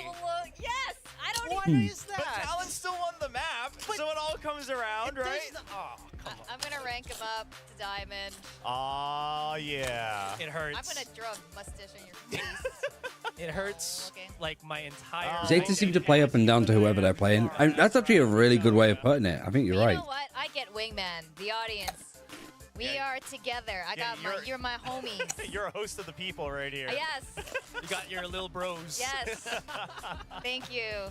Oh Little my homies. God. Y'all my little homies. Thanks for sticking together. I don't like this game anymore. We're all like evened out. It was You know, it was for now. fun till Will joined. Then I was like, I don't want to play this Will anymore. Joy. Yeah, keep me on this test. Let's go. All the way to Radiant. Let's go. Undefeated run. I like this. I love this desk so much, Will's actually. definitely on a good streak right now. I'm back to gold. All right, so it's fine. Okay. It's fine. Yes, All right. Okay, yes. speaking of endurance, because I've been here every day on the desk. I think they're just like what I like about we're Pacific is I feel like they really build up their like talent on the desk.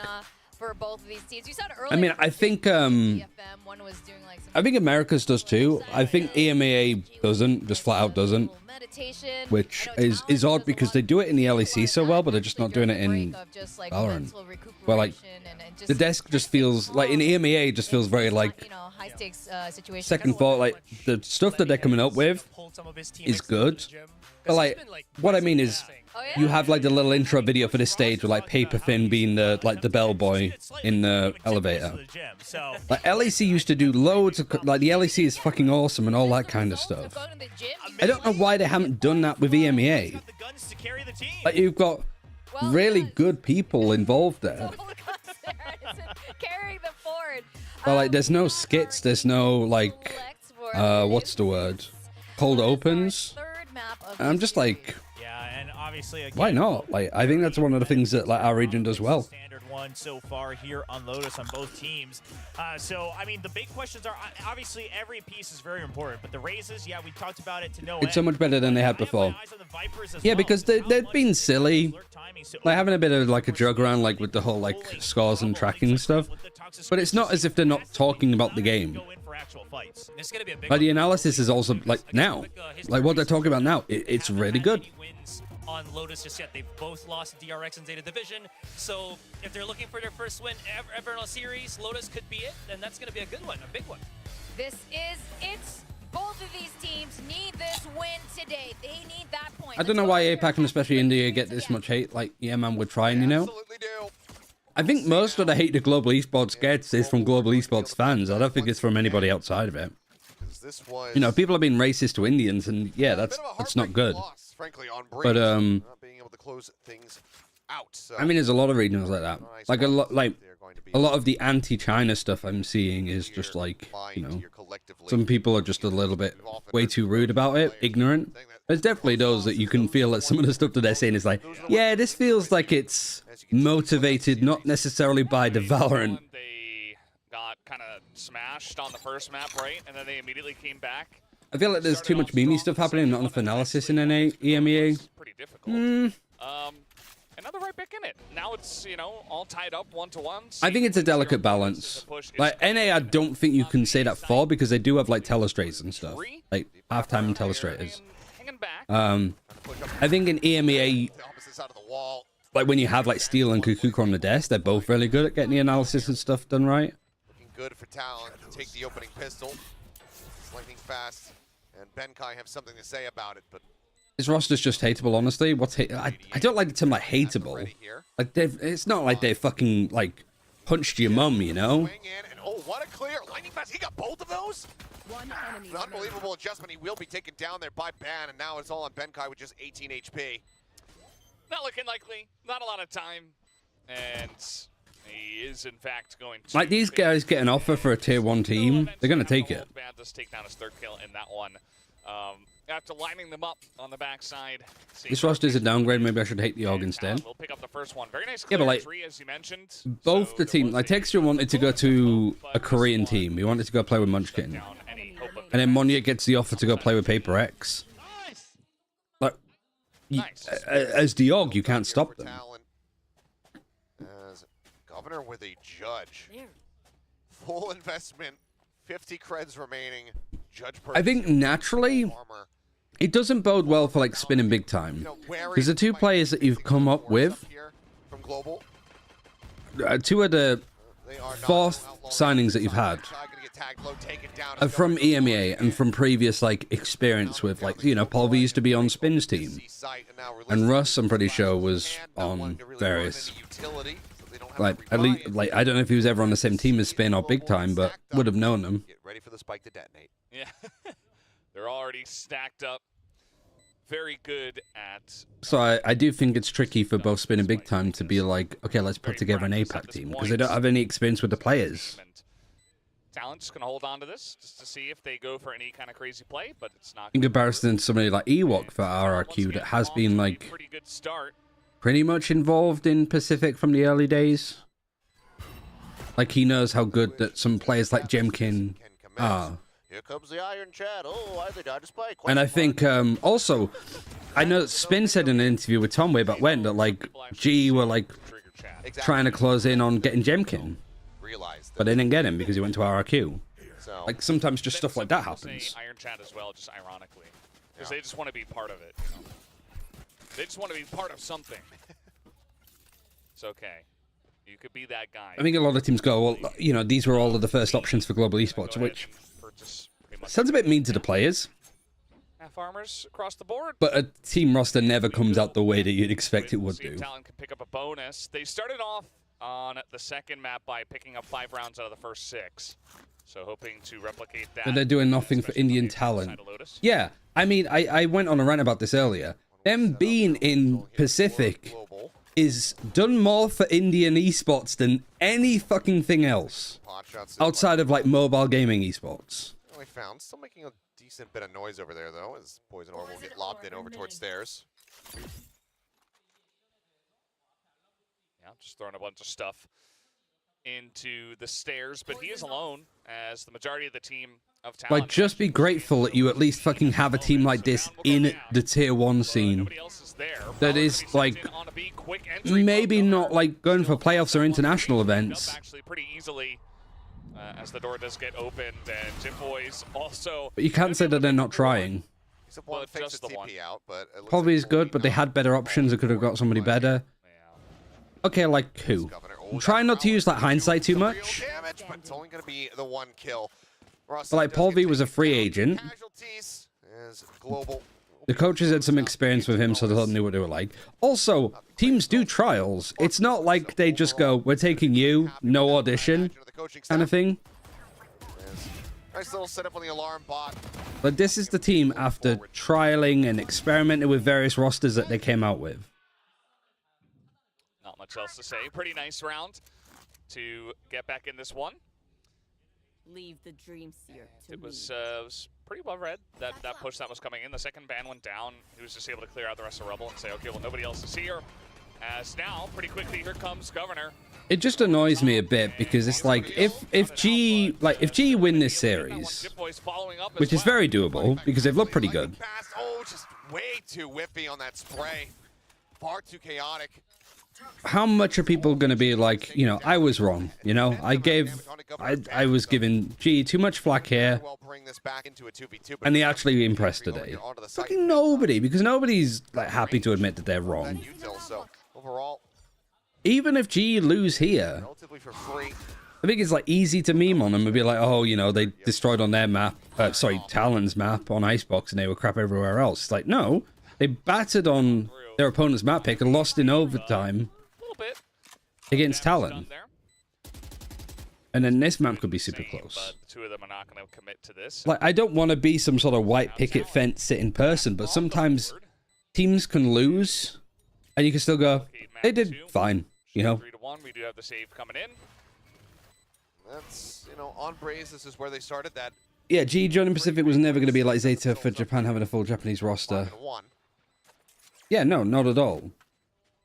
Because at least for like Zeta and stuff, the Japanese scene for Valorant was like involved very early, and it grew to a decent size. And you had teams like Zeta going for a top 4 run at Reykjavik, right? Staying alive through that opening chaos. If you see GE qualifying for an international event off their own back and making top 4, Goods and really shut down this round, but lots more people are going to be watching like India as a region, I think. Even if you don't have any Indians actually on this roster. I guess it's different in that sense. But, you know, like, ask Tom how long he's been supporting players like Lars in CSGO. That's a lot to be happy about on that entry. Getting the job done on top so far with 4 kills alongside a ban. That's the main thing. Shadowdian. Is it Shadow Dyer? It's so early days yet. Completely stranded, ends up getting taken out. Big damage across onto Cruz, swing onto the corner. Like, with the sheer amount of people that live in India, and with technology becoming cheaper and cheaper to run games like Valorant, you know, Valorant Mobile might come out, and it might just be only Indian teams, right? Because that's the ecosystem that suits them the most. Maybe Global Esports is going to be world champions in Valorant Mobile. Maybe that's a generalization, but you get what I mean, because it's like an ecosystem where like esports is thriving in that country because of the market. That's right. People have more, like in India, people have more mobile phones than they do fucking washing machines in their house. And Colby just gets in really quick. Second the wall goes down, he picks up that first kill. Very nice paranoia as well. And they're just able to control this very... But that was a stat that I heard like probably about a year ago that I was just like, that's insane. Talon was pretty aggressive to try to push in after the Polvi kill. I think that kind of came back to bite them at the end of the day. So Global Esports now back on the board. He said about themselves. culture stuff, going pro in esports is just not well accepted. No, I bet not. But generationally, that will change. The people that are my age, when they become parents, A bit of a misread, expecting to see them are they going to be pushing their kids to be like doctors and stuff? side of the map in this round. Instead, they'll start scouting out and be met with Pacific and China will thrive in Valorant Mobile. Yeah, I mean, they're not going to go just blindly rushing forward into the I think that'll be sick. Maybe I could just go in to do watch parties with Valorant Mobile instead. Resistance here, as it's only Ben Kai. Yeah. Anyway, I've not really been watching. Have we had any first kill losses for Talon? Kind of bravely and carefully moving forward. Yeah, it is just a culture ecosystem thing. Also available for Governor as he picked up that orb. I think what GE is doing right now with like supporting Indian esports, like with tier 2 with their academies, you know, I imagine events like Convergence don't happen without some of the support from Global Esports, to be honest. Spraying into this pit, trying to find anything that they possibly can, but for now the Nightfall will be holding them back. Yeah, just gonna wait on this one. So that's just generally my argument. Like, cheer for your team. Be grateful for the stuff that you have at the moment, because it's a damn sight more than a lot of other countries have.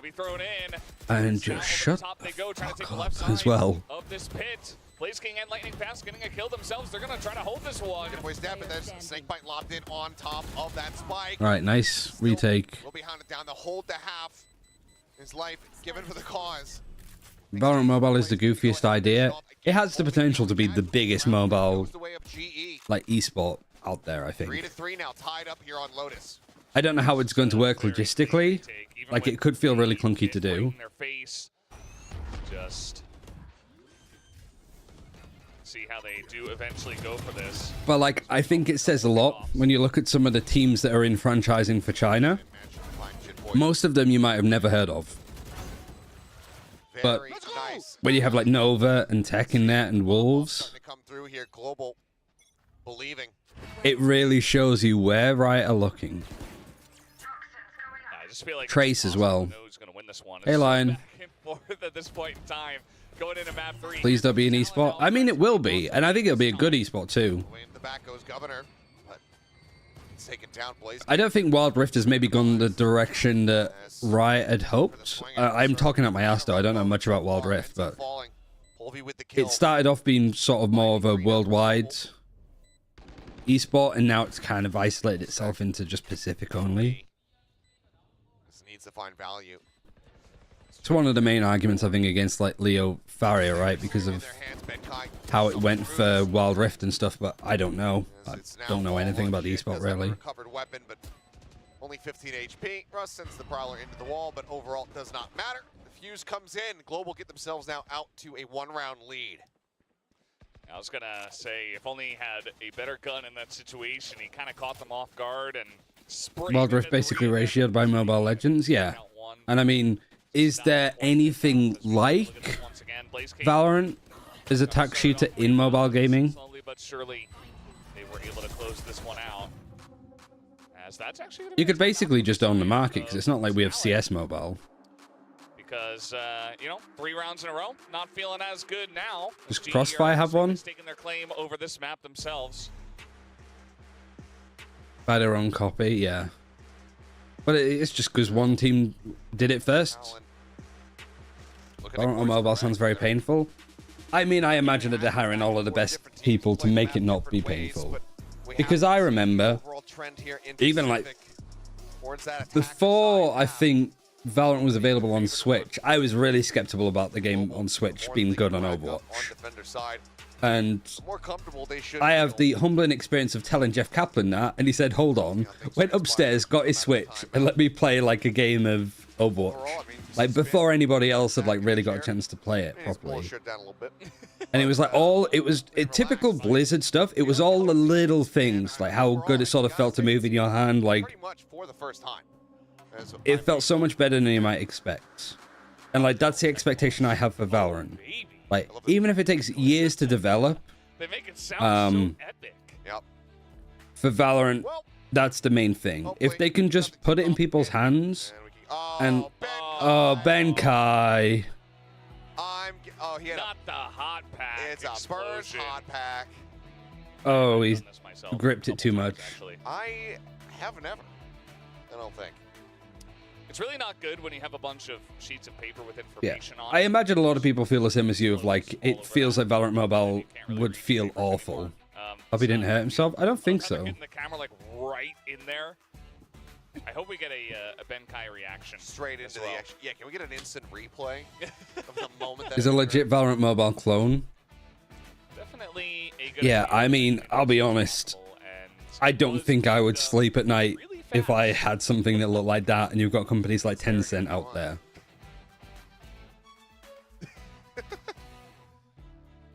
That's a nice little smile as player issue.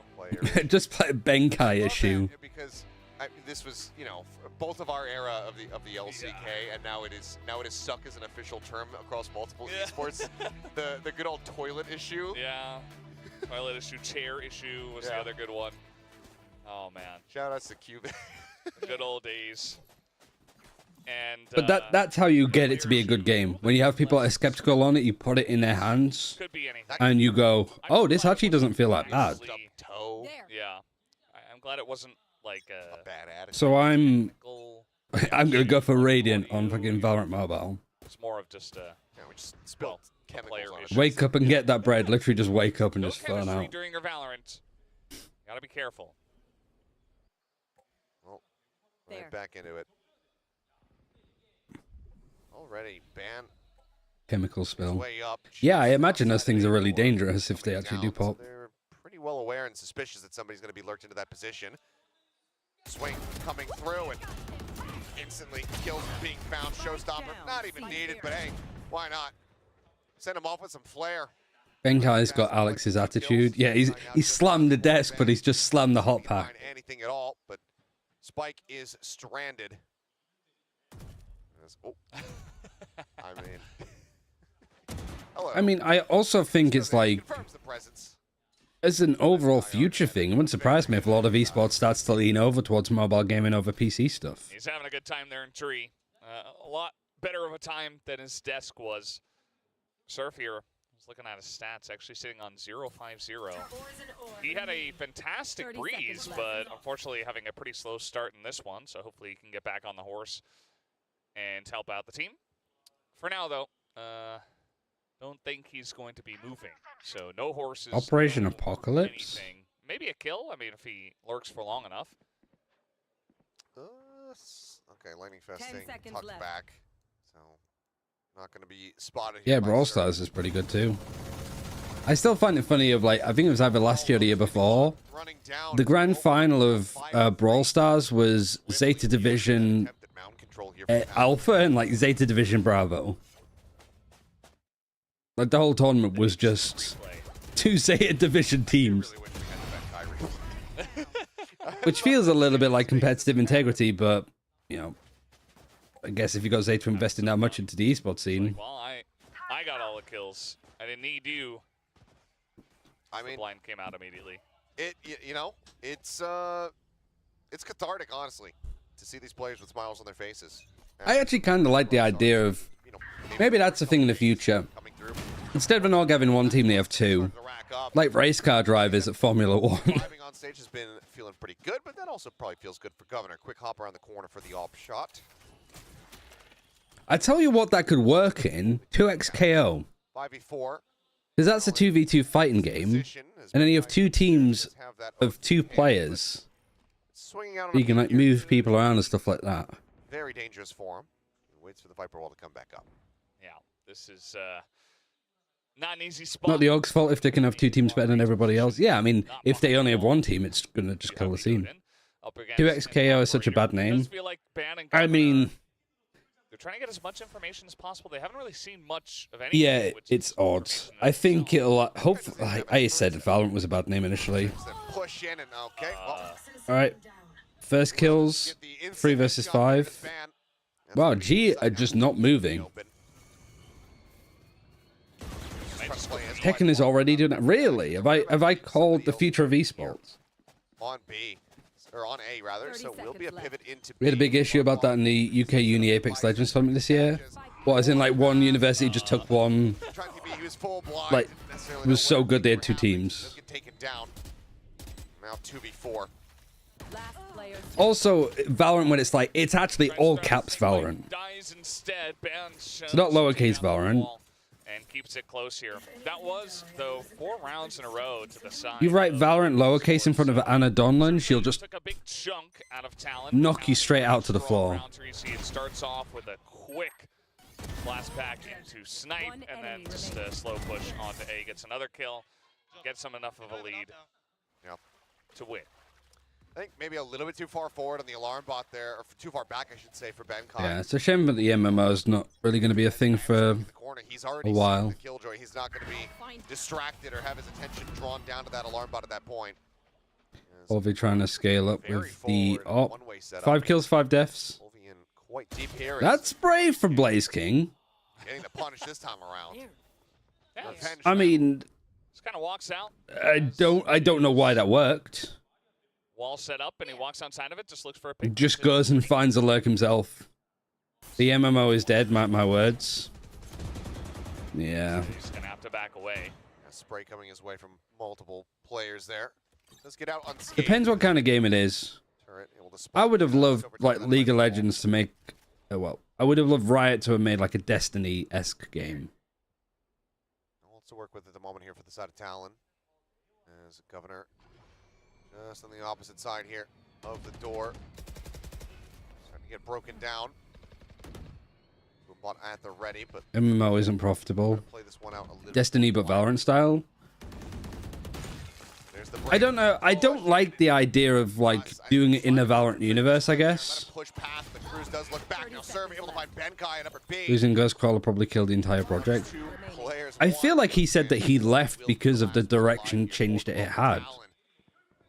They will be able to tie this up, make it a 5-5 scoreline once again. Not letting Global get ahead.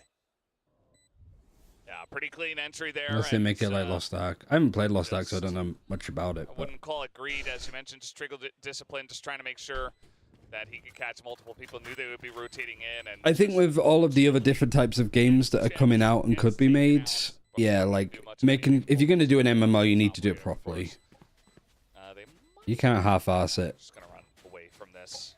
Look on the backside of C, just in case Polvi was back here, which he is not.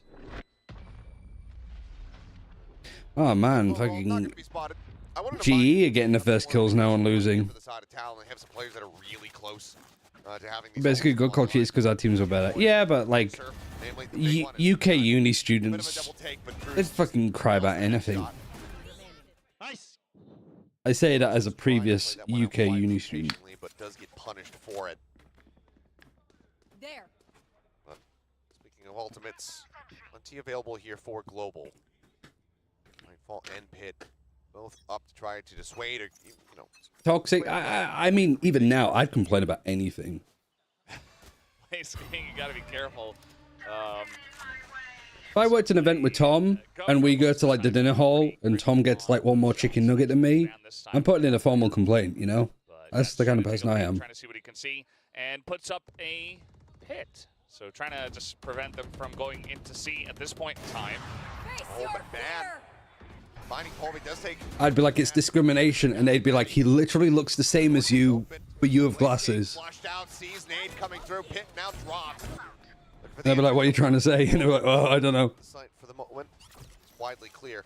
Alarm bot set up right in front, lightning fast. Triggers that one, but as he tries to swing the corner, Jit Boys does take him down. Talon now.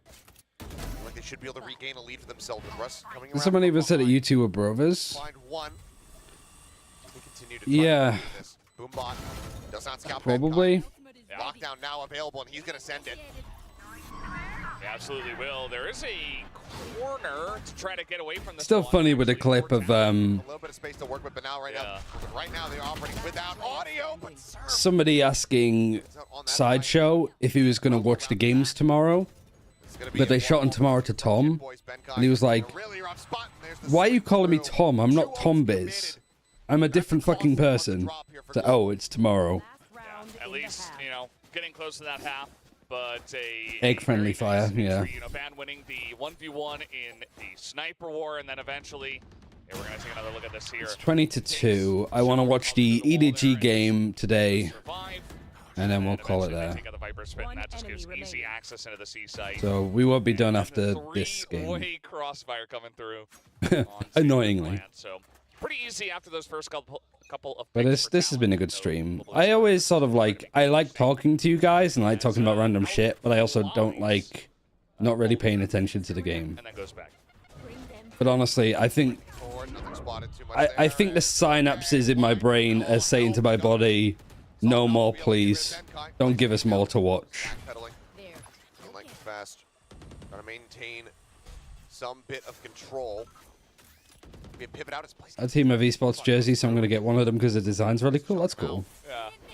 But look at this, an attempt at a fake now. Is the lockdown gonna be committed? They will leave. This is why my first reaction is to never get upset because there's always a chance I'm misunderstood or I'm missing some context. So I think they might now be getting an idea about this, and yep, they're gonna start rotating towards. Yeah, and it's also like one thing I guess I've learned is like even if it does upset you, not ready for it. First one what does that mean? Like, I never used to understand people that just didn't care about what others thought about them. But just the older you get, the more you're just like, I literally don't have the energy. I need to, like, he gets free just from that position. Everything the GE doing is just going rough. But, like, you just get to a point where you go, me caring about this does nothing for me. So that was a timeout that really worked. Because you always find people, I think, that are so, like, they love to tell you, like, say this, you have a friend, there's somebody that your friend doesn't like, and everything that person that they don't like does, they have to repeat back to you. Oh, you know, fucking Ryan was drinking Dr. Pepper the other day, what a cunt. They just couldn't, like, they just have to, like, and, like, why do you care? Like, why are you holding on to that, right? Getting some, so I think it's just, it's something that, like, Beth's always like to me, like, how can you just, like, not care about certain stuff? Yeah, fuck Dr. Pepper drinkers. Exactly. A nice little flag with Cruz's face on it, but crunch time here for both coaching staffs. Because it's funny, because I'll always talk to Tom about stuff like that, and Tom would always be like, I don't care. I'd be like, oh, I saw somebody complaining about, like, they come into this one if all the casters were biased. He's like, yeah, I don't give a shit. Another pistol. It's 3-2 in that regard at the moment with Talon out in front. because we've all got more important stuff to do. Giga's making sure that we just hydrate. Never had a Dr. Pepper, can't relate. It's effectively battery acid, the drink. That's to say that like battery acid isn't a drink.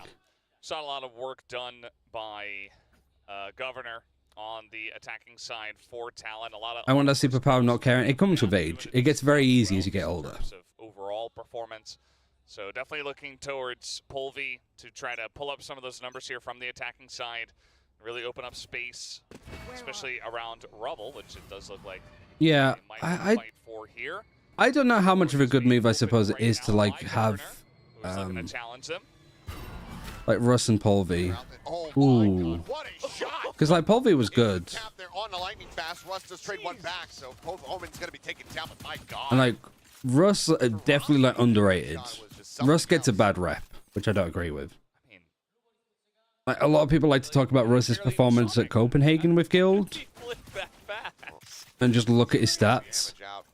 But as somebody that like watched and did the desk and casted Russ playing on Guild in 2022 in the first two stages, I can't stress how good that Guild team looked and how good Russ looked. They'll break on Baby Door. They know that they're still going to be contained. Oh, never mind. It is broken. They'll know that now they widely have two options. Pivot into B. Go for A. It's going to be Former is bad. Comes up with 3 rapid fire kills. Unbelievable. Drops down. Looks for the fourth. He gets it. They come rushing in. Ban says Everything the GE is doing is going wrong. 4-2 in pistol rounds. It's swapped over. They want to take this one home. Yeah, Ban is like, all right, start up the van. We're going home, boys. No more overtime.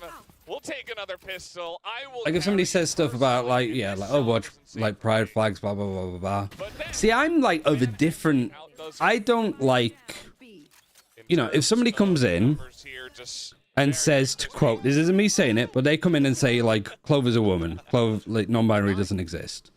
Like I time them out. That is what they were doing now. For sure, but I'd also be like, I want to get, I think the worst thing to try and do to convince people to change their perspective on something is to just be like, you're an asshole, you're a bigot. You don't like, you can't be redeemed from that, I suppose. But the problem is that that's why you get stuff like the current political system and stuff like Brexit. If you can't sit and say to somebody that's thinking about voting Brexit and explain to them why you don't think it's a good idea and like talk to them as equals about it, if you just go, you're a racist because you want to vote Brexit, is that going to convince them not to? Probably not. Then you get political things like in the US and in the UK where there's no spectrum of discussion. It's just red versus blue. And you get people like trans people, for example, used as a targeting point. If you agree with trans people, you're like on the left. If you don't, you're on the right. That's it. It's super binary. And it couldn't be any like further from the truth. And now here we are. And they're only 4 rounds away. Ban again. Off to an absolute raging start.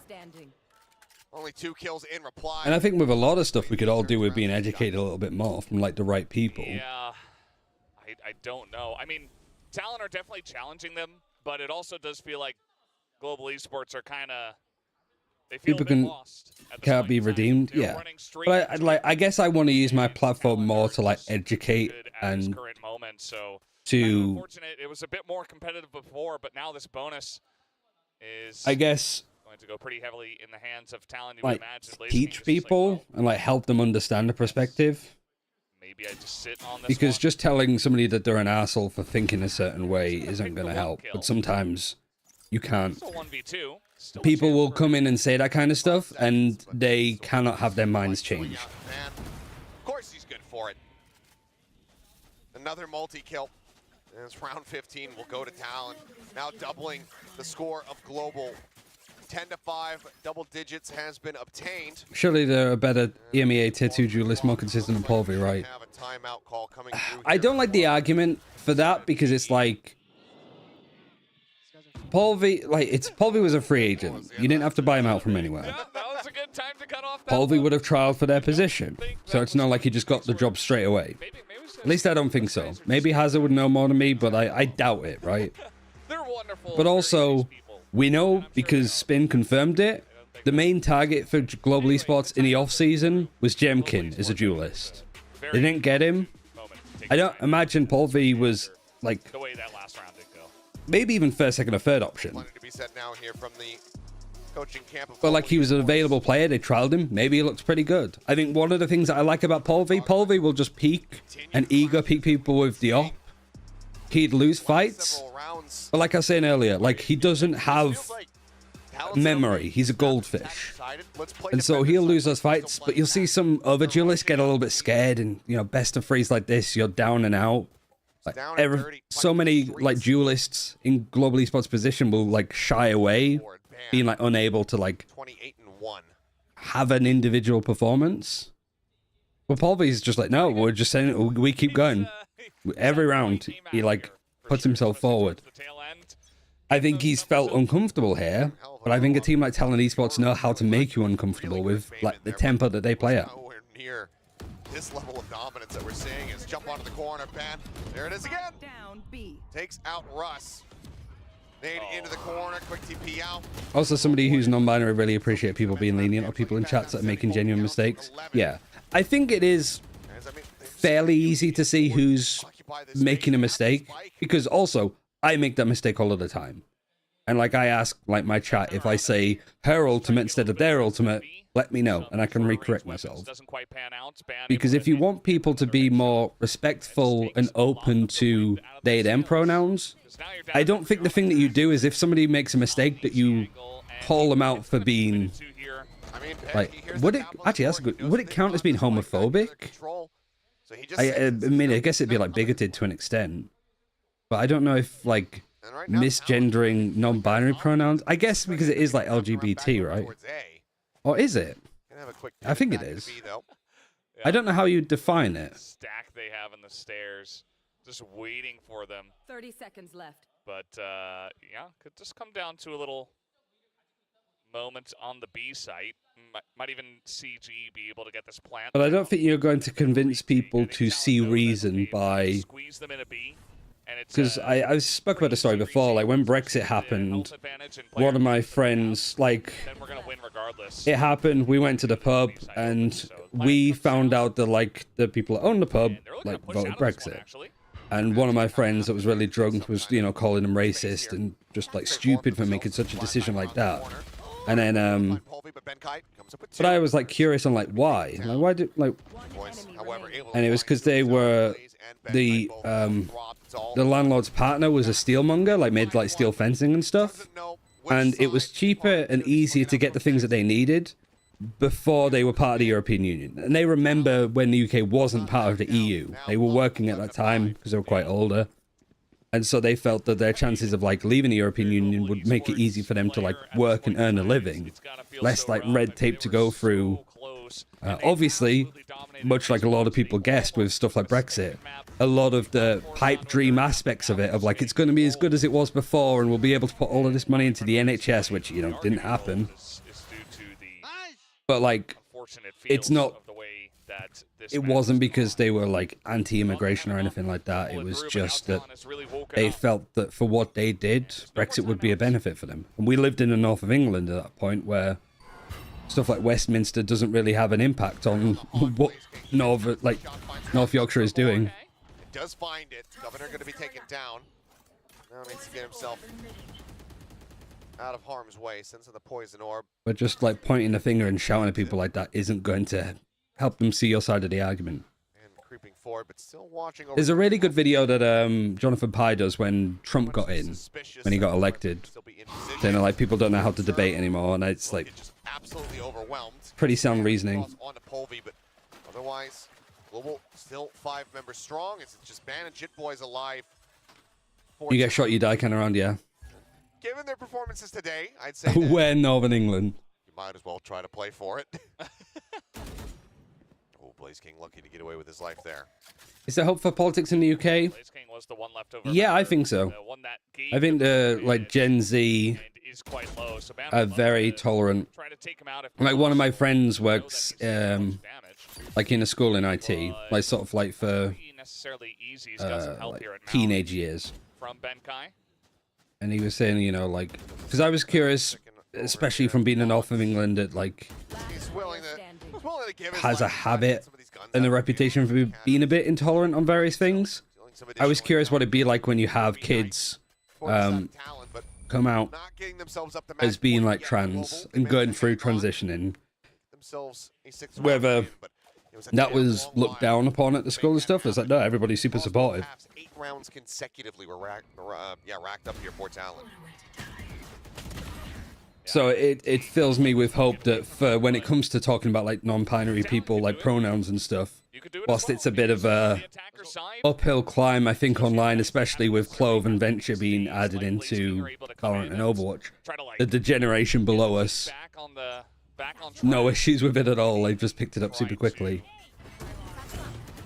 Help his team out in terms of the mental game. But here is Governor now over in Rubble, trying to take control of this, and it looks like GE are going to play this round a little bit more slowly, a bit of a spread. Just trying to clear out some of these outer areas of the map. There. Okay. All right, nice. Fishing through the poison. What else have you got though on this defense? You got Governor with a showstopper. You've still got the Viper over towards C, so it's not going to be an open site necessarily. By Benkai, 2 away from having the Yeah, to lockdown get the kill, online, but get an orb. Global still Resetting up. towards A is good. Waiting to see Like G have like all of the more opportunities here. aggressive push-outs coming through. It's transphobic. Thank you for answering that. Mixing up the tempo here a little bit. They went for a lot of fast plays. I kind of forgot the term run transphobic for on a second. in, and not really going to do that here. Trying to group up out towards B and look to move in as a 5-man unit. Hunter hears this. Main shells come through. Colby bouncing across. 'Cause I guess it's more to do with like how you identify as opposed to your like sexual He's preference. gonna be decayed down. Crew's able to find one. I was saying it at the start of the stream. I'd like love to like saw a couple of books. I went to Bath with Beth last week. There's a big bookshop there, and there was some like Not planted in the hands here of Blaze King. but there's a whole section of like LGBT like books on being trans, non-binary, stuff like that. It's like I think actually kind of interesting books to read. Oh, that's 12.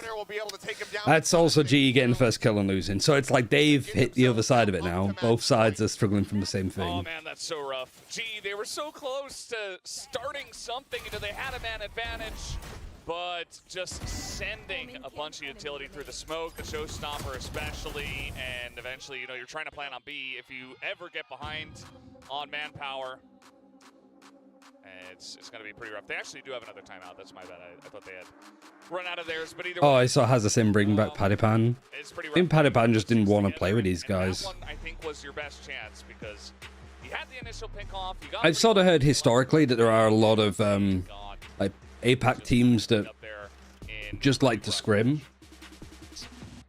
It's not that they're just being lazy, like earning the bag and not really practicing, but like they don't like to do server time or board review or stuff like that. They just want to be paid to play 5 maps of Valorant in a day and then call it there. And I think Paddy Pan just after, I mean, it makes sense for Paddy Pan because he was playing Overwatch initially, didn't go well, played Valorant, got to like an international event, got the opportunity to play Overwatch, so went back. Overwatch kind of fell flat, went back to playing Tier 1 Valorant. I feel like Man's not had a break. are enjoying this the most.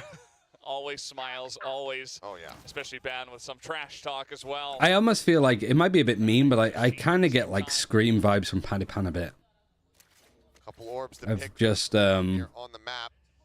Showstopper, lockdown, Nightfall, all just one away. like sort of known for their mechanics, but maybe have too much of a hold on like team decision making. Grab there on the lightning fast, but already Oh no, they've lost everybody almost. Boys finds lightning fast, and this could just about be it. 2 members left standing as Blaze King cannot win out the fight. Oh, Benkai, 1 versus 3. Finds one. Oh, he's lost the spike too. He's got lockdown. Might provide him a bit of space. Okay, so Talon are pushing this. He might be relying on this. Oh, that's close. Oh, poor GE. I mean, as much as we were memeing on Talon on that first map, it's a good like comeback to reverse sweep. A single round win to Global in the second half. They take this Yeah, series I mean, Yeah, really I said this before, like, G haven't looked bad this series. I think they just got outpaced, out-aimed a bit.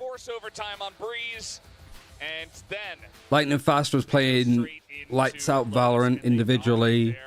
Russ was good. I think the only one that you could really be critical of was Polvy, but I think that's more talent being able to deal with him more than anything else. That does mean yet another loss on the cards. And not yet able to find that first win. Yeah, sorry, we were just talking about various things. I grew up in a conservative area and didn't have much education on LGBTQ. Even though I'm more educated now, there's still a hell of a lot I don't know. Yeah, I mean, most people is working it out for themselves. That overtime came through. They're very critical mistakes. Capsule signs in the audience. But, yeah, some critical mistakes in that overtime to stop them from being able to get over the line there on Breeze. But still, I do think Frost as a head coach is a good fit. Like, you've got a young team, so having somebody that's, I think he's very loud, just very vocal, a big personality in itself.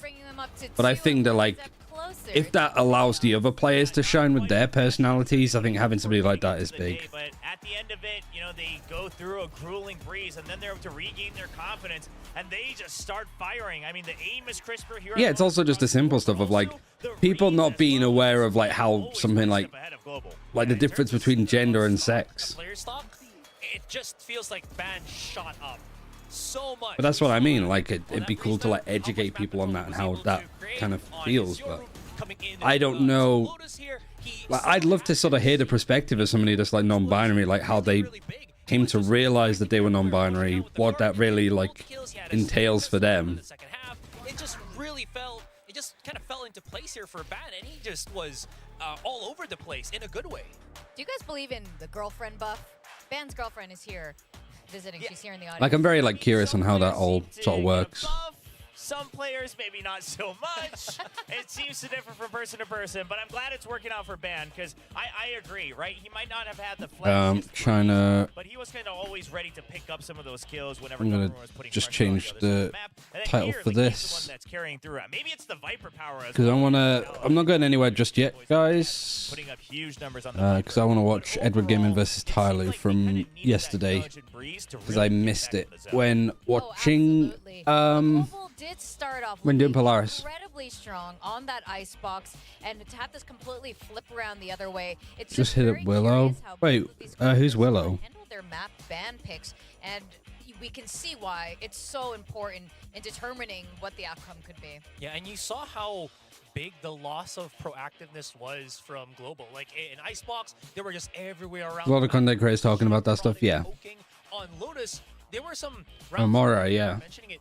Oh, why? They already got the one-man pickoff, and then they were still passive. Time for me to mold if you're watching EDG versus Tyler. I think I got 8 rounds in. Press that advantage. You need to get more. It was Tyler, if they do stuff fast, they win. Start pressing in, but that never really came into. Actually, more balanced than I thought it was going to be. Lotus map. Yeah, it just still seems like perhaps Global Esports, some of the players are kind of going into that. They are just too much damage done. You plant 9 times out of 12, and you want to get retook. Retakes this series were bad. There's not the trades, things like that. And then, today on this Lotus, Blaze King had a couple good moments, and Lightning Fast continuing to try. Is DFM versus GENG worth rewatching?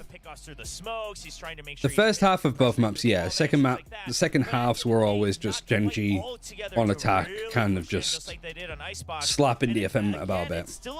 I don't think it's if there's other games you'd prefer to watch, I'd think just watch them. While we saw glimmers of it today, not quite in the full form for the entire team of 5. I think the very fact the amount of dry peeking out all these attempts that Global has made on Lotus, a lot of them, it's very different than Icebox. I also need to be careful I don't make myself ill. Brilliant set plays to go in together, whereas Lotus, they just look less prepared. Oh, Blaze King. Oh, sorry, I thought it was be Lightning Fast. You get maps like the first. How many kills overall in the series did they have? More okay, let's default and let's see what happens, right? And sometimes wrong series. Why am I looking at this one? Maps, even though they've lost, where we've seen okay, this is a playbook, this is anti.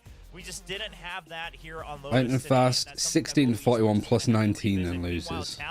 I mean, maybe because of the passive play from Like overall, you look at the stats for this, like so active on the road. 14-17 first kills, first deaths isn't really that bad. They were trying to target a different part I guess it's going to be map dependent. But it feels like one of the big issues for Paul V 3 and 5 again. That's not too they were trying to different. go for those link controls compared to Talon. Threes, It feels like the 8 and 8, fine. You'd see Paul V just kind of Paul V 3 and 4. offhand and not really playing with his team. You'd see they try to rotate back onto C. So will the top 3 in Group Alpha get 2 wins? Picked off by Talon Esports in transition. So these, Let's have a look. I guess it just boils down to What it's like at the moment. global esports still not having that full grasp of Lotus, at least with those controls on links. And I mean, T1 will sort it. What has T1's schedule been like? that you were mentioning, you had your eyes You had DRX and then PaperX and then just DFM in the center of it. So surely T1, surely they pick up wins for like the rest of it. They've actually got quite a lot of games. Oh, right, no, because this includes stage 2. I mean, So they have these crazy, 3. right? People are saying in hindsight, like, how They lose against RRQ, it's actually crazy they might be the done. stage started, a lot of people were saying, ooh, this is going to be interesting. Like, Alpha and Omega seems pretty balanced, right? Like, T1 I'm sad at how much Paul V underperforms for an import slot player. and Omega just comes out. Yeah, I don't know, like, Here in the group stage of stage 1, while Alpha. you could have put somebody like Martine in that team in his spot, and it still could have just Dicey is a looked this rough. generous way to put it, honestly speaking.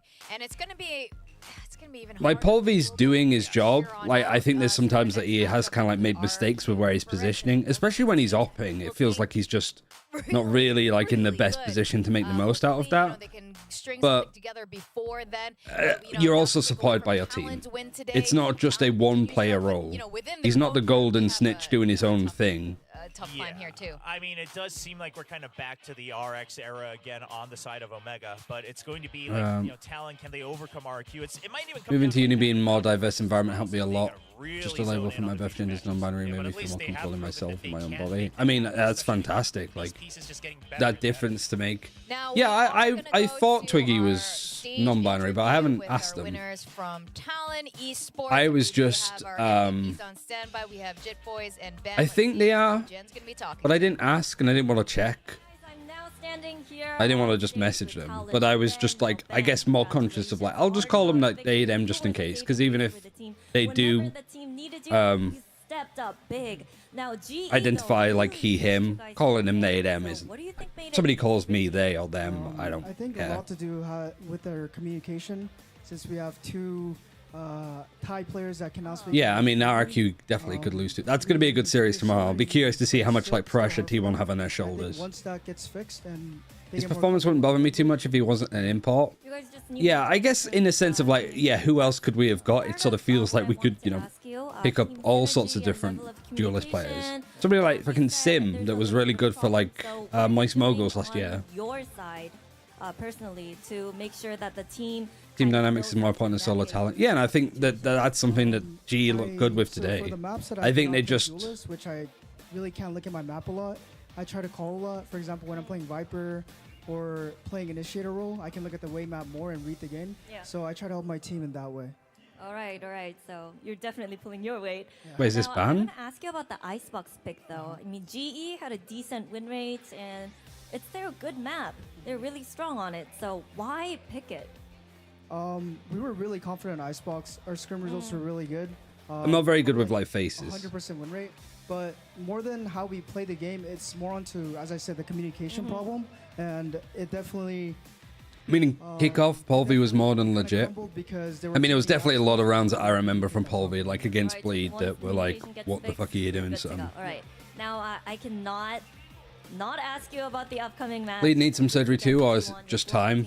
They've been kind I don't know. A little bit. So your thoughts on how they're doing, and also thoughts on the upcoming. I want to see Bleed do well, and I guess the approach that I have is a watch kettle never boils. I think focusing on Bleed and what they can do to improve week in, week out. That's not my job. I'm not paid to do that. Team chemistry not being correct yet, but I'm very excited to play against. But I think definitely the team needs like time, because they've made pretty aggressive roster moves and then been thrown into a stage like this where everybody is just focused on memeing the shit out of you almost. With the victory, thank you everyone for staying with us till this late hour. Now, Coming up tomorrow, we have T1 Yeah, that's versus cool. RIQ, Bleed versus Zeta. So I'm pretty sure that, yeah, I had an inclination, but I don't want to necessarily say too much.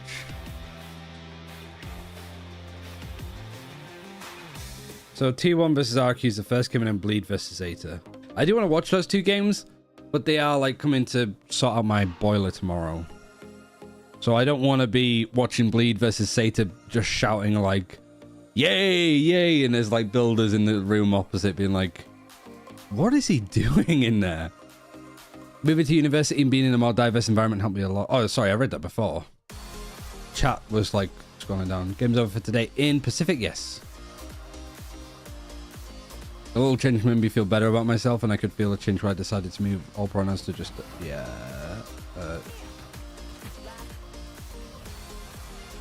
Yeah, I think that's the thing that I feel strongest about it with, like, advocating for, like, trans people and non-binary is it has nothing to do with me, right?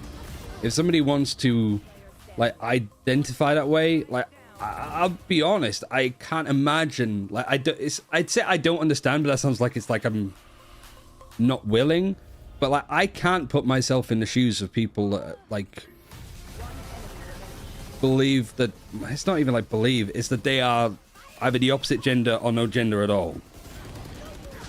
But I respect people's abilities to just be that, to be themselves, whatever themselves might look like. Because I can't imagine how hard it is to just feel like you can't be who you want to be.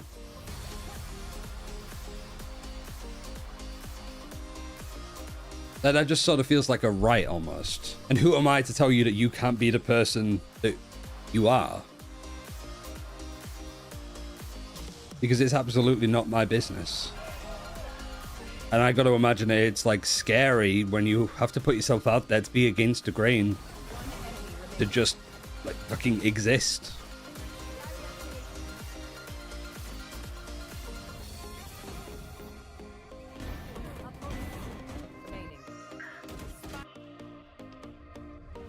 That's my take on it, at least. I don't think it needs to be more complicated than that.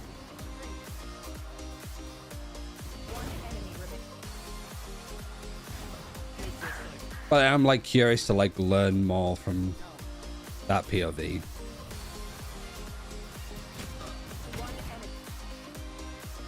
Because it's always used as like my first like experience with somebody that was like trans was at uni.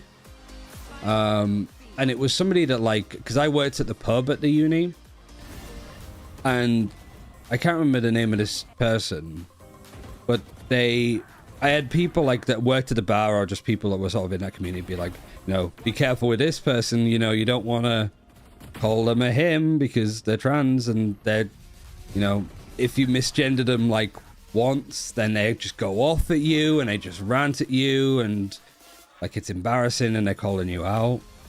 And so it was like the rumors of this person was like, okay, yeah, like they're just almost like unhinged, right? That's how they've been painted. Then when I actually spoke to them, they were perfectly fine.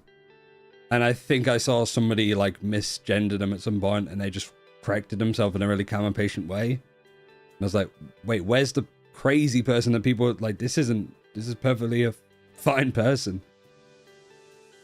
That they're being patient, they're being understanding, but they're being very clear on like their boundaries. And so it's like, oh man. And yeah, I think everybody that I worked with at that uni was fucking assholes, just full stop. But I was young and impressionable. I wanted to like fit in.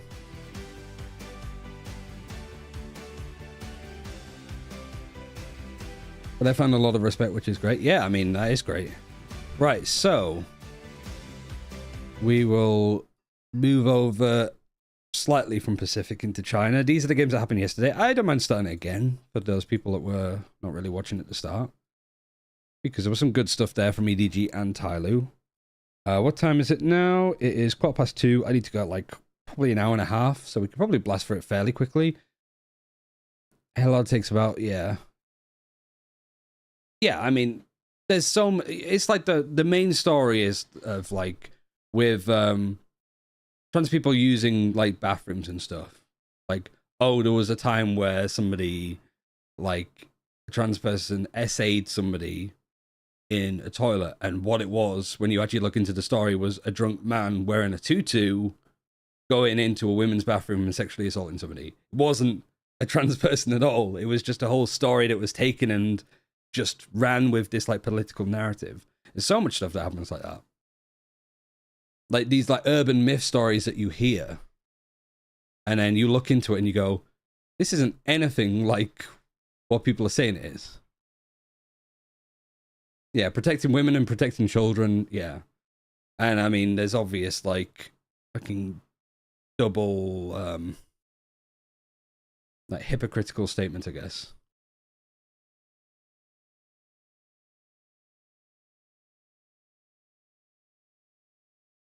I think, yeah, I don't want to get into the whole discussion of like trans people in sports, because like I don't know anything. I'm really curious on like to learn more, because I think it's actually a really interesting topic to discuss. But I think that's another example of something that's sort of taken and ran with as like a narrative, but nobody's like actually looked into it any deeper than, you know, seeing pictures from an event being like, oh, this person is whatever. How most advantages even out after 2 years of HRT. See, I didn't know that. But like, I guess that's part on me on being ignorant to not like look it up, but that's what I mean. Like, I think this morning I sort of woke up and I was like, I'd like to like learn more.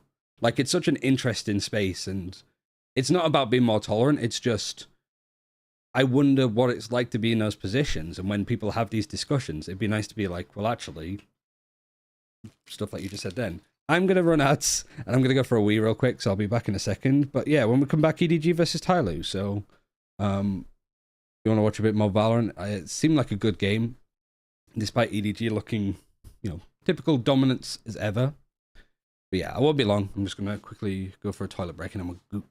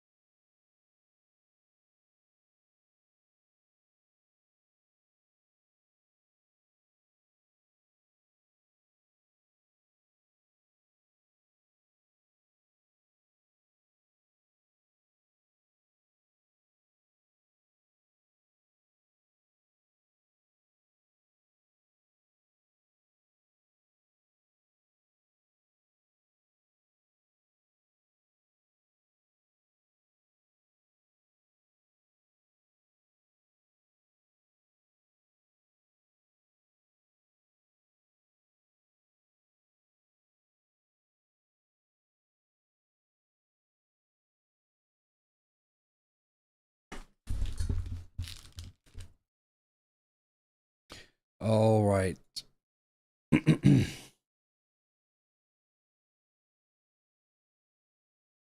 Yeah, we'll give the big topics discussion a bit of a break.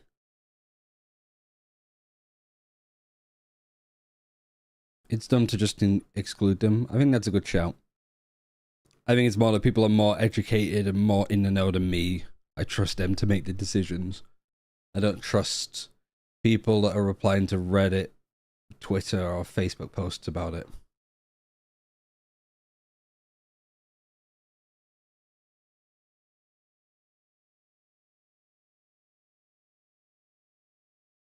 I'm definitely trying to like put myself out there more and like learning more of these discussions. Like one that's big in the UK at the moment is like Bully XL dogs being like banned, because I'm, you know, of the mindset of like, yeah, they should have been banned a long while ago, and I think Beth's a bit more like tolerant. But I think one of the points that Beth made about it, which is really good, and like one of the things of like looking into it a bit more, is just that there has been a history of like violent dog breeds in the UK that have moved from, you know, stuff like German Shepherds and Rottweilers and then Pit Bulls and now Bully XLs. Like if Bully XLs as a like dog breed gets banned, there will be another dog breed that will be popular amongst like people that needed like a violent pet.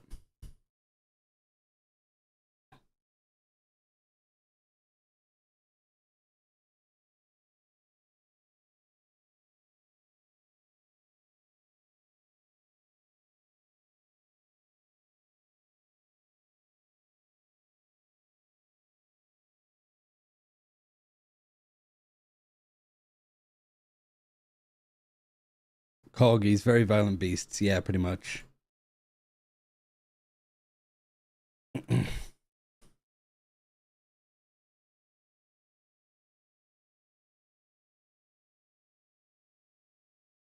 Important thing is to discuss things with people, and not ban them. Yeah, you can't convince people that they're wrong by ostracizing them, I don't think. There'll be another dog breed that takes over. Yeah, exactly. And there's like some of that's like, I never really thought of it that way. But I'm of the mindset of like, to have a pet, you have to, I think pet owners, no matter whether you've got a dangerous dog or not, you should have a license if you want to get like a dog. Any pet, I guess this dog especially, but it could be for other animals too. I imagine you probably have to have some license to own like what's the word? Like farm animals, essentially. If you have a dog, whether it's a Corgi or it's a Bully XL, having a license for them and effectively making it so like if your animal, which is your responsibility, does damage or hurt somebody else, that you could be then made liable for it. Like breeding. I mean, I'm thinking of like, I want to say like stock farm. I'm trying to think of the words.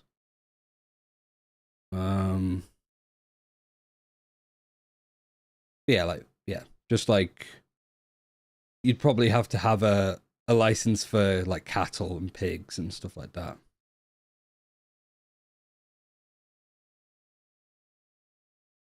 Dog not on a leash, 1K fine. The problem is just like how much of it is like the owner liable for what, because destroying a dog after they do something doesn't really like fix the issue.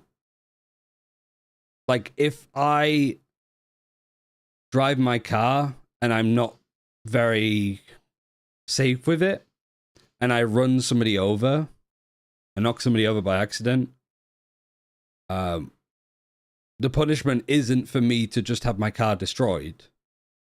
The punishment is on me. Like I'm in control of the car.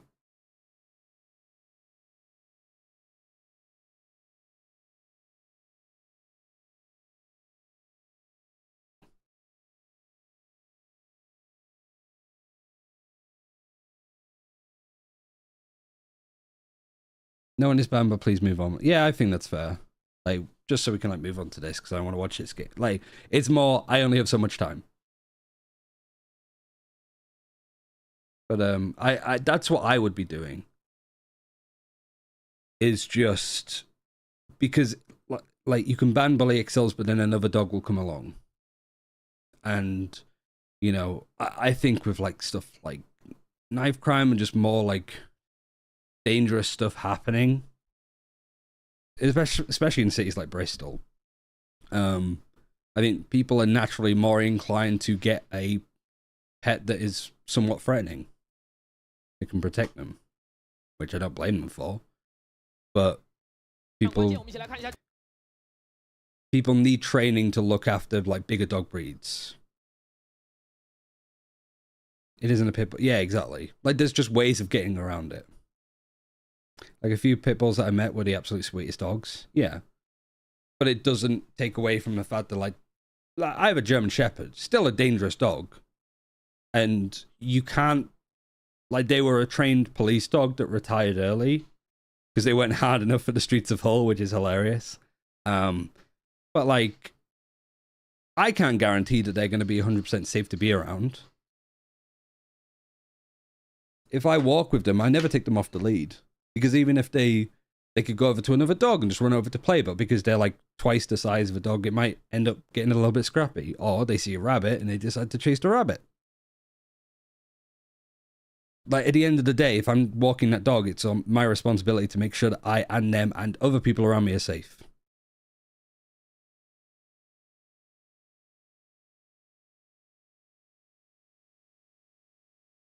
But the dog's the most calmest, most well-behaved dog I've ever met. Yeah, but it's like... honestly, a lot of the time, it's not the dog, it's the people around it. Like, you know, when you just have, like, you know, Kai's really good around kids. But I've seen literally kids just basically climb over the dog or, like, pull Kai's tail. And it's like, yeah, no, stop that. Somebody came around at one point and they brought their toddler and they were walking around. The toddler was literally just like, Kai had the head on the ground and it was just kicking him in the snout. And I felt bad, but I had to be like, hey, like, stop doing that. It's like, not my kids, not really my responsibility, but like, I would rather like make a toddler cry by just having to shout at them to stop than anything else happen. 选择啊，图一的日落之城，两边的阵容都是落定，一边是一个盖可配雷兹的组合啊，两边其实都是在这张地图之上，有过比赛的。对，而且我们要注意到 EDG 的阵容 Yeah, it's a good discussion to be having. 刚上线的时候选择到的双， But that was something that I felt like a little bit ignorant about. 那先锋上 But I ended up being like having my mind changed from it. 日落之城再次做出了阵容的调整，讨论是比较多的，调整了非常多回啊。但是这次回到了一个双冤家控场，至少他们在防守方。 Also, sausage dogs need a license because they are evil. They're manipulative. They know what they're doing. They might not be the brawniest, but they are the 非 masterminds. 常强势的这样的一个存在的。 而 Nobody 的盖可其实并不多见。 Hopefully the audio levels is good. So yeah, Talu attacking. This is the round where Kung Kung just pushes mid. Feels a little bit brave to be doing it, but you've at least got some support from Nobody. Also, I said this before, I love the roles on this. I'm really excited to see Smoggy dedicate to being like the main controller full time. And then Howdong on Sentinel, I'm not that keen on overall. I don't like having the IGL on Sentinel, but I mean, obviously people like John QT have made it a little bit more popular on this map. But you get to see Chi-Chu still on Viper. We're not prompted to change. I think just probably trying to find the right role for Smoggy. Because I think nobody's like playstyle has got a lot quieter from the early days when he's on main initiator. And I don't think it helps when you have nobody on main initiator, Smoggy's sort of flexing. Because when you have Kung Kung's not performing well, nobody's not in a position to really pop off. And then Smoggy is also kind of like had his like wings clipped. But we've seen from players like Tens or Karen, like controller players have a lot more freedom to have skill expression, to be able to get multi-kills and go for crazy fights.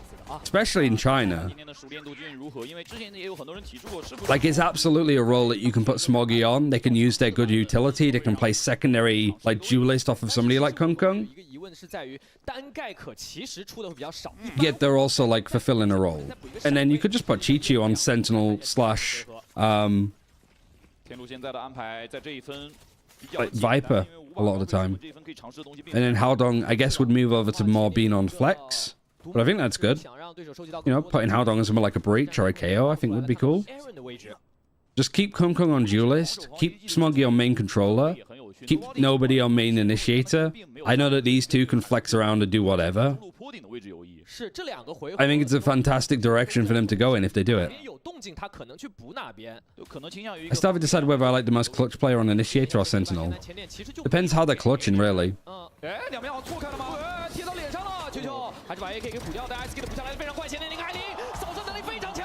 Especially when Gecko is the main initiator for the most part.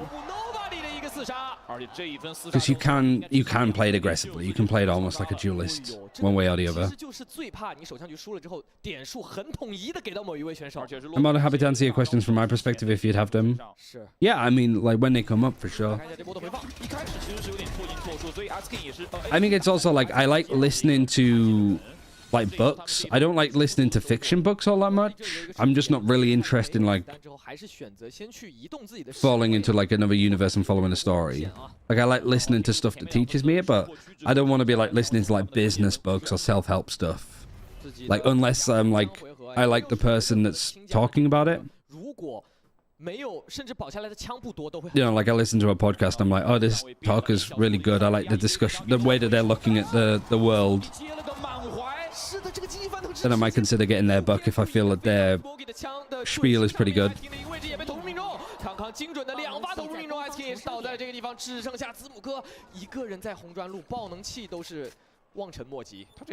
Clutches in good 1v1s, good 1v2s.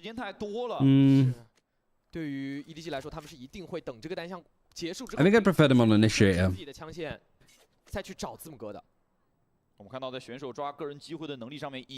Because if you're clutching as an initiator, you're always playing around the spike. You're playing around the objective. If you have to clutch as a sentinel, you might be on one side of the map, and everybody else, like here, right?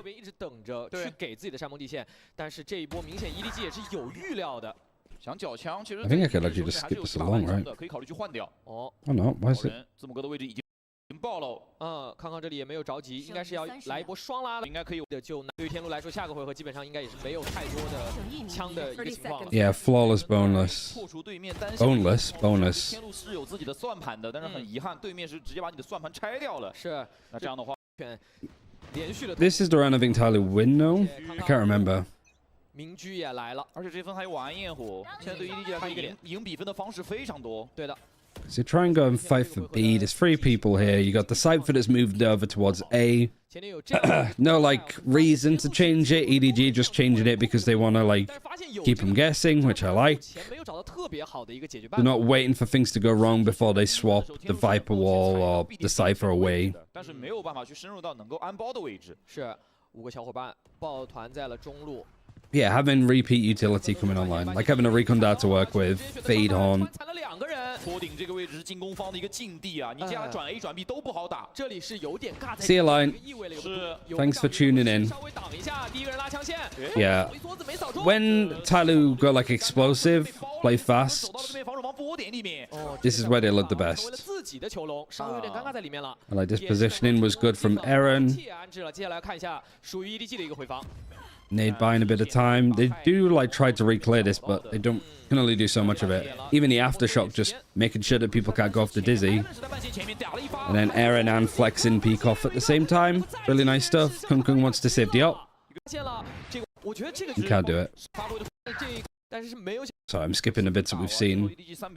Should Tyler just imitate Paper X? I don't think so. I think that's quite I mean, a lot of teams from Pacific and China would want to imitate what Paper X do, but it's hard. It's very difficult to just do that. There's only one Paper X.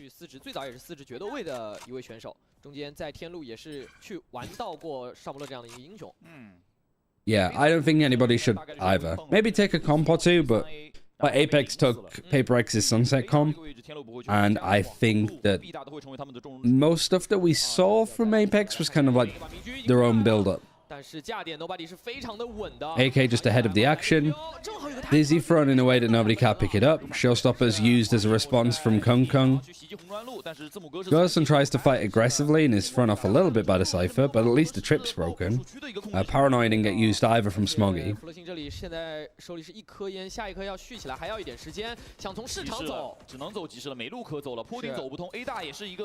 Like, this was a good adjustment. This was one where it's like, I think Tyler put themselves in a really good spot. Do damage here, they walk up and fight nobody, and nobody dies. And then they reset with like 20 seconds left, going back. Even just, I didn't notice it before, Smoggy peeking and seeing that they backed off. I don't know that Aaron should have stayed. I mean, especially after getting that kill, I'd be like booking it back. But then Kung Kung doesn't properly get cleared.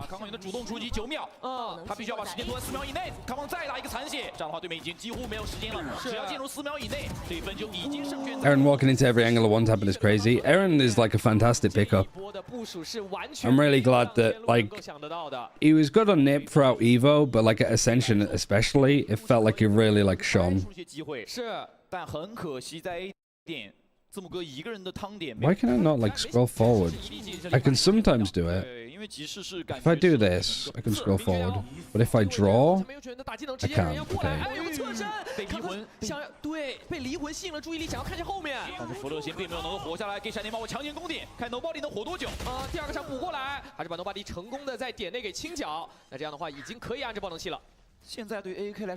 Fast push again.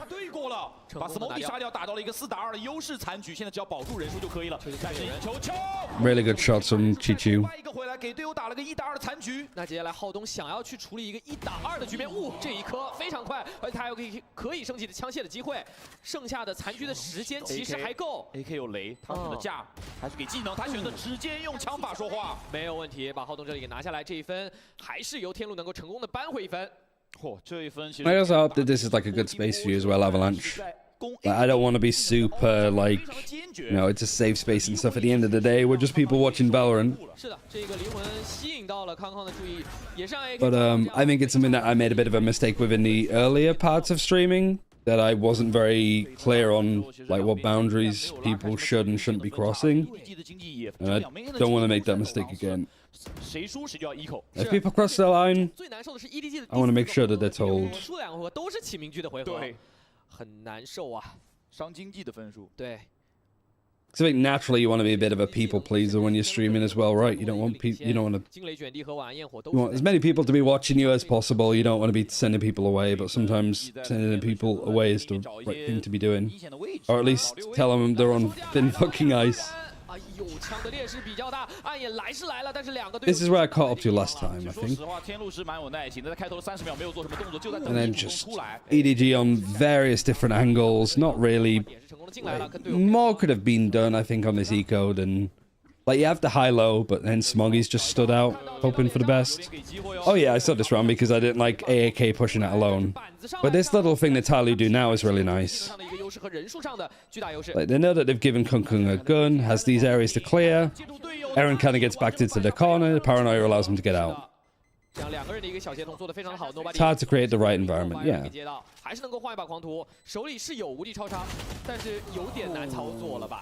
Like, I imagine it's quite hard for Sliggy, because he's, like, very much dedicated to, like, you know, focusing on the game solely, almost.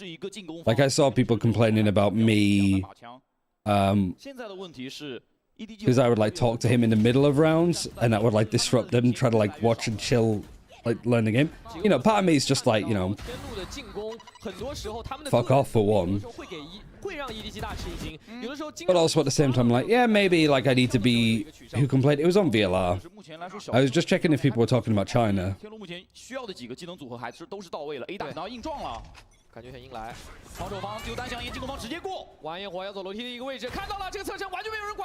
the showstopper is from so far away. Smoggy manages to TP out too.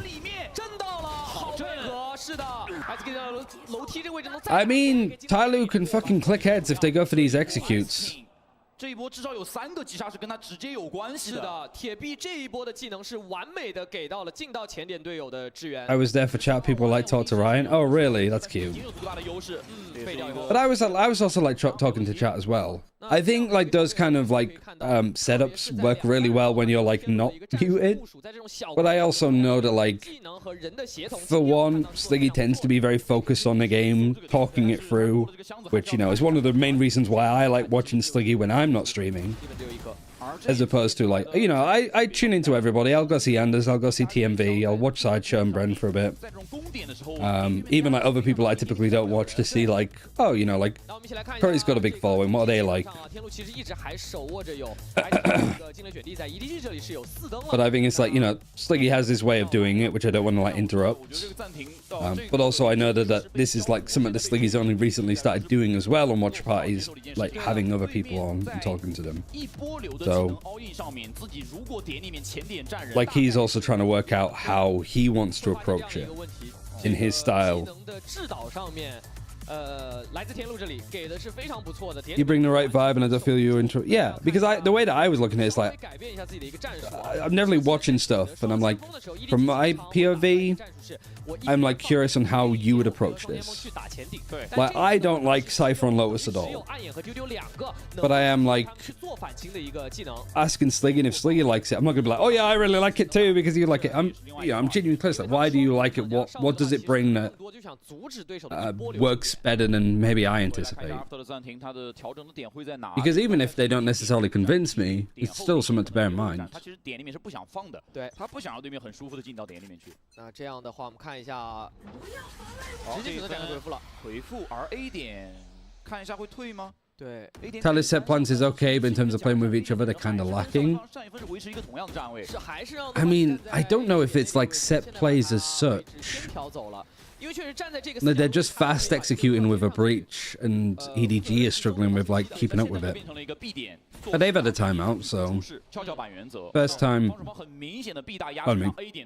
First time that they've played this comp. So there's always that kind of like you could have been scrimming this for months, and then which obviously EDG haven't been doing. It's a recent change. But you could be playing it for a long ass time and still first official, you forget what you're doing. You love the vibes here? That's good. Yeah, I'm also trying to work out like what kind of streamer I want to be. I've said this a lot, but I'm also like I can only be myself, but there's like, you know, do I need to train myself to be more focused on the game? Or do I need to take the stick out of my ass sometimes and just sit back and chill and watch the games? And just like not have to hyperanalyze them. For China it's a bit different because I want to be watching this because it's the like region that I'm primarily focusing on.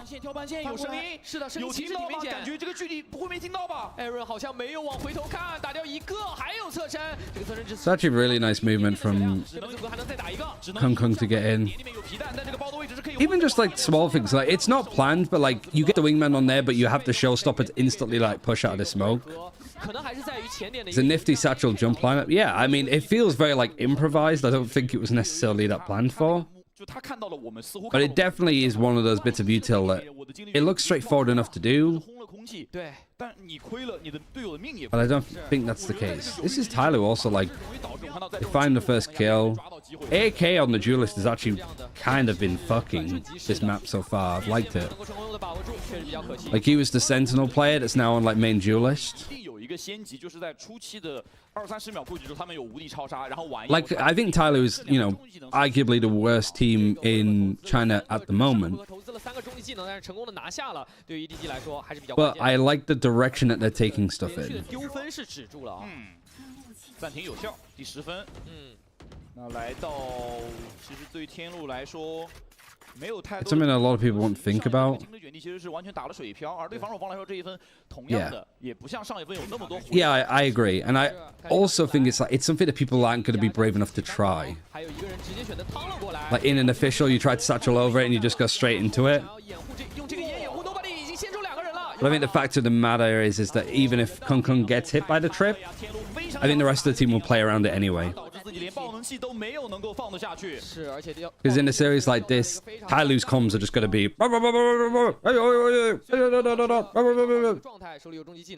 Because they're quite a new team and they're played up against DDG. So as soon as they hit it, there's a person behind them like, oh, there's one behind us, blah, blah, blah.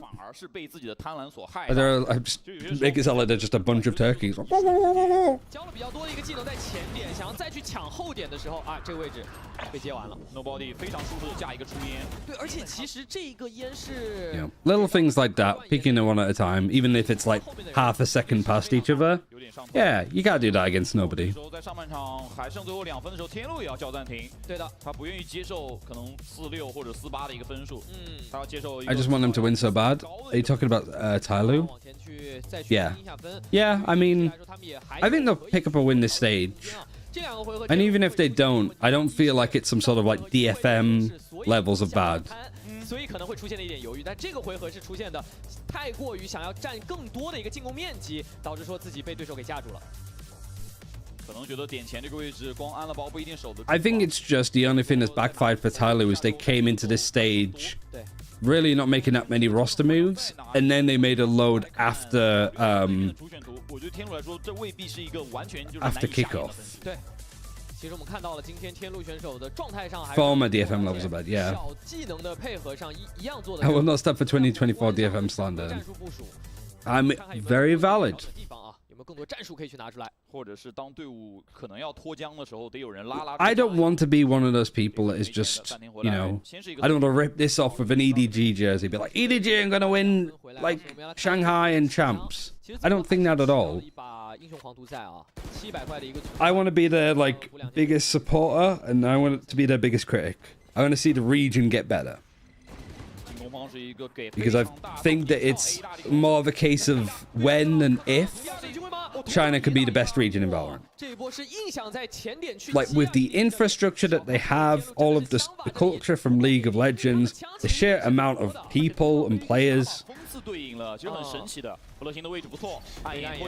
I don't think it's possible for China to not be the best.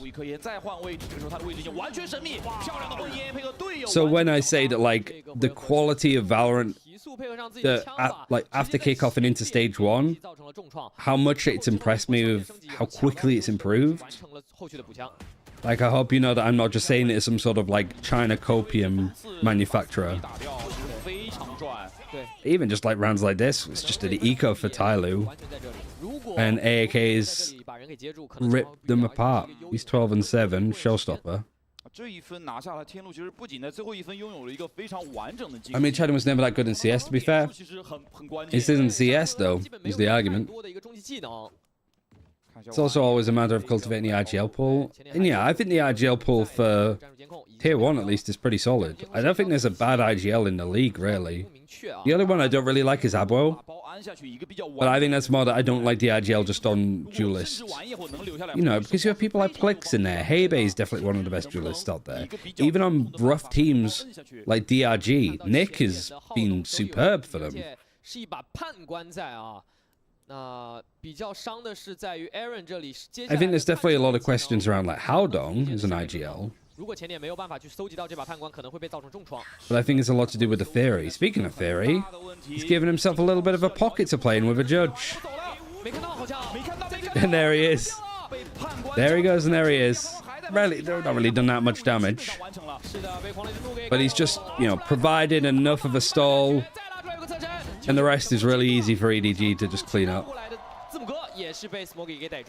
这一分其实最关键的就是对于门口这个位置的处理。对，我们看到天路在枭雄无人机用掉之后，他们再也没有办法就准确的获得门口的信息了。Usually takes a long time for the IGLs that are cracked in the stuff. It's not directly visible to show up. Yeah, because you think of it like EDG don't really do that much this year, let's say. They make a roster move. Who could they bring in? I mean, you could even bring in somebody like WATCHPARTY that came in for JDG, and it would do well. Roster move eyes.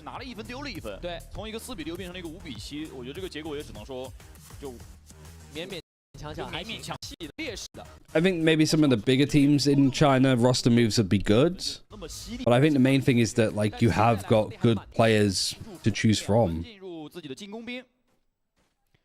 You got players like J. Kuro and Mr. Kanai. I don't know how you say the name. You've got good players just on the bench, and then a lot of other players that aren't in Tier 1. 那 EDG 这边牺牲掉了一个先锋，就注定了他们。Like, Rare Atom's exciting, but the fact that there's a team that had beaten Rare Atom in Tier 2, no shortage of good players in China for sure.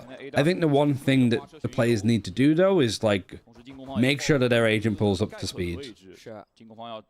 And, like, I think following the general roles of a team is pretty good. Like, I don't like having your Raze player only play Raze and not Jet. Rare Atom still team. Yeah, they're still playing in Tier 2. It's a bit of a weird format that they're running, but they've also got 2 Koreans as well. It's like they'll never learn. 2 Koreans, if they get qualified for Ascension, they have to drop one of them, and they're back into square fucking 1. Is there any coverage? Not really. There's like old VODs and stuff, but there's nothing on Twitch or YouTube. It's all on Bilibili. But they picked up Banger, who is actually a banger of a player. I need a Weibo account. Good luck trying to get one. I don't think it's on Weibo, but it's Bilibili's quite easy to get set up on, I think. And Douyu. Weibo, unless you have a Chinese phone number, good luck. Because they're like, oh, authentication failed. Try again later. 这2个人的回防已经是非常的难以去操作了。一个雷击线垫出来，这个效果还是非常不错的，而且把Nobody这个位置也给收掉了。2打5变成了2打3。那 5 versus 2, and 2 of the players have pushed up. But like without much time has been used, it's not a B main post plant. But it's a good post plant nonetheless. 没有了，最后 Smoky 也是收割，申请对枪。那 Smoky 成功的把 AK 的位置给对掉了。WeChat you need to be invited to. I did whilst I was in talks with FX in 2022. I need to be invited by a Chinese person to do it. Can you invite me in? Yeah, I mean, like, there's a lot of like apps and stuff that work as just everything, but they basically need all your data. You delete it. So when you reactivate, it's like Kung Kung to Vitality confirmed, right? 是，这波。而且可能更多的是，我觉得比较可惜的是，没有给到更多技能的支持，就很干燥的对枪。但是在明显 EDG 人数有优势的时候去对就比较伤嘛。 I'm curious on like what you think of China as a region. I think my biggest problem as a TLDR is just stuff that Chinese teams do is way too telegraphed. 康康已经摸到楼梯的一个位置了，楼梯这里随时再进可能会有说法。Aaron， 哇呵，这一枪还挺吓人的。弗洛星其实打残了，但是因为他康康这个3连发哦。对，2021 Valorant， yeah。暴动器下来。 Nobody 好像离自己的丢丢和皮蛋都有点小远，用 It's like they've really realized how good utility is. 这个阵容 EDG 如果成功的控制到点内，去 The only difference between this and 2021 Valorant is that these guys are fucking crazy good with their aim. 我又踢到脸上了，没问题，标配在这个距离里面。 That's one thing I disagree with Anders on. Like Anders is like he thinks that Pacific is the better region mechanically, and I'm like, nah, it's China. I think that Pacific's better with like utility. When it comes to skill expression on an agent, I'd give that to Pacific. But when it comes to just angels, you take the abilities out and just make it a deathmatch, China's winning. If I'm making a tournament between like Bleed, Global Esports, and like Talon, perhaps? And then versus like Tyloo, All Gamers, and then DRG, perhaps? I guess that'd be like the bottom 3 teams. And it's just an ISO ult 1v1, winner stays on, China's winning.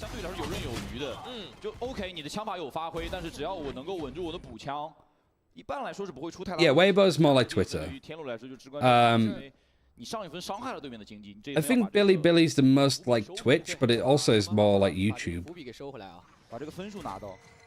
I think there could have been a situation where teams would bring in Chinese Overwatch players after the fallout. Yeah, I mean, it was heavily rumored because the players that were on Hangzhou Spark, Bilibili owns that spot in the Overwatch League.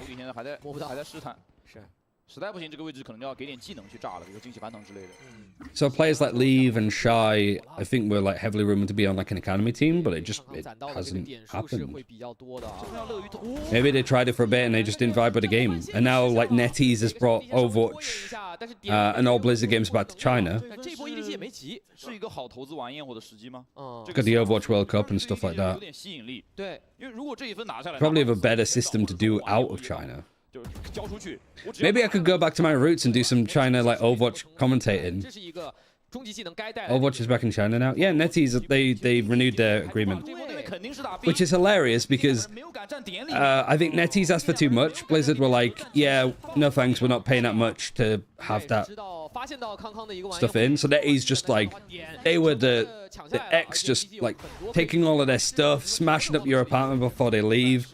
They literally had another MMO ready to go to start selling. And their tagline was like, the king is dead, long live the king kind of shit. Like they were like waiting for the day that World of Warcraft wasn't going to be available anymore.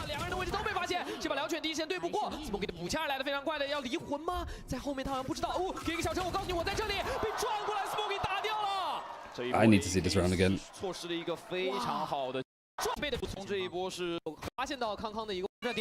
They even made a drink mocking WoW. Christ. This is a low buy for EDG. You get a gun upgrade, showstopper to buy a little bit of time. Right into the corner, doesn't hit anybody. Good fight from Eren. Eren's been good. I've enjoyed watching Eren on this server. Kung Kung's just doing Kung Kung things.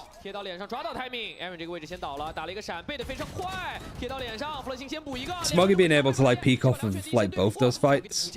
Like Kung Kung's definitely like balls to the wall, but it felt like Smoggy was there to just trade off of everybody.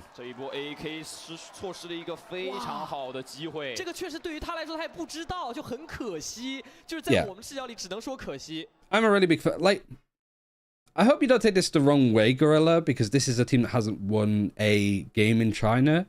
But like this iteration of Tyloo does remind me of like Vitality. But they have picked up like a lot of like good individual players, and then when you see them all together, you're like, I actually really like vibe with this team. 好巧不巧，也是这个花车运油让告诉了 Smoggy 人在这里，一个瞬间的回头，完成了反杀，也锁定了关键的下半场第3分。是。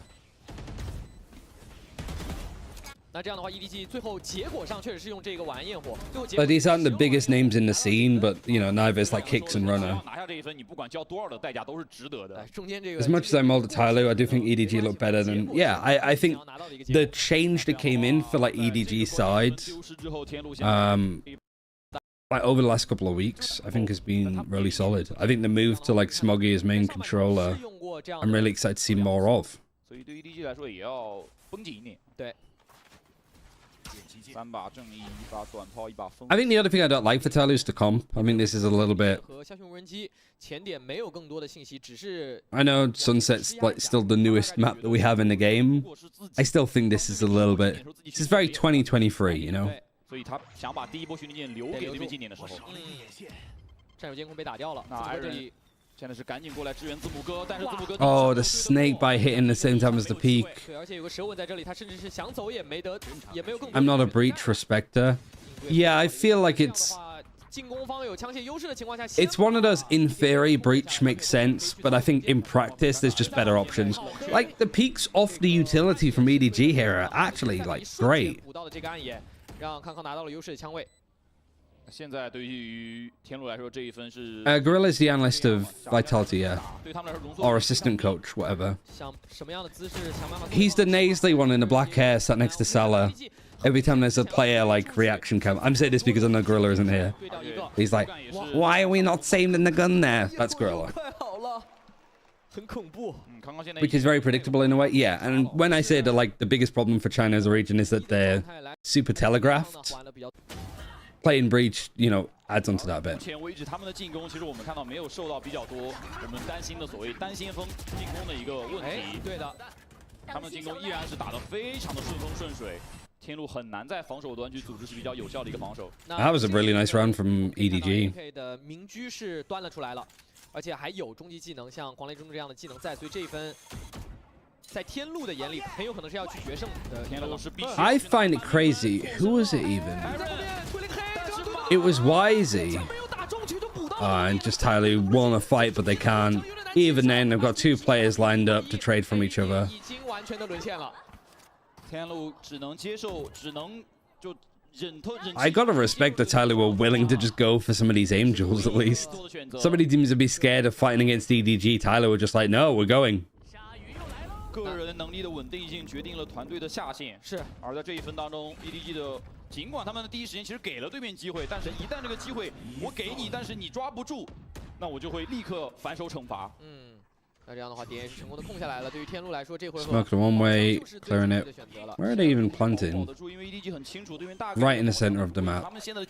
In the map, in the site. Be interested to see if Fracture comes back when Initiate becomes meta, as Breach was meta there for so long. 我们可以看到本身存款也不是特别的多，终极技能上的话 Actually 差一些的。这个对于 EDG 来说要去锻炼一下手臂。今天是练手日。看起来 I don't know why that distracted me as much as it did. If I'd be really excited to see Chinese teams play on Fracture, because we've not really seen it outside of like it wasn't available at Evo and stuff. Like last time that we saw Fracture would have been like for qualifiers for champs. 到了天路的圈套之中。但是就像 Alan 刚刚说到的，个人能力的一个稳定性啊 ，EDG 还是发挥出来了。 But like, can you just imagine some of the like early fights for like B main on Fracture, like satcheling down tree? I think a map like Fracture would suit China really well. EDG 的比赛依然是打得比较的轻松，就还是那句话，他会给你机会，但你最好是抓住，因为如果你抓不住，你就再也没有第2次机会了。People kept banning it in the early days, yeah. 用汗流浃背来形容是完全。 I miss Fracture. I think the problem is that if Fracture comes back, teams will, instead of doing the stuff that was really meta towards the end, they'll start re-cooking on it, I think. 对的。 Like they'll try to do way too much, similar to like Icebox at the moment, I think, where it's been out the pool so long, people have just forgotten how to play it. And instead of like focusing on getting the fundamentals down on like good comps, they're like running way too spicy stuff. Yet nobody's really running Rays on Icebox, which I think is actually like top tier. 他们不想在前点去个位置很 There's a satchel, there's the showstopper. HMI just getting out. He actually doesn't really take that much damage from it, so he's done well. Oh, and he's going all the way around into alley. Big trade from Kung Kung. No effect is going to show where these last attackers are placed. Stun. Alright, so they've got the pulse plant over on the stairs. Poison clouds. They have a wingman still. They have a dizzy. They have a snake bite. Hunter's Fury is going to be used. Wingman's going to come out and chase some people away. Flexin's got half, which is good. He can't get more though because of the poison cloud snake bite. And this is just a little bit of a brawl. Yeah, too much. Too hard. 13-5. Yeah, I really like EDG, the way that they're playing this map at the moment. But considering entirely we only got 5 rounds, I'm kind of okay with how they played it. Like, it's not often that you could turn around and say to the team that lost 13-5, like, actually, yeah, I kind of liked how they played. Just got diffed. Didn't even get a defense side win. I mean, hard to play defense on that map, for sure. Especially against that comp. A new reworked map will affect China now. It seems more developed. I think what's more likely to happen next is probably, at this rate, I think we're like due a new map soonish. Like maybe announced for Shanghai kind of timing. And then champs would be played with a new map pool. Maybe even the start of stage 2 would be a new map pool. I don't know actually. I don't know if the times necessarily line up there. Like, we've not had any announcements of what the cadence of content is gonna be for, like, this year.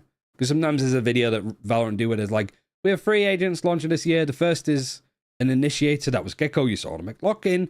Our next agent is going to be a Sentinel. And then the third one, you're just gonna have to wait and see. Also, we're making TDM. We haven't had that video from Valorant in a while.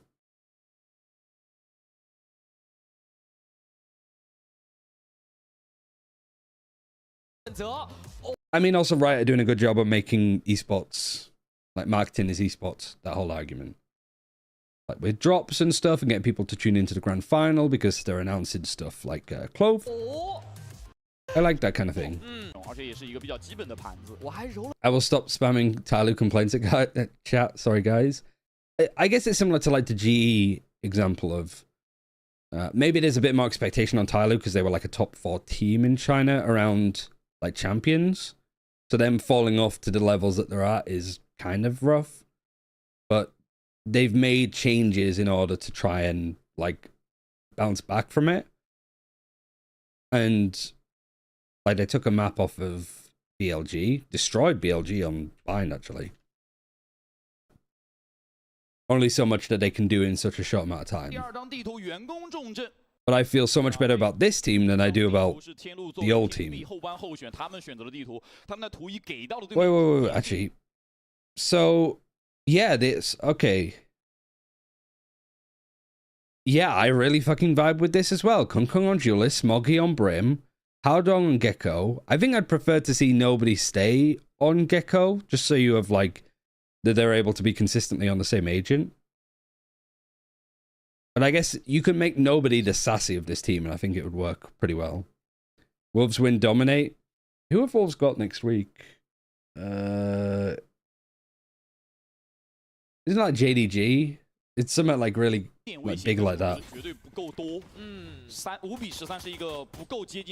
Trace, oh yeah.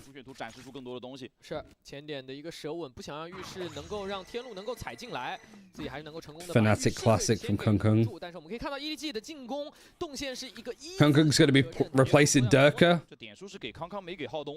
Elmo Putty's been learning Chinese this whole time. I like Smoggy's Brim a lot.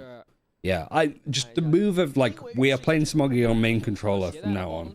I'm like, yes. I think that's a great adjustment. 这波怎么打呢？点的是有3个人在的，而且2个拖延类的角色也都在。张宇给 Kung Kung is a Durka fanboy. Yeah, and Chi-Chu's a Nats fanboy. Gotta start somewhere. So they just go for this execute, fallout brawling. 5v3, Howdong's a little bit low, but they get the plant. They did it without the wingman too. I mean that poison cloud from Chi-Chu came out massive. Hold on. Let's see this fight at the end.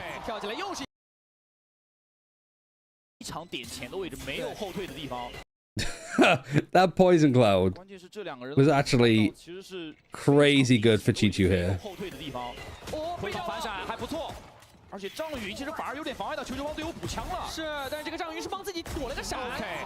Rare sentinel sighting on bind. I don't think you need Cypher all that much. I actually really like the comp that they're playing here, like the double initiator.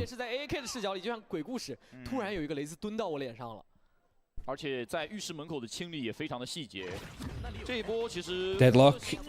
That would be the natural move, but let's let China warp before they can run. Hey, Gorilla.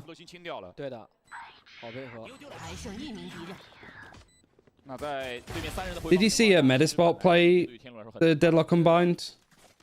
有比较多的一个拖延能力，但是没有想到 EDG 这一波的5人直接抱团 rush 是打得如此。It's a nice idea though. 那手枪局丢掉，看一下天路这。Yeah, I mean, I'm not a fan of Deadlock. I think some of the utility that they have is kind of tragic, but I've been proven wrong. I think on some of it. Yeah. The combos and stuff. Yeah, definitely give it a watch. I think most of they probably took from you, but you never know. 这回合2段进一番能飞进去以后，这个是非常爽的这个特种兵时刻啊。I hate the sound traps with a burning passion. I also like. I shared the feedback with Riot that I think the sound effect of when you're in the ult cocoon and somebody's breaking it, it sounds horrible. Like it's so like high fidelity tinny that it actually just fucking hurts my ears. Like it's like, just let me die, stop shooting the fucking cocoon, please. 0换5的分数，下一分只要补点护甲跟技能进来就好。进攻方的经济是直接起飞了。2个回合。 I just wonder how like anti-stratable it is. So I don't think there's much that you can do. I don't think it's as like dynamic, I suppose, as a Cypher. They have more options with Cypher trips than you would do with Deadlock sensors. 这真的是凶狠。 And at what point are we going to see people have lineups to break some of the sensors, like common positions? Probably not for a while, because everybody's moved off of Silver to play fucking KO Gecko everywhere. 那接下来要看一下康康要怎么去运用这个晚焰火，配合上自己在短枪，特别是近距离，其实他是没有特别大劣势的。我觉得他们一定会投入这个晚焰火，只要不是在点外面就亏2到3个人，这分有可以搬的空间，他们绝对就会交。天路这里也很纠结，我有长枪的优势，但是我有点不敢在点内去守。对，你在点里面守就要。1,000 years of raise. 而且康康这把害灵啊，近距离2段轻骑翻腾飞到脸上，作战能力还是比较强的，要来。第一个半线没有妨碍到，第二个半线也没有妨碍到晚焰火。Oh, bye, Aaron. 自己出来了，他想接一下，没有打。 Oh my, Kong Kong just looks like crazy. He's foaming at the mouth. If we go back to that fight, like here, he's satcheled in. Satchel's in. This is all fine. Gets the kill. And then after this, he's just Tasmanian. He's just looking for a fight as anywhere that he can get it. Oh, Christ. 第二时间后他自己去布置，主要是浴室也有控制，这个爆能器肯定是要给的。这个回防怎么打呀？现在对于这个 Smokey 来说，他这把雄鹿反而有一个非常。 Has Smokey been cleared by the Trailblazer? I don't think so. 爆能器要怎么去顶出来拆除啊？拆不掉呀，这波有丢丢先出，而且皮蛋也有第2轮的。Yeah, Kong Kong's just an animal. 对掉一个，有一个独木能够先升起来，有人点后有人在绕。Oh, the flash. 包夹这波人已经倒完了，甚至包夹人都没到。 There's the last person. There's Ice King. 已经不多了，还有换枪的一个时间啊！知道在4角位有人的，没机会了。 And then just speaks to the ghost. What was it? What was this combo here? So there's four versus 3. They throw the wingman out, and then the flash is just right on the perfect part of the wall as it drops, because Chi-Chu's just died. And then the wingman's gonna come in, slaps him about a bit. 这波人已经倒完了，甚至包夹人都没到。 Ice King 绕到这个位置，时间上已经不多了，还有换枪的一个。 It's very like fast. I don't know how EDG are like setting this pace and keeping up with it. 盖克的技能，这也是盖克的魅力所在。如果他第1轮安包安的比较顺利，而且他的技能能够活下来，他就会在第2轮交火，在手包战里面拥有一个非常大的优势。对 Yeah, I think 除了安置爆能器之外，大家不要忘了他这个追踪。 I like the meta because there's so many options and choices. But I think one thing that feels like data-wise, but also just from like eye test, I think people should be like playing more Sky than they are. On the maps that Sky was good on beforehand too.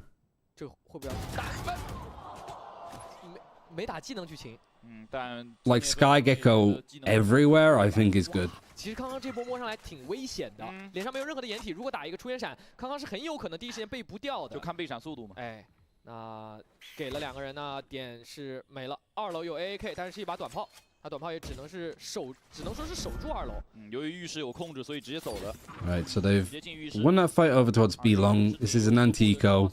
Break the camera going in. There goes the wingman. EDG 现在他们的每个回合不仅要赢，还赢得很漂亮。他们还收集到了非常多能够。I think if I was ever like a voice actor in games, I'd be the one making like the weird noises. 准了一发，哦哟，这其实又准了一发。 我觉得 Aaron 应该的准度是够的。Like the person, I don't know why I said like that. The person that voices Wingman voices Fiddlesticks, I think, in League, and also voices Freddy Fazbear in the like more recent game. 对的，所以说对于这个障云的运用还是非常不错的。AK 用锋刺。Yeah, agreed, Avalanche. 还是有一个比较长的距离。 有 timing 吗？您要看哪里？耶，转过来，难受。我在这加了10秒，你不来，但是爆能器的拆除应该是没有任何机会了。没跑掉。But I just think that it's hard to like see the value of Sky outside of her being super duper giga strong beforehand. Like, is she worse now than she was before? Oh yeah, absolutely. But if you're a good player, you can make those big changes.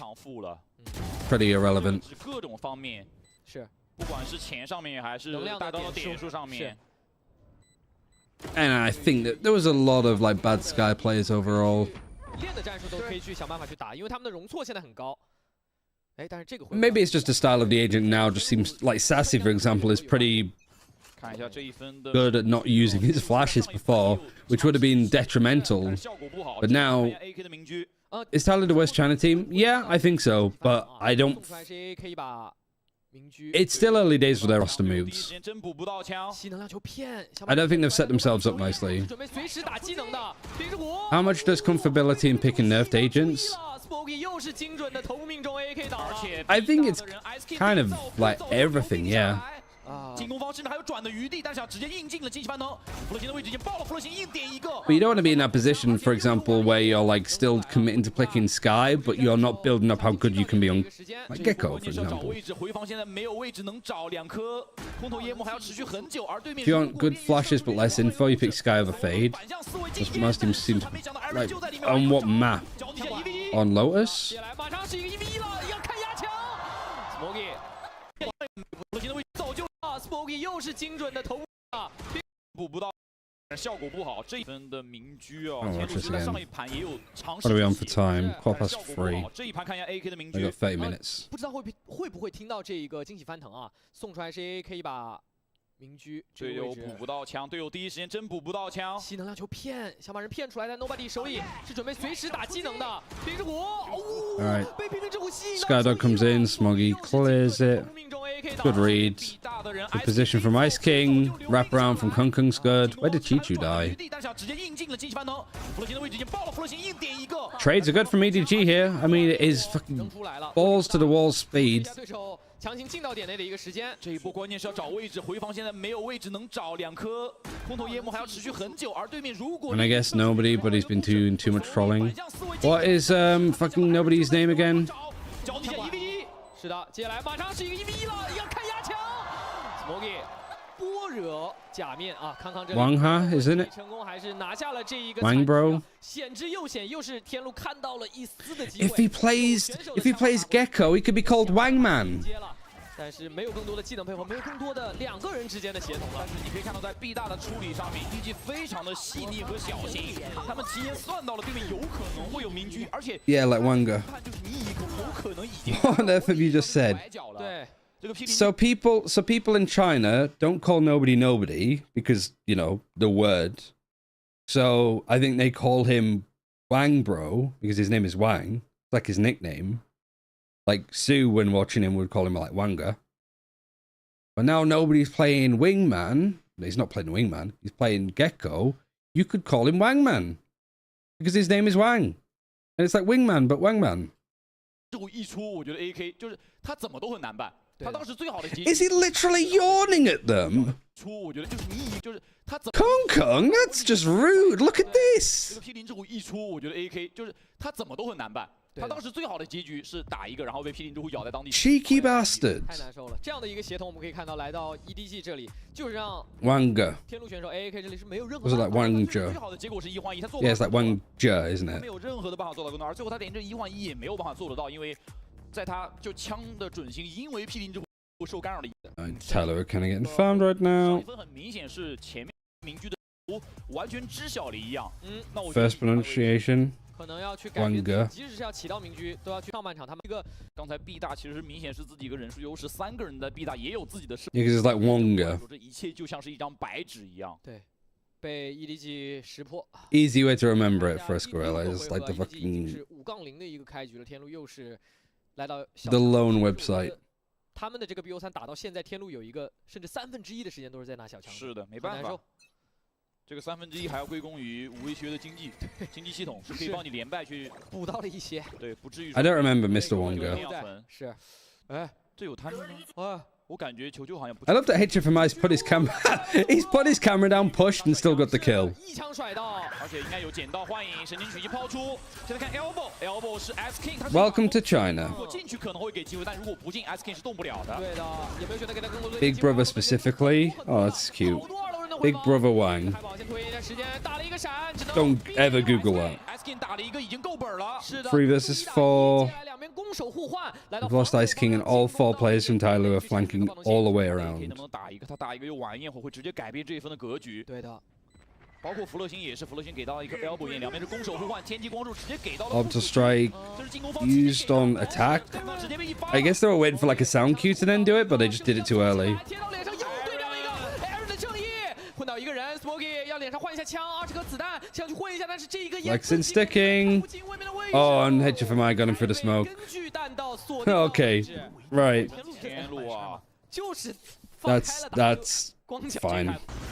Oh, actually, we get to see the shot from his POV again. 也是个人能力庇佑了他们啊。是。先看字母哥这一发，哇 Christ, what a flick. 就是没有瞄那个方向啊。第一发其实也甩空了，但是第二发是迅速的做了一些微调。而且 Aaron 今天正义的这个击杀很多，兄弟，要不就拿这把吧。这个开玩笑。但同时也要找一些团 Traders insane flames are either in critical aim or why would you do that?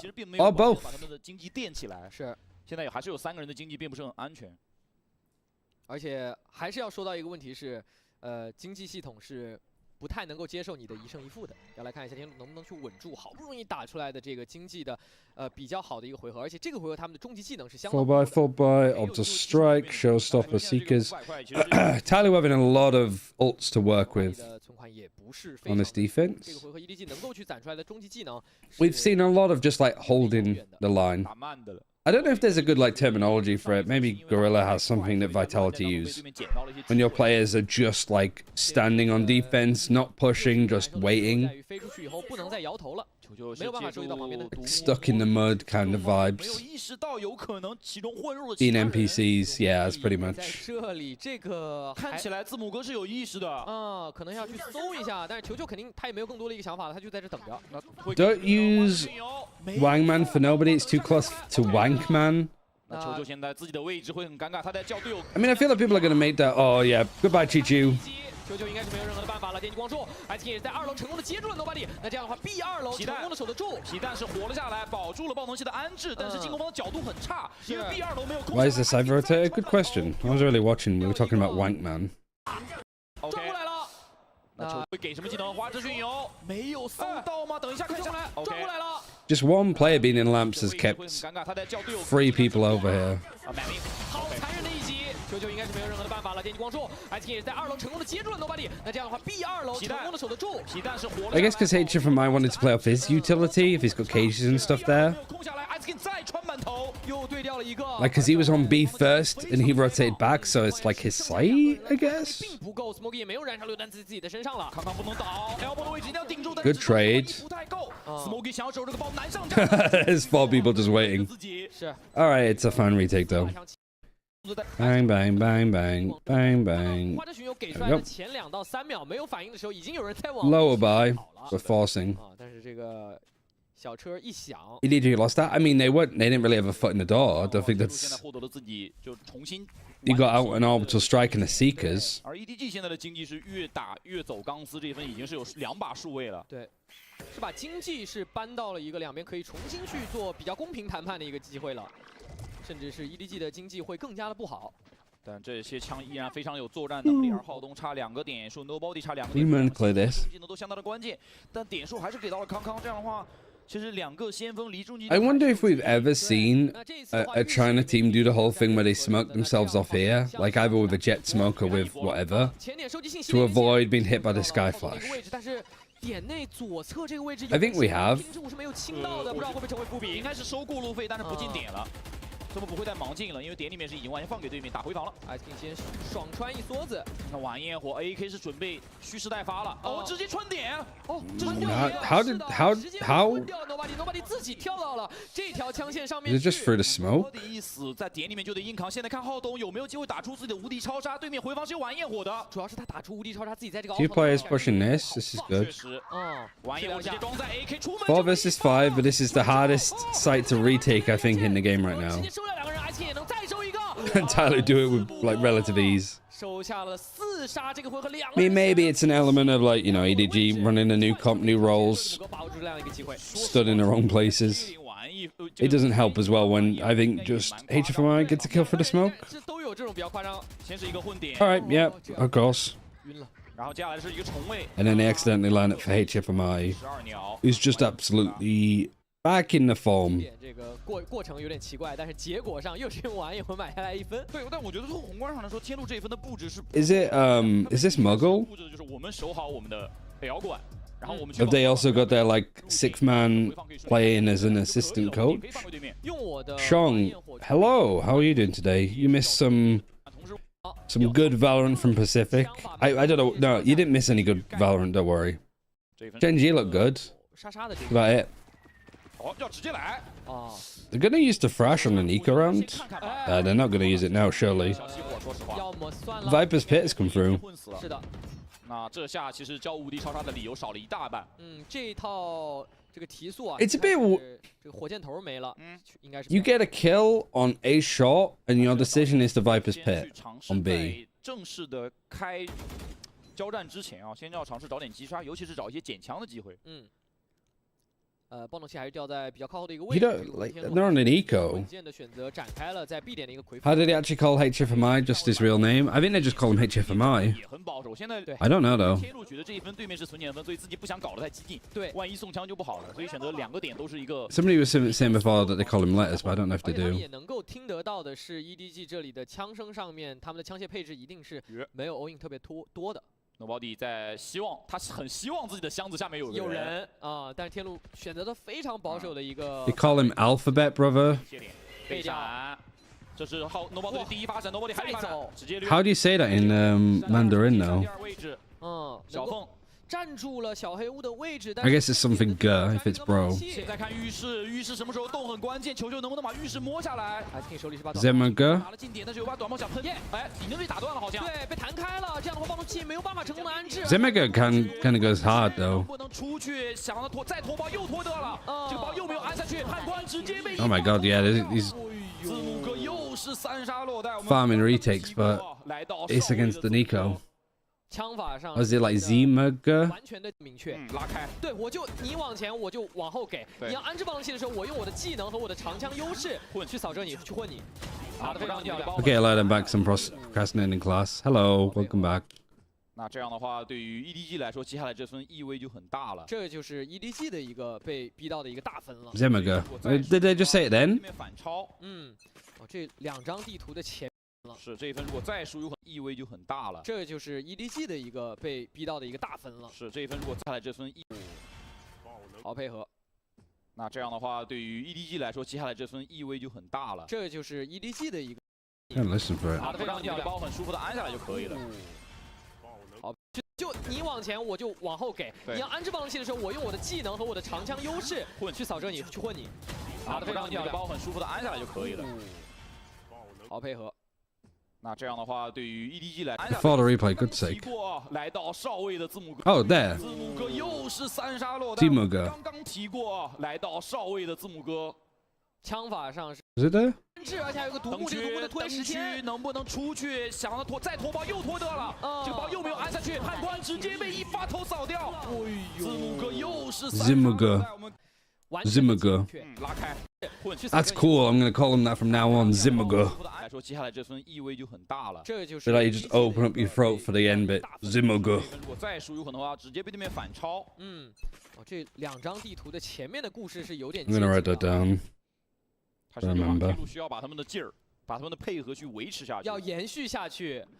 那 EDG 这里的话，我们可以看到康康的。 Was that saying it right though? Is that right? 点数就有了。但这一分 EDG 可以尝试在前面直接开无敌超杀，去获取一些控制权。对，直接要来追猎智英无敌超杀，2个先锋终于能齐开，但是这个杀杀效果不是特别好。浴室传过来 ，Close enough. Yeah, I'll take that. 点到了一下头部，主要这波跟队友没配合啊。是的，前点的位置感觉已经被占下来了。 So Zema means like alphabet. 交了无敌超杀，只是拿到了一小部分空间，但是包又被打断了。是踩了飞剑，直接把皮蛋给炸掉了，没有办法去安置这个暴动器，时间索性还是比较长的，还有1分钟。但现在防守方还有一些技能能够阻止你安包，比如说 AK 的进行反动，而且灯区也没有收获，给康康对掉了。灯区有短炮，直接来。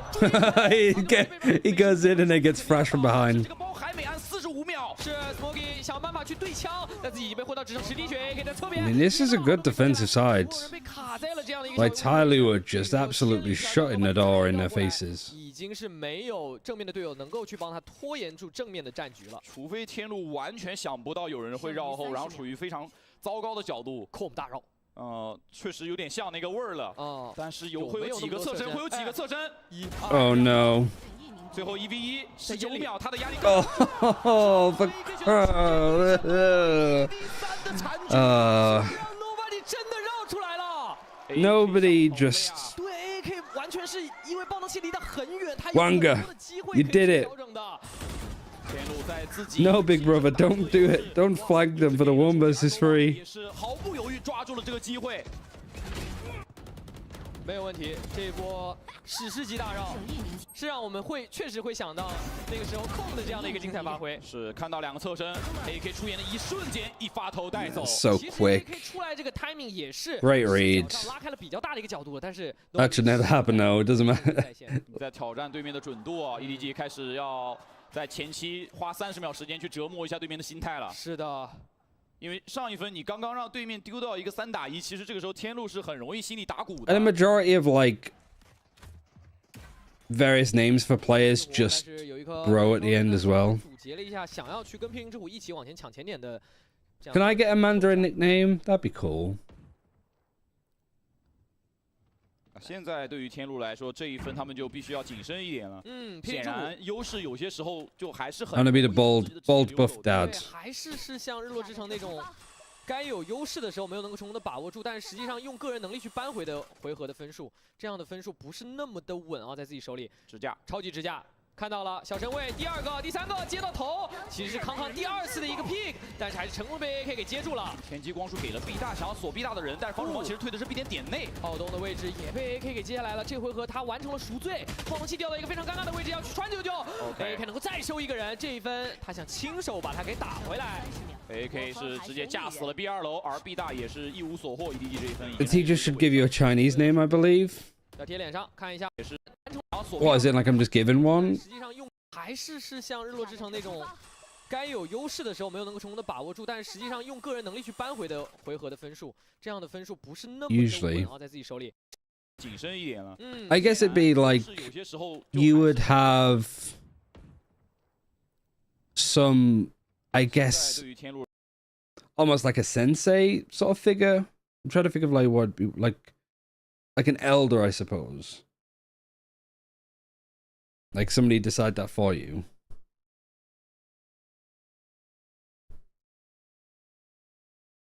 The Sifu? Okay, that's cool to know. I'm trying to think of what it would be. But yeah, just somebody that's like above you, like business, like somebody that oversees you to an extent. So I'm thinking, I don't know if Alan's older than me, but could I get Alan to give me one?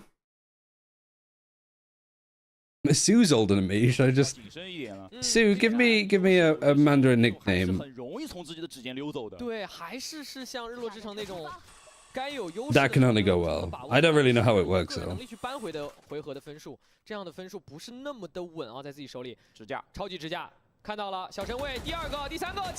So they don't really peak that well.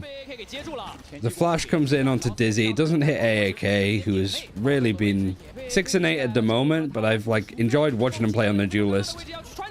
Not afraid to just get on the aggressive angles. If Tyloo keep playing this way, and like this is like their best map. This is the map that they picked last week and won. This is a map that they're like kind of stomping on at the moment. Even though they're losing. Should be winning, I think. Yeah, I don't know how it.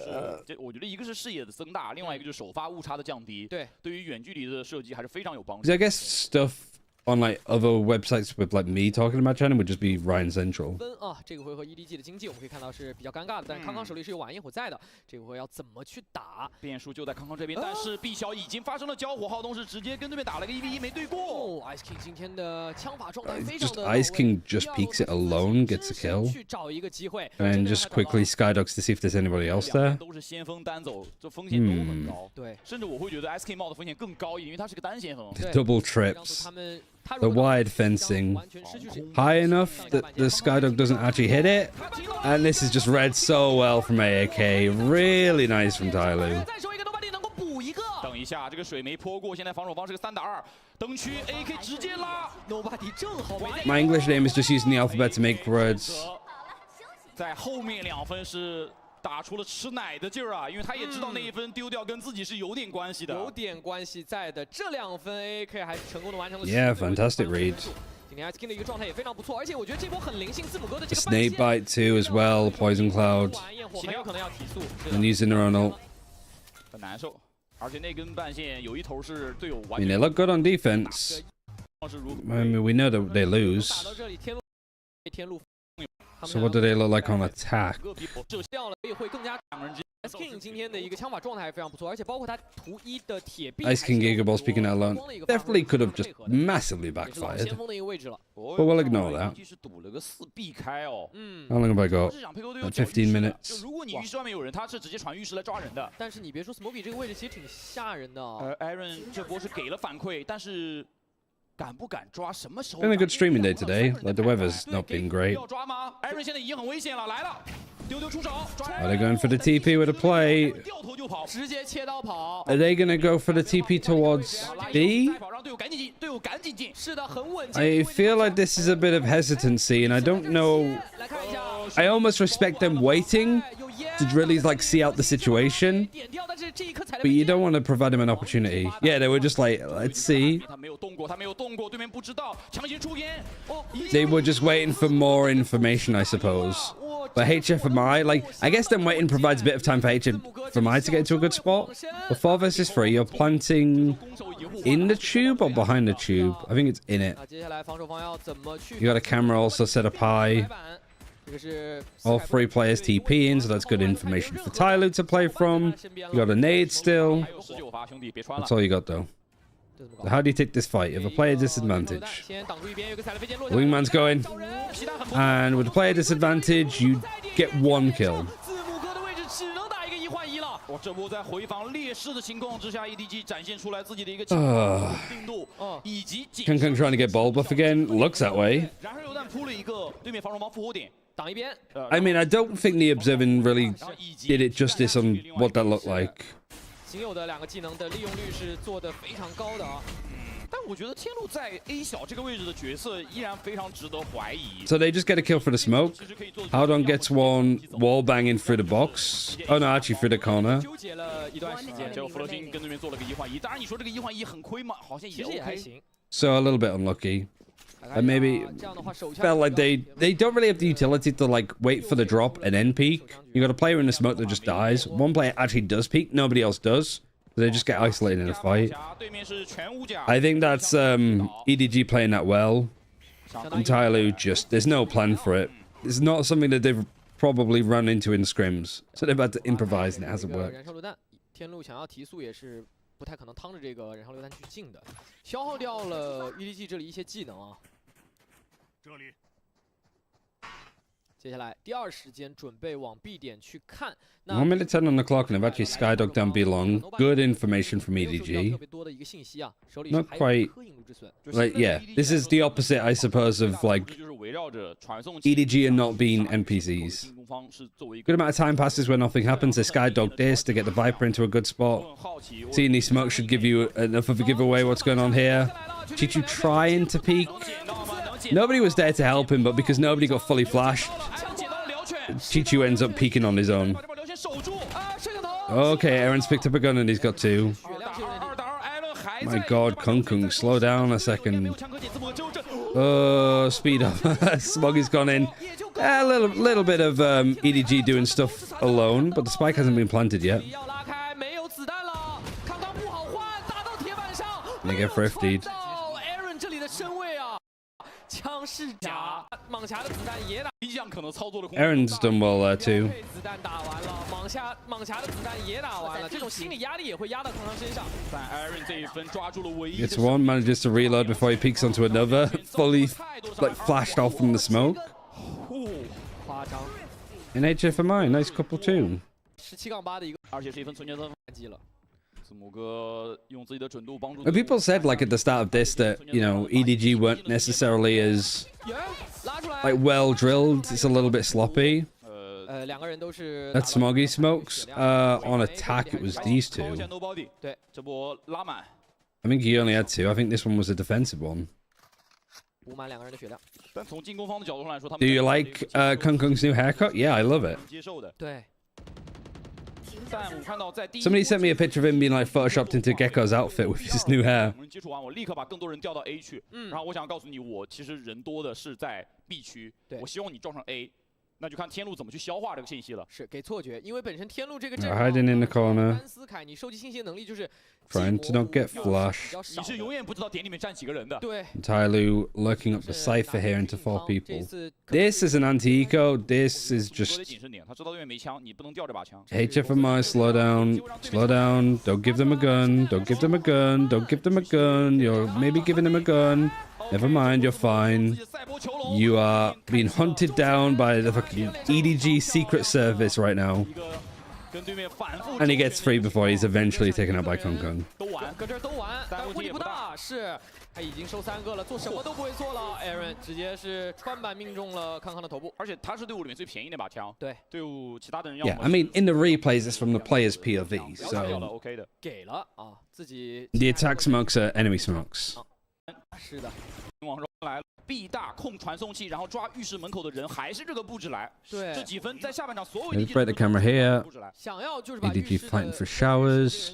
And the Viper's playing in a really aggressive spot. 预设到 And they caught the HFMI lurk. 单摸的一个人已经是倒了，拉成了一 Kung Kung not pressured at all for the orb now. Gets a showstopper, backs off.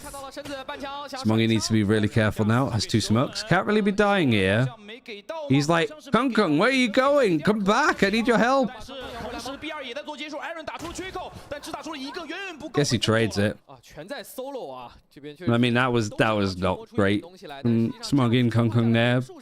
Little bit unnecessary. 比较明显的劣势了，需要去完成一个2打4。爆能器是已经送到了小黑屋的位置，位置很。Now he's not staying. He's moving away from that angle at all. Last time he left, his teammate died.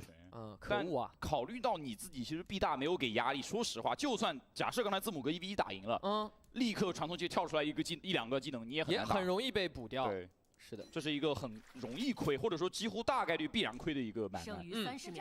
I mean, for observing, when you're in like a custom spot, I don't know why they don't put like, you know, put a red tint on for the red team, and then like a blue tint on for the like defending team. 打扰了第一波安置爆动器的时间。 Even stuff like, you don't know if that's an attacking gecko or a defensive gecko. Obviously, there's only 1 gecko here, but in those situations, it'd be nice to know if it's an attacking or defensive one. Tyloo don't really have the time to plant.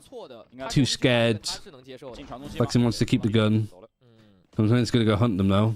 Is he? 那这个回合 EDG 是4把枪先保存了下来，而且 I think they were thinking about it, and then somebody went no. 而且在整个宏观的策略上面 ，EDG 现在占了一个非常大的先机，就是 B 大加浴室这一套控制，现在天路解不了，除非你能磕枪把我磕赢。但从上一轮的情况来看，就大家都是职业选手，凭什么我磕枪被你白磕赢呢？ 而且主要还是，我觉得上个回合天路也有点上头了，太多的1v1了。对，他们是进攻方，他们应该有更多的我去主动找你多打少的机会。是的，但实际他来做事，因为知道你 B 大肯定是要打配合，你才敢。 Right, Tyloo fast towards long. You got the Cypher on short. Viper watching like market. 这样的一个进攻动向啊。 That's not okay. Alright, might need to blast for the rest of this. 第二波再进 B 大的时候去交，是，但是你没有控 A 浴室，那你不敢传 A。现在看 A 小和 EDG 的一个反绕的对抗了。 Aaron 的位置非常关键 ，Aaron 这个位置压力蛮大的。有没有意识到洞穴可能会绕？其实绕了一个非常。 EDG a little bit restless to be pushing this. 应该没有看到对面的背身，但他有 And backfire if they're not careful. 球球这里的舌吻是已经给完了，而且自己的独步马。 But it's good information at least. 他没有更多调整的一个机会了，除非队友能够再帮他架一会儿。 绕过半线走了 B 大。 Yeah, Smoggy is just walking the whole way. The flash is a team flash. Yeah. Oh, is it a dizzy? Oh, it's a dizzy. It's a dizzy. It's a dizzy. Mosh is good too. They do clear him. Oh my god! Nice shots from Haodong. 90度的角度打一个转一下，打一个转一下。而且说实话，这一波耗的，对的。IGL's having a good go of it.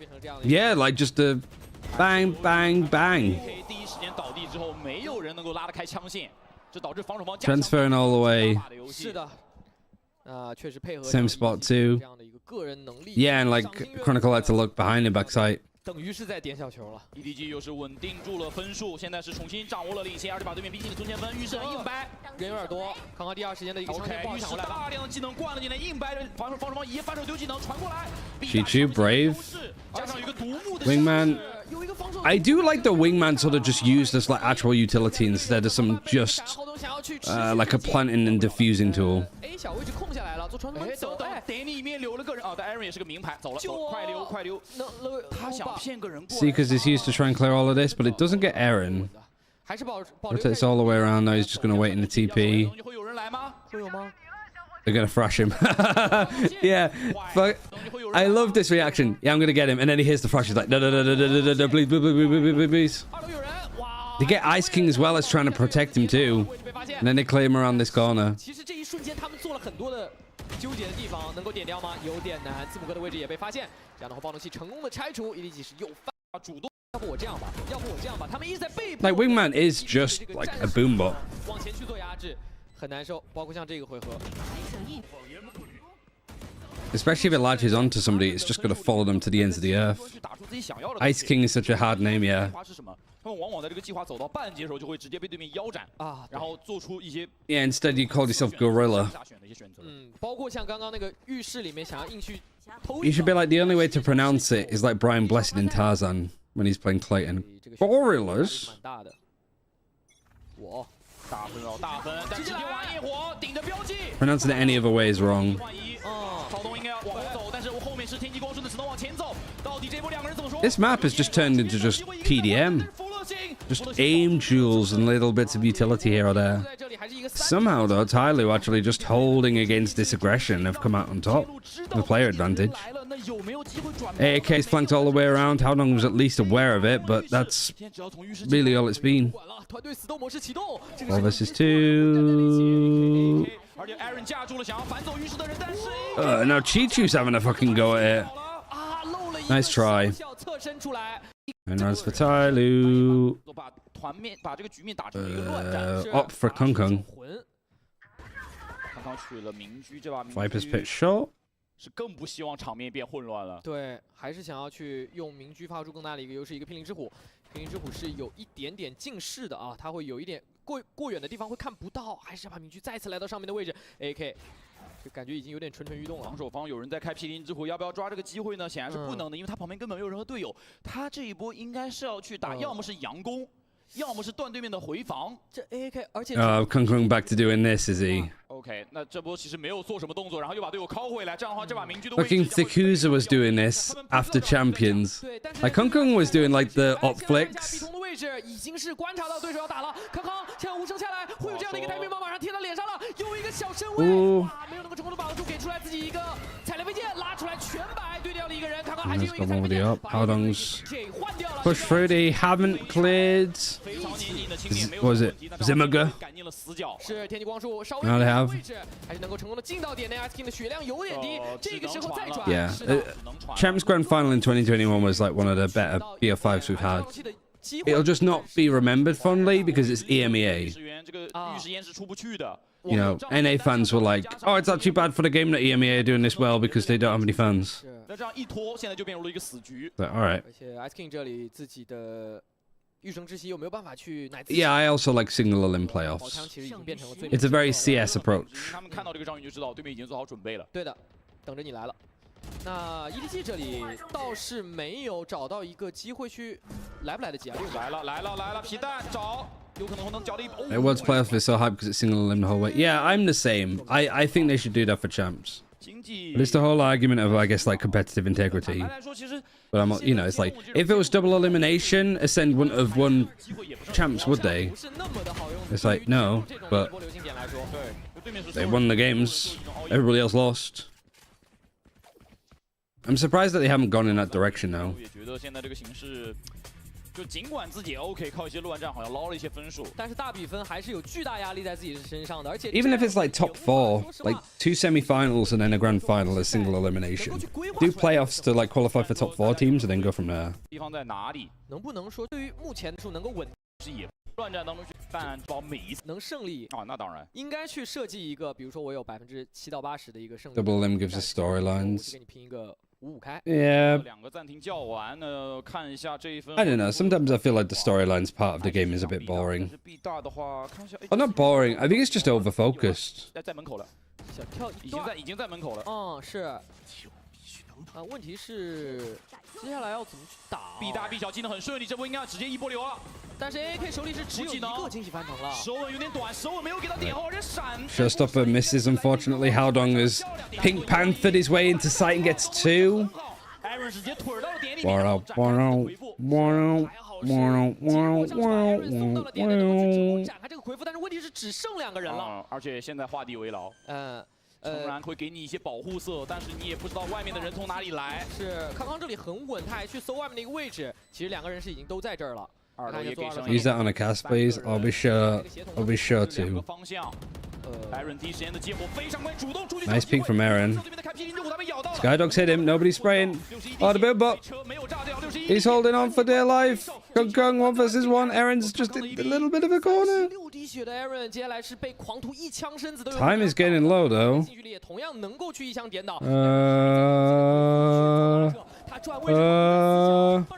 He gets him. Does he have time?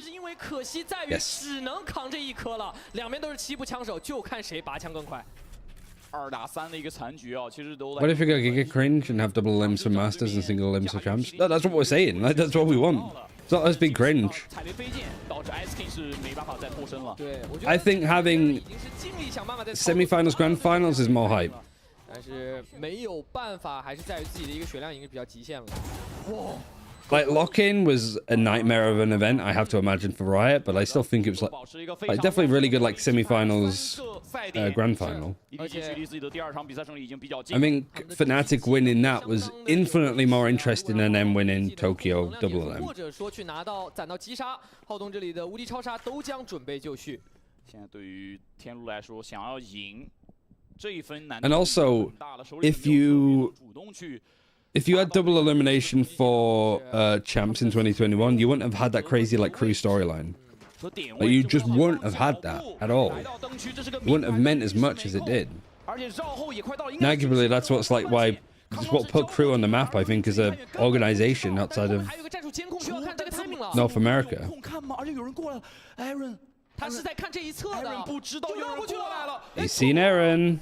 Which might mean there's a chance to lurk up. Is he gonna go chase Aaron? It looks like it. He's like tried to check it and clear it all the way in. He's got one. There's a camera watching the whole place. Alright, tries to get more. Chichu, 1 versus 2. Spike still hasn't been planted. 15 bullets. 字母哥手里的枪得换成步枪。走了，是对明智的抉择。是的。 Sometimes teams get matched up against stronger opponents. You want to win the tournament, you got to beat everybody, right? It's the argument of the day, like to use when it comes to like seeding. When things are seeded poorly. Is it okay if I ask a general Val question? Yeah, of course. Nice 4K from. I might need to like pretty much dash after this is over though. 依然是常规的防守方 EDG 标志性的控制浴室外面的空间。是，已经是推到了。Seeding is always almost wrong. 这不是解封，你下一分可没有巨刃啊！你诚然下一分可能会晚一点，如果你这分不交的话。但是一定会跟自己的队友在配枪上面会有比较明显的一个错开，而且他 never as good as it could be. 这个玩焰火，除非去打非常规。 会不会有看到啊？这一分他也知道自己的位置。Kong has the showstopper too. B2楼那边守不住，他这个位置就会被夹击。康康没有惊喜翻腾，其实就是这一枪的机会，成功的抓到了字母哥。字母哥 has gone down. 翻腾，我觉得就意味着他这一分玩焰火大概率是不会交的。对，他就是要靠着把明居去造成伤害。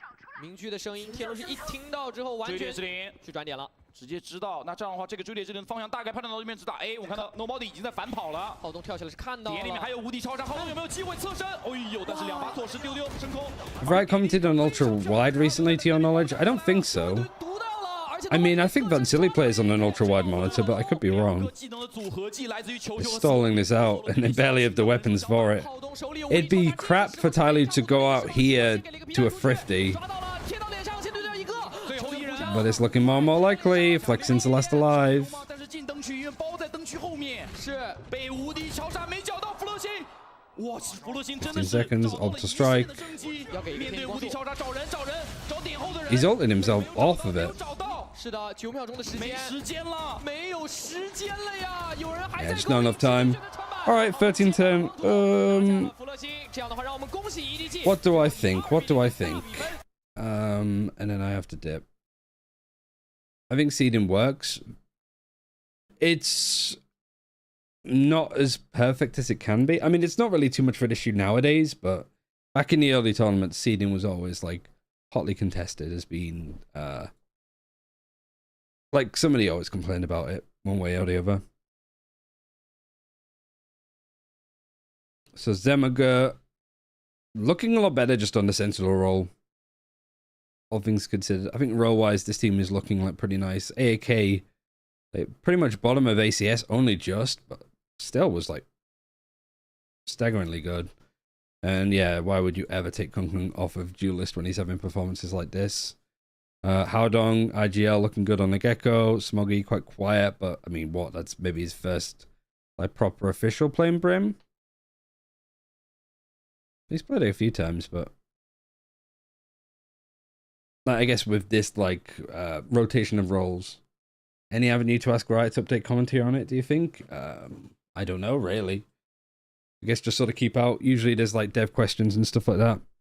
But yeah, that's good timing actually, because I do need to go. Thanks everybody for watching today. I am going to head off. Who do I host?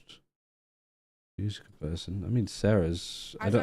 I don't know this person at all, but I know that they're in the UK scene, so I'll shut them out. So go say hi to them. And then I'll host them. We should be back tomorrow. It sort of depends, I suppose, on some of the boiler stuff, but I guess we'll see. I'll show up at some point tomorrow. I just don't know the specifics. But thanks for watching, everybody. I'll see you tomorrow. Bye. Bye. Bye. Bye. Bye. Bye. And then bye.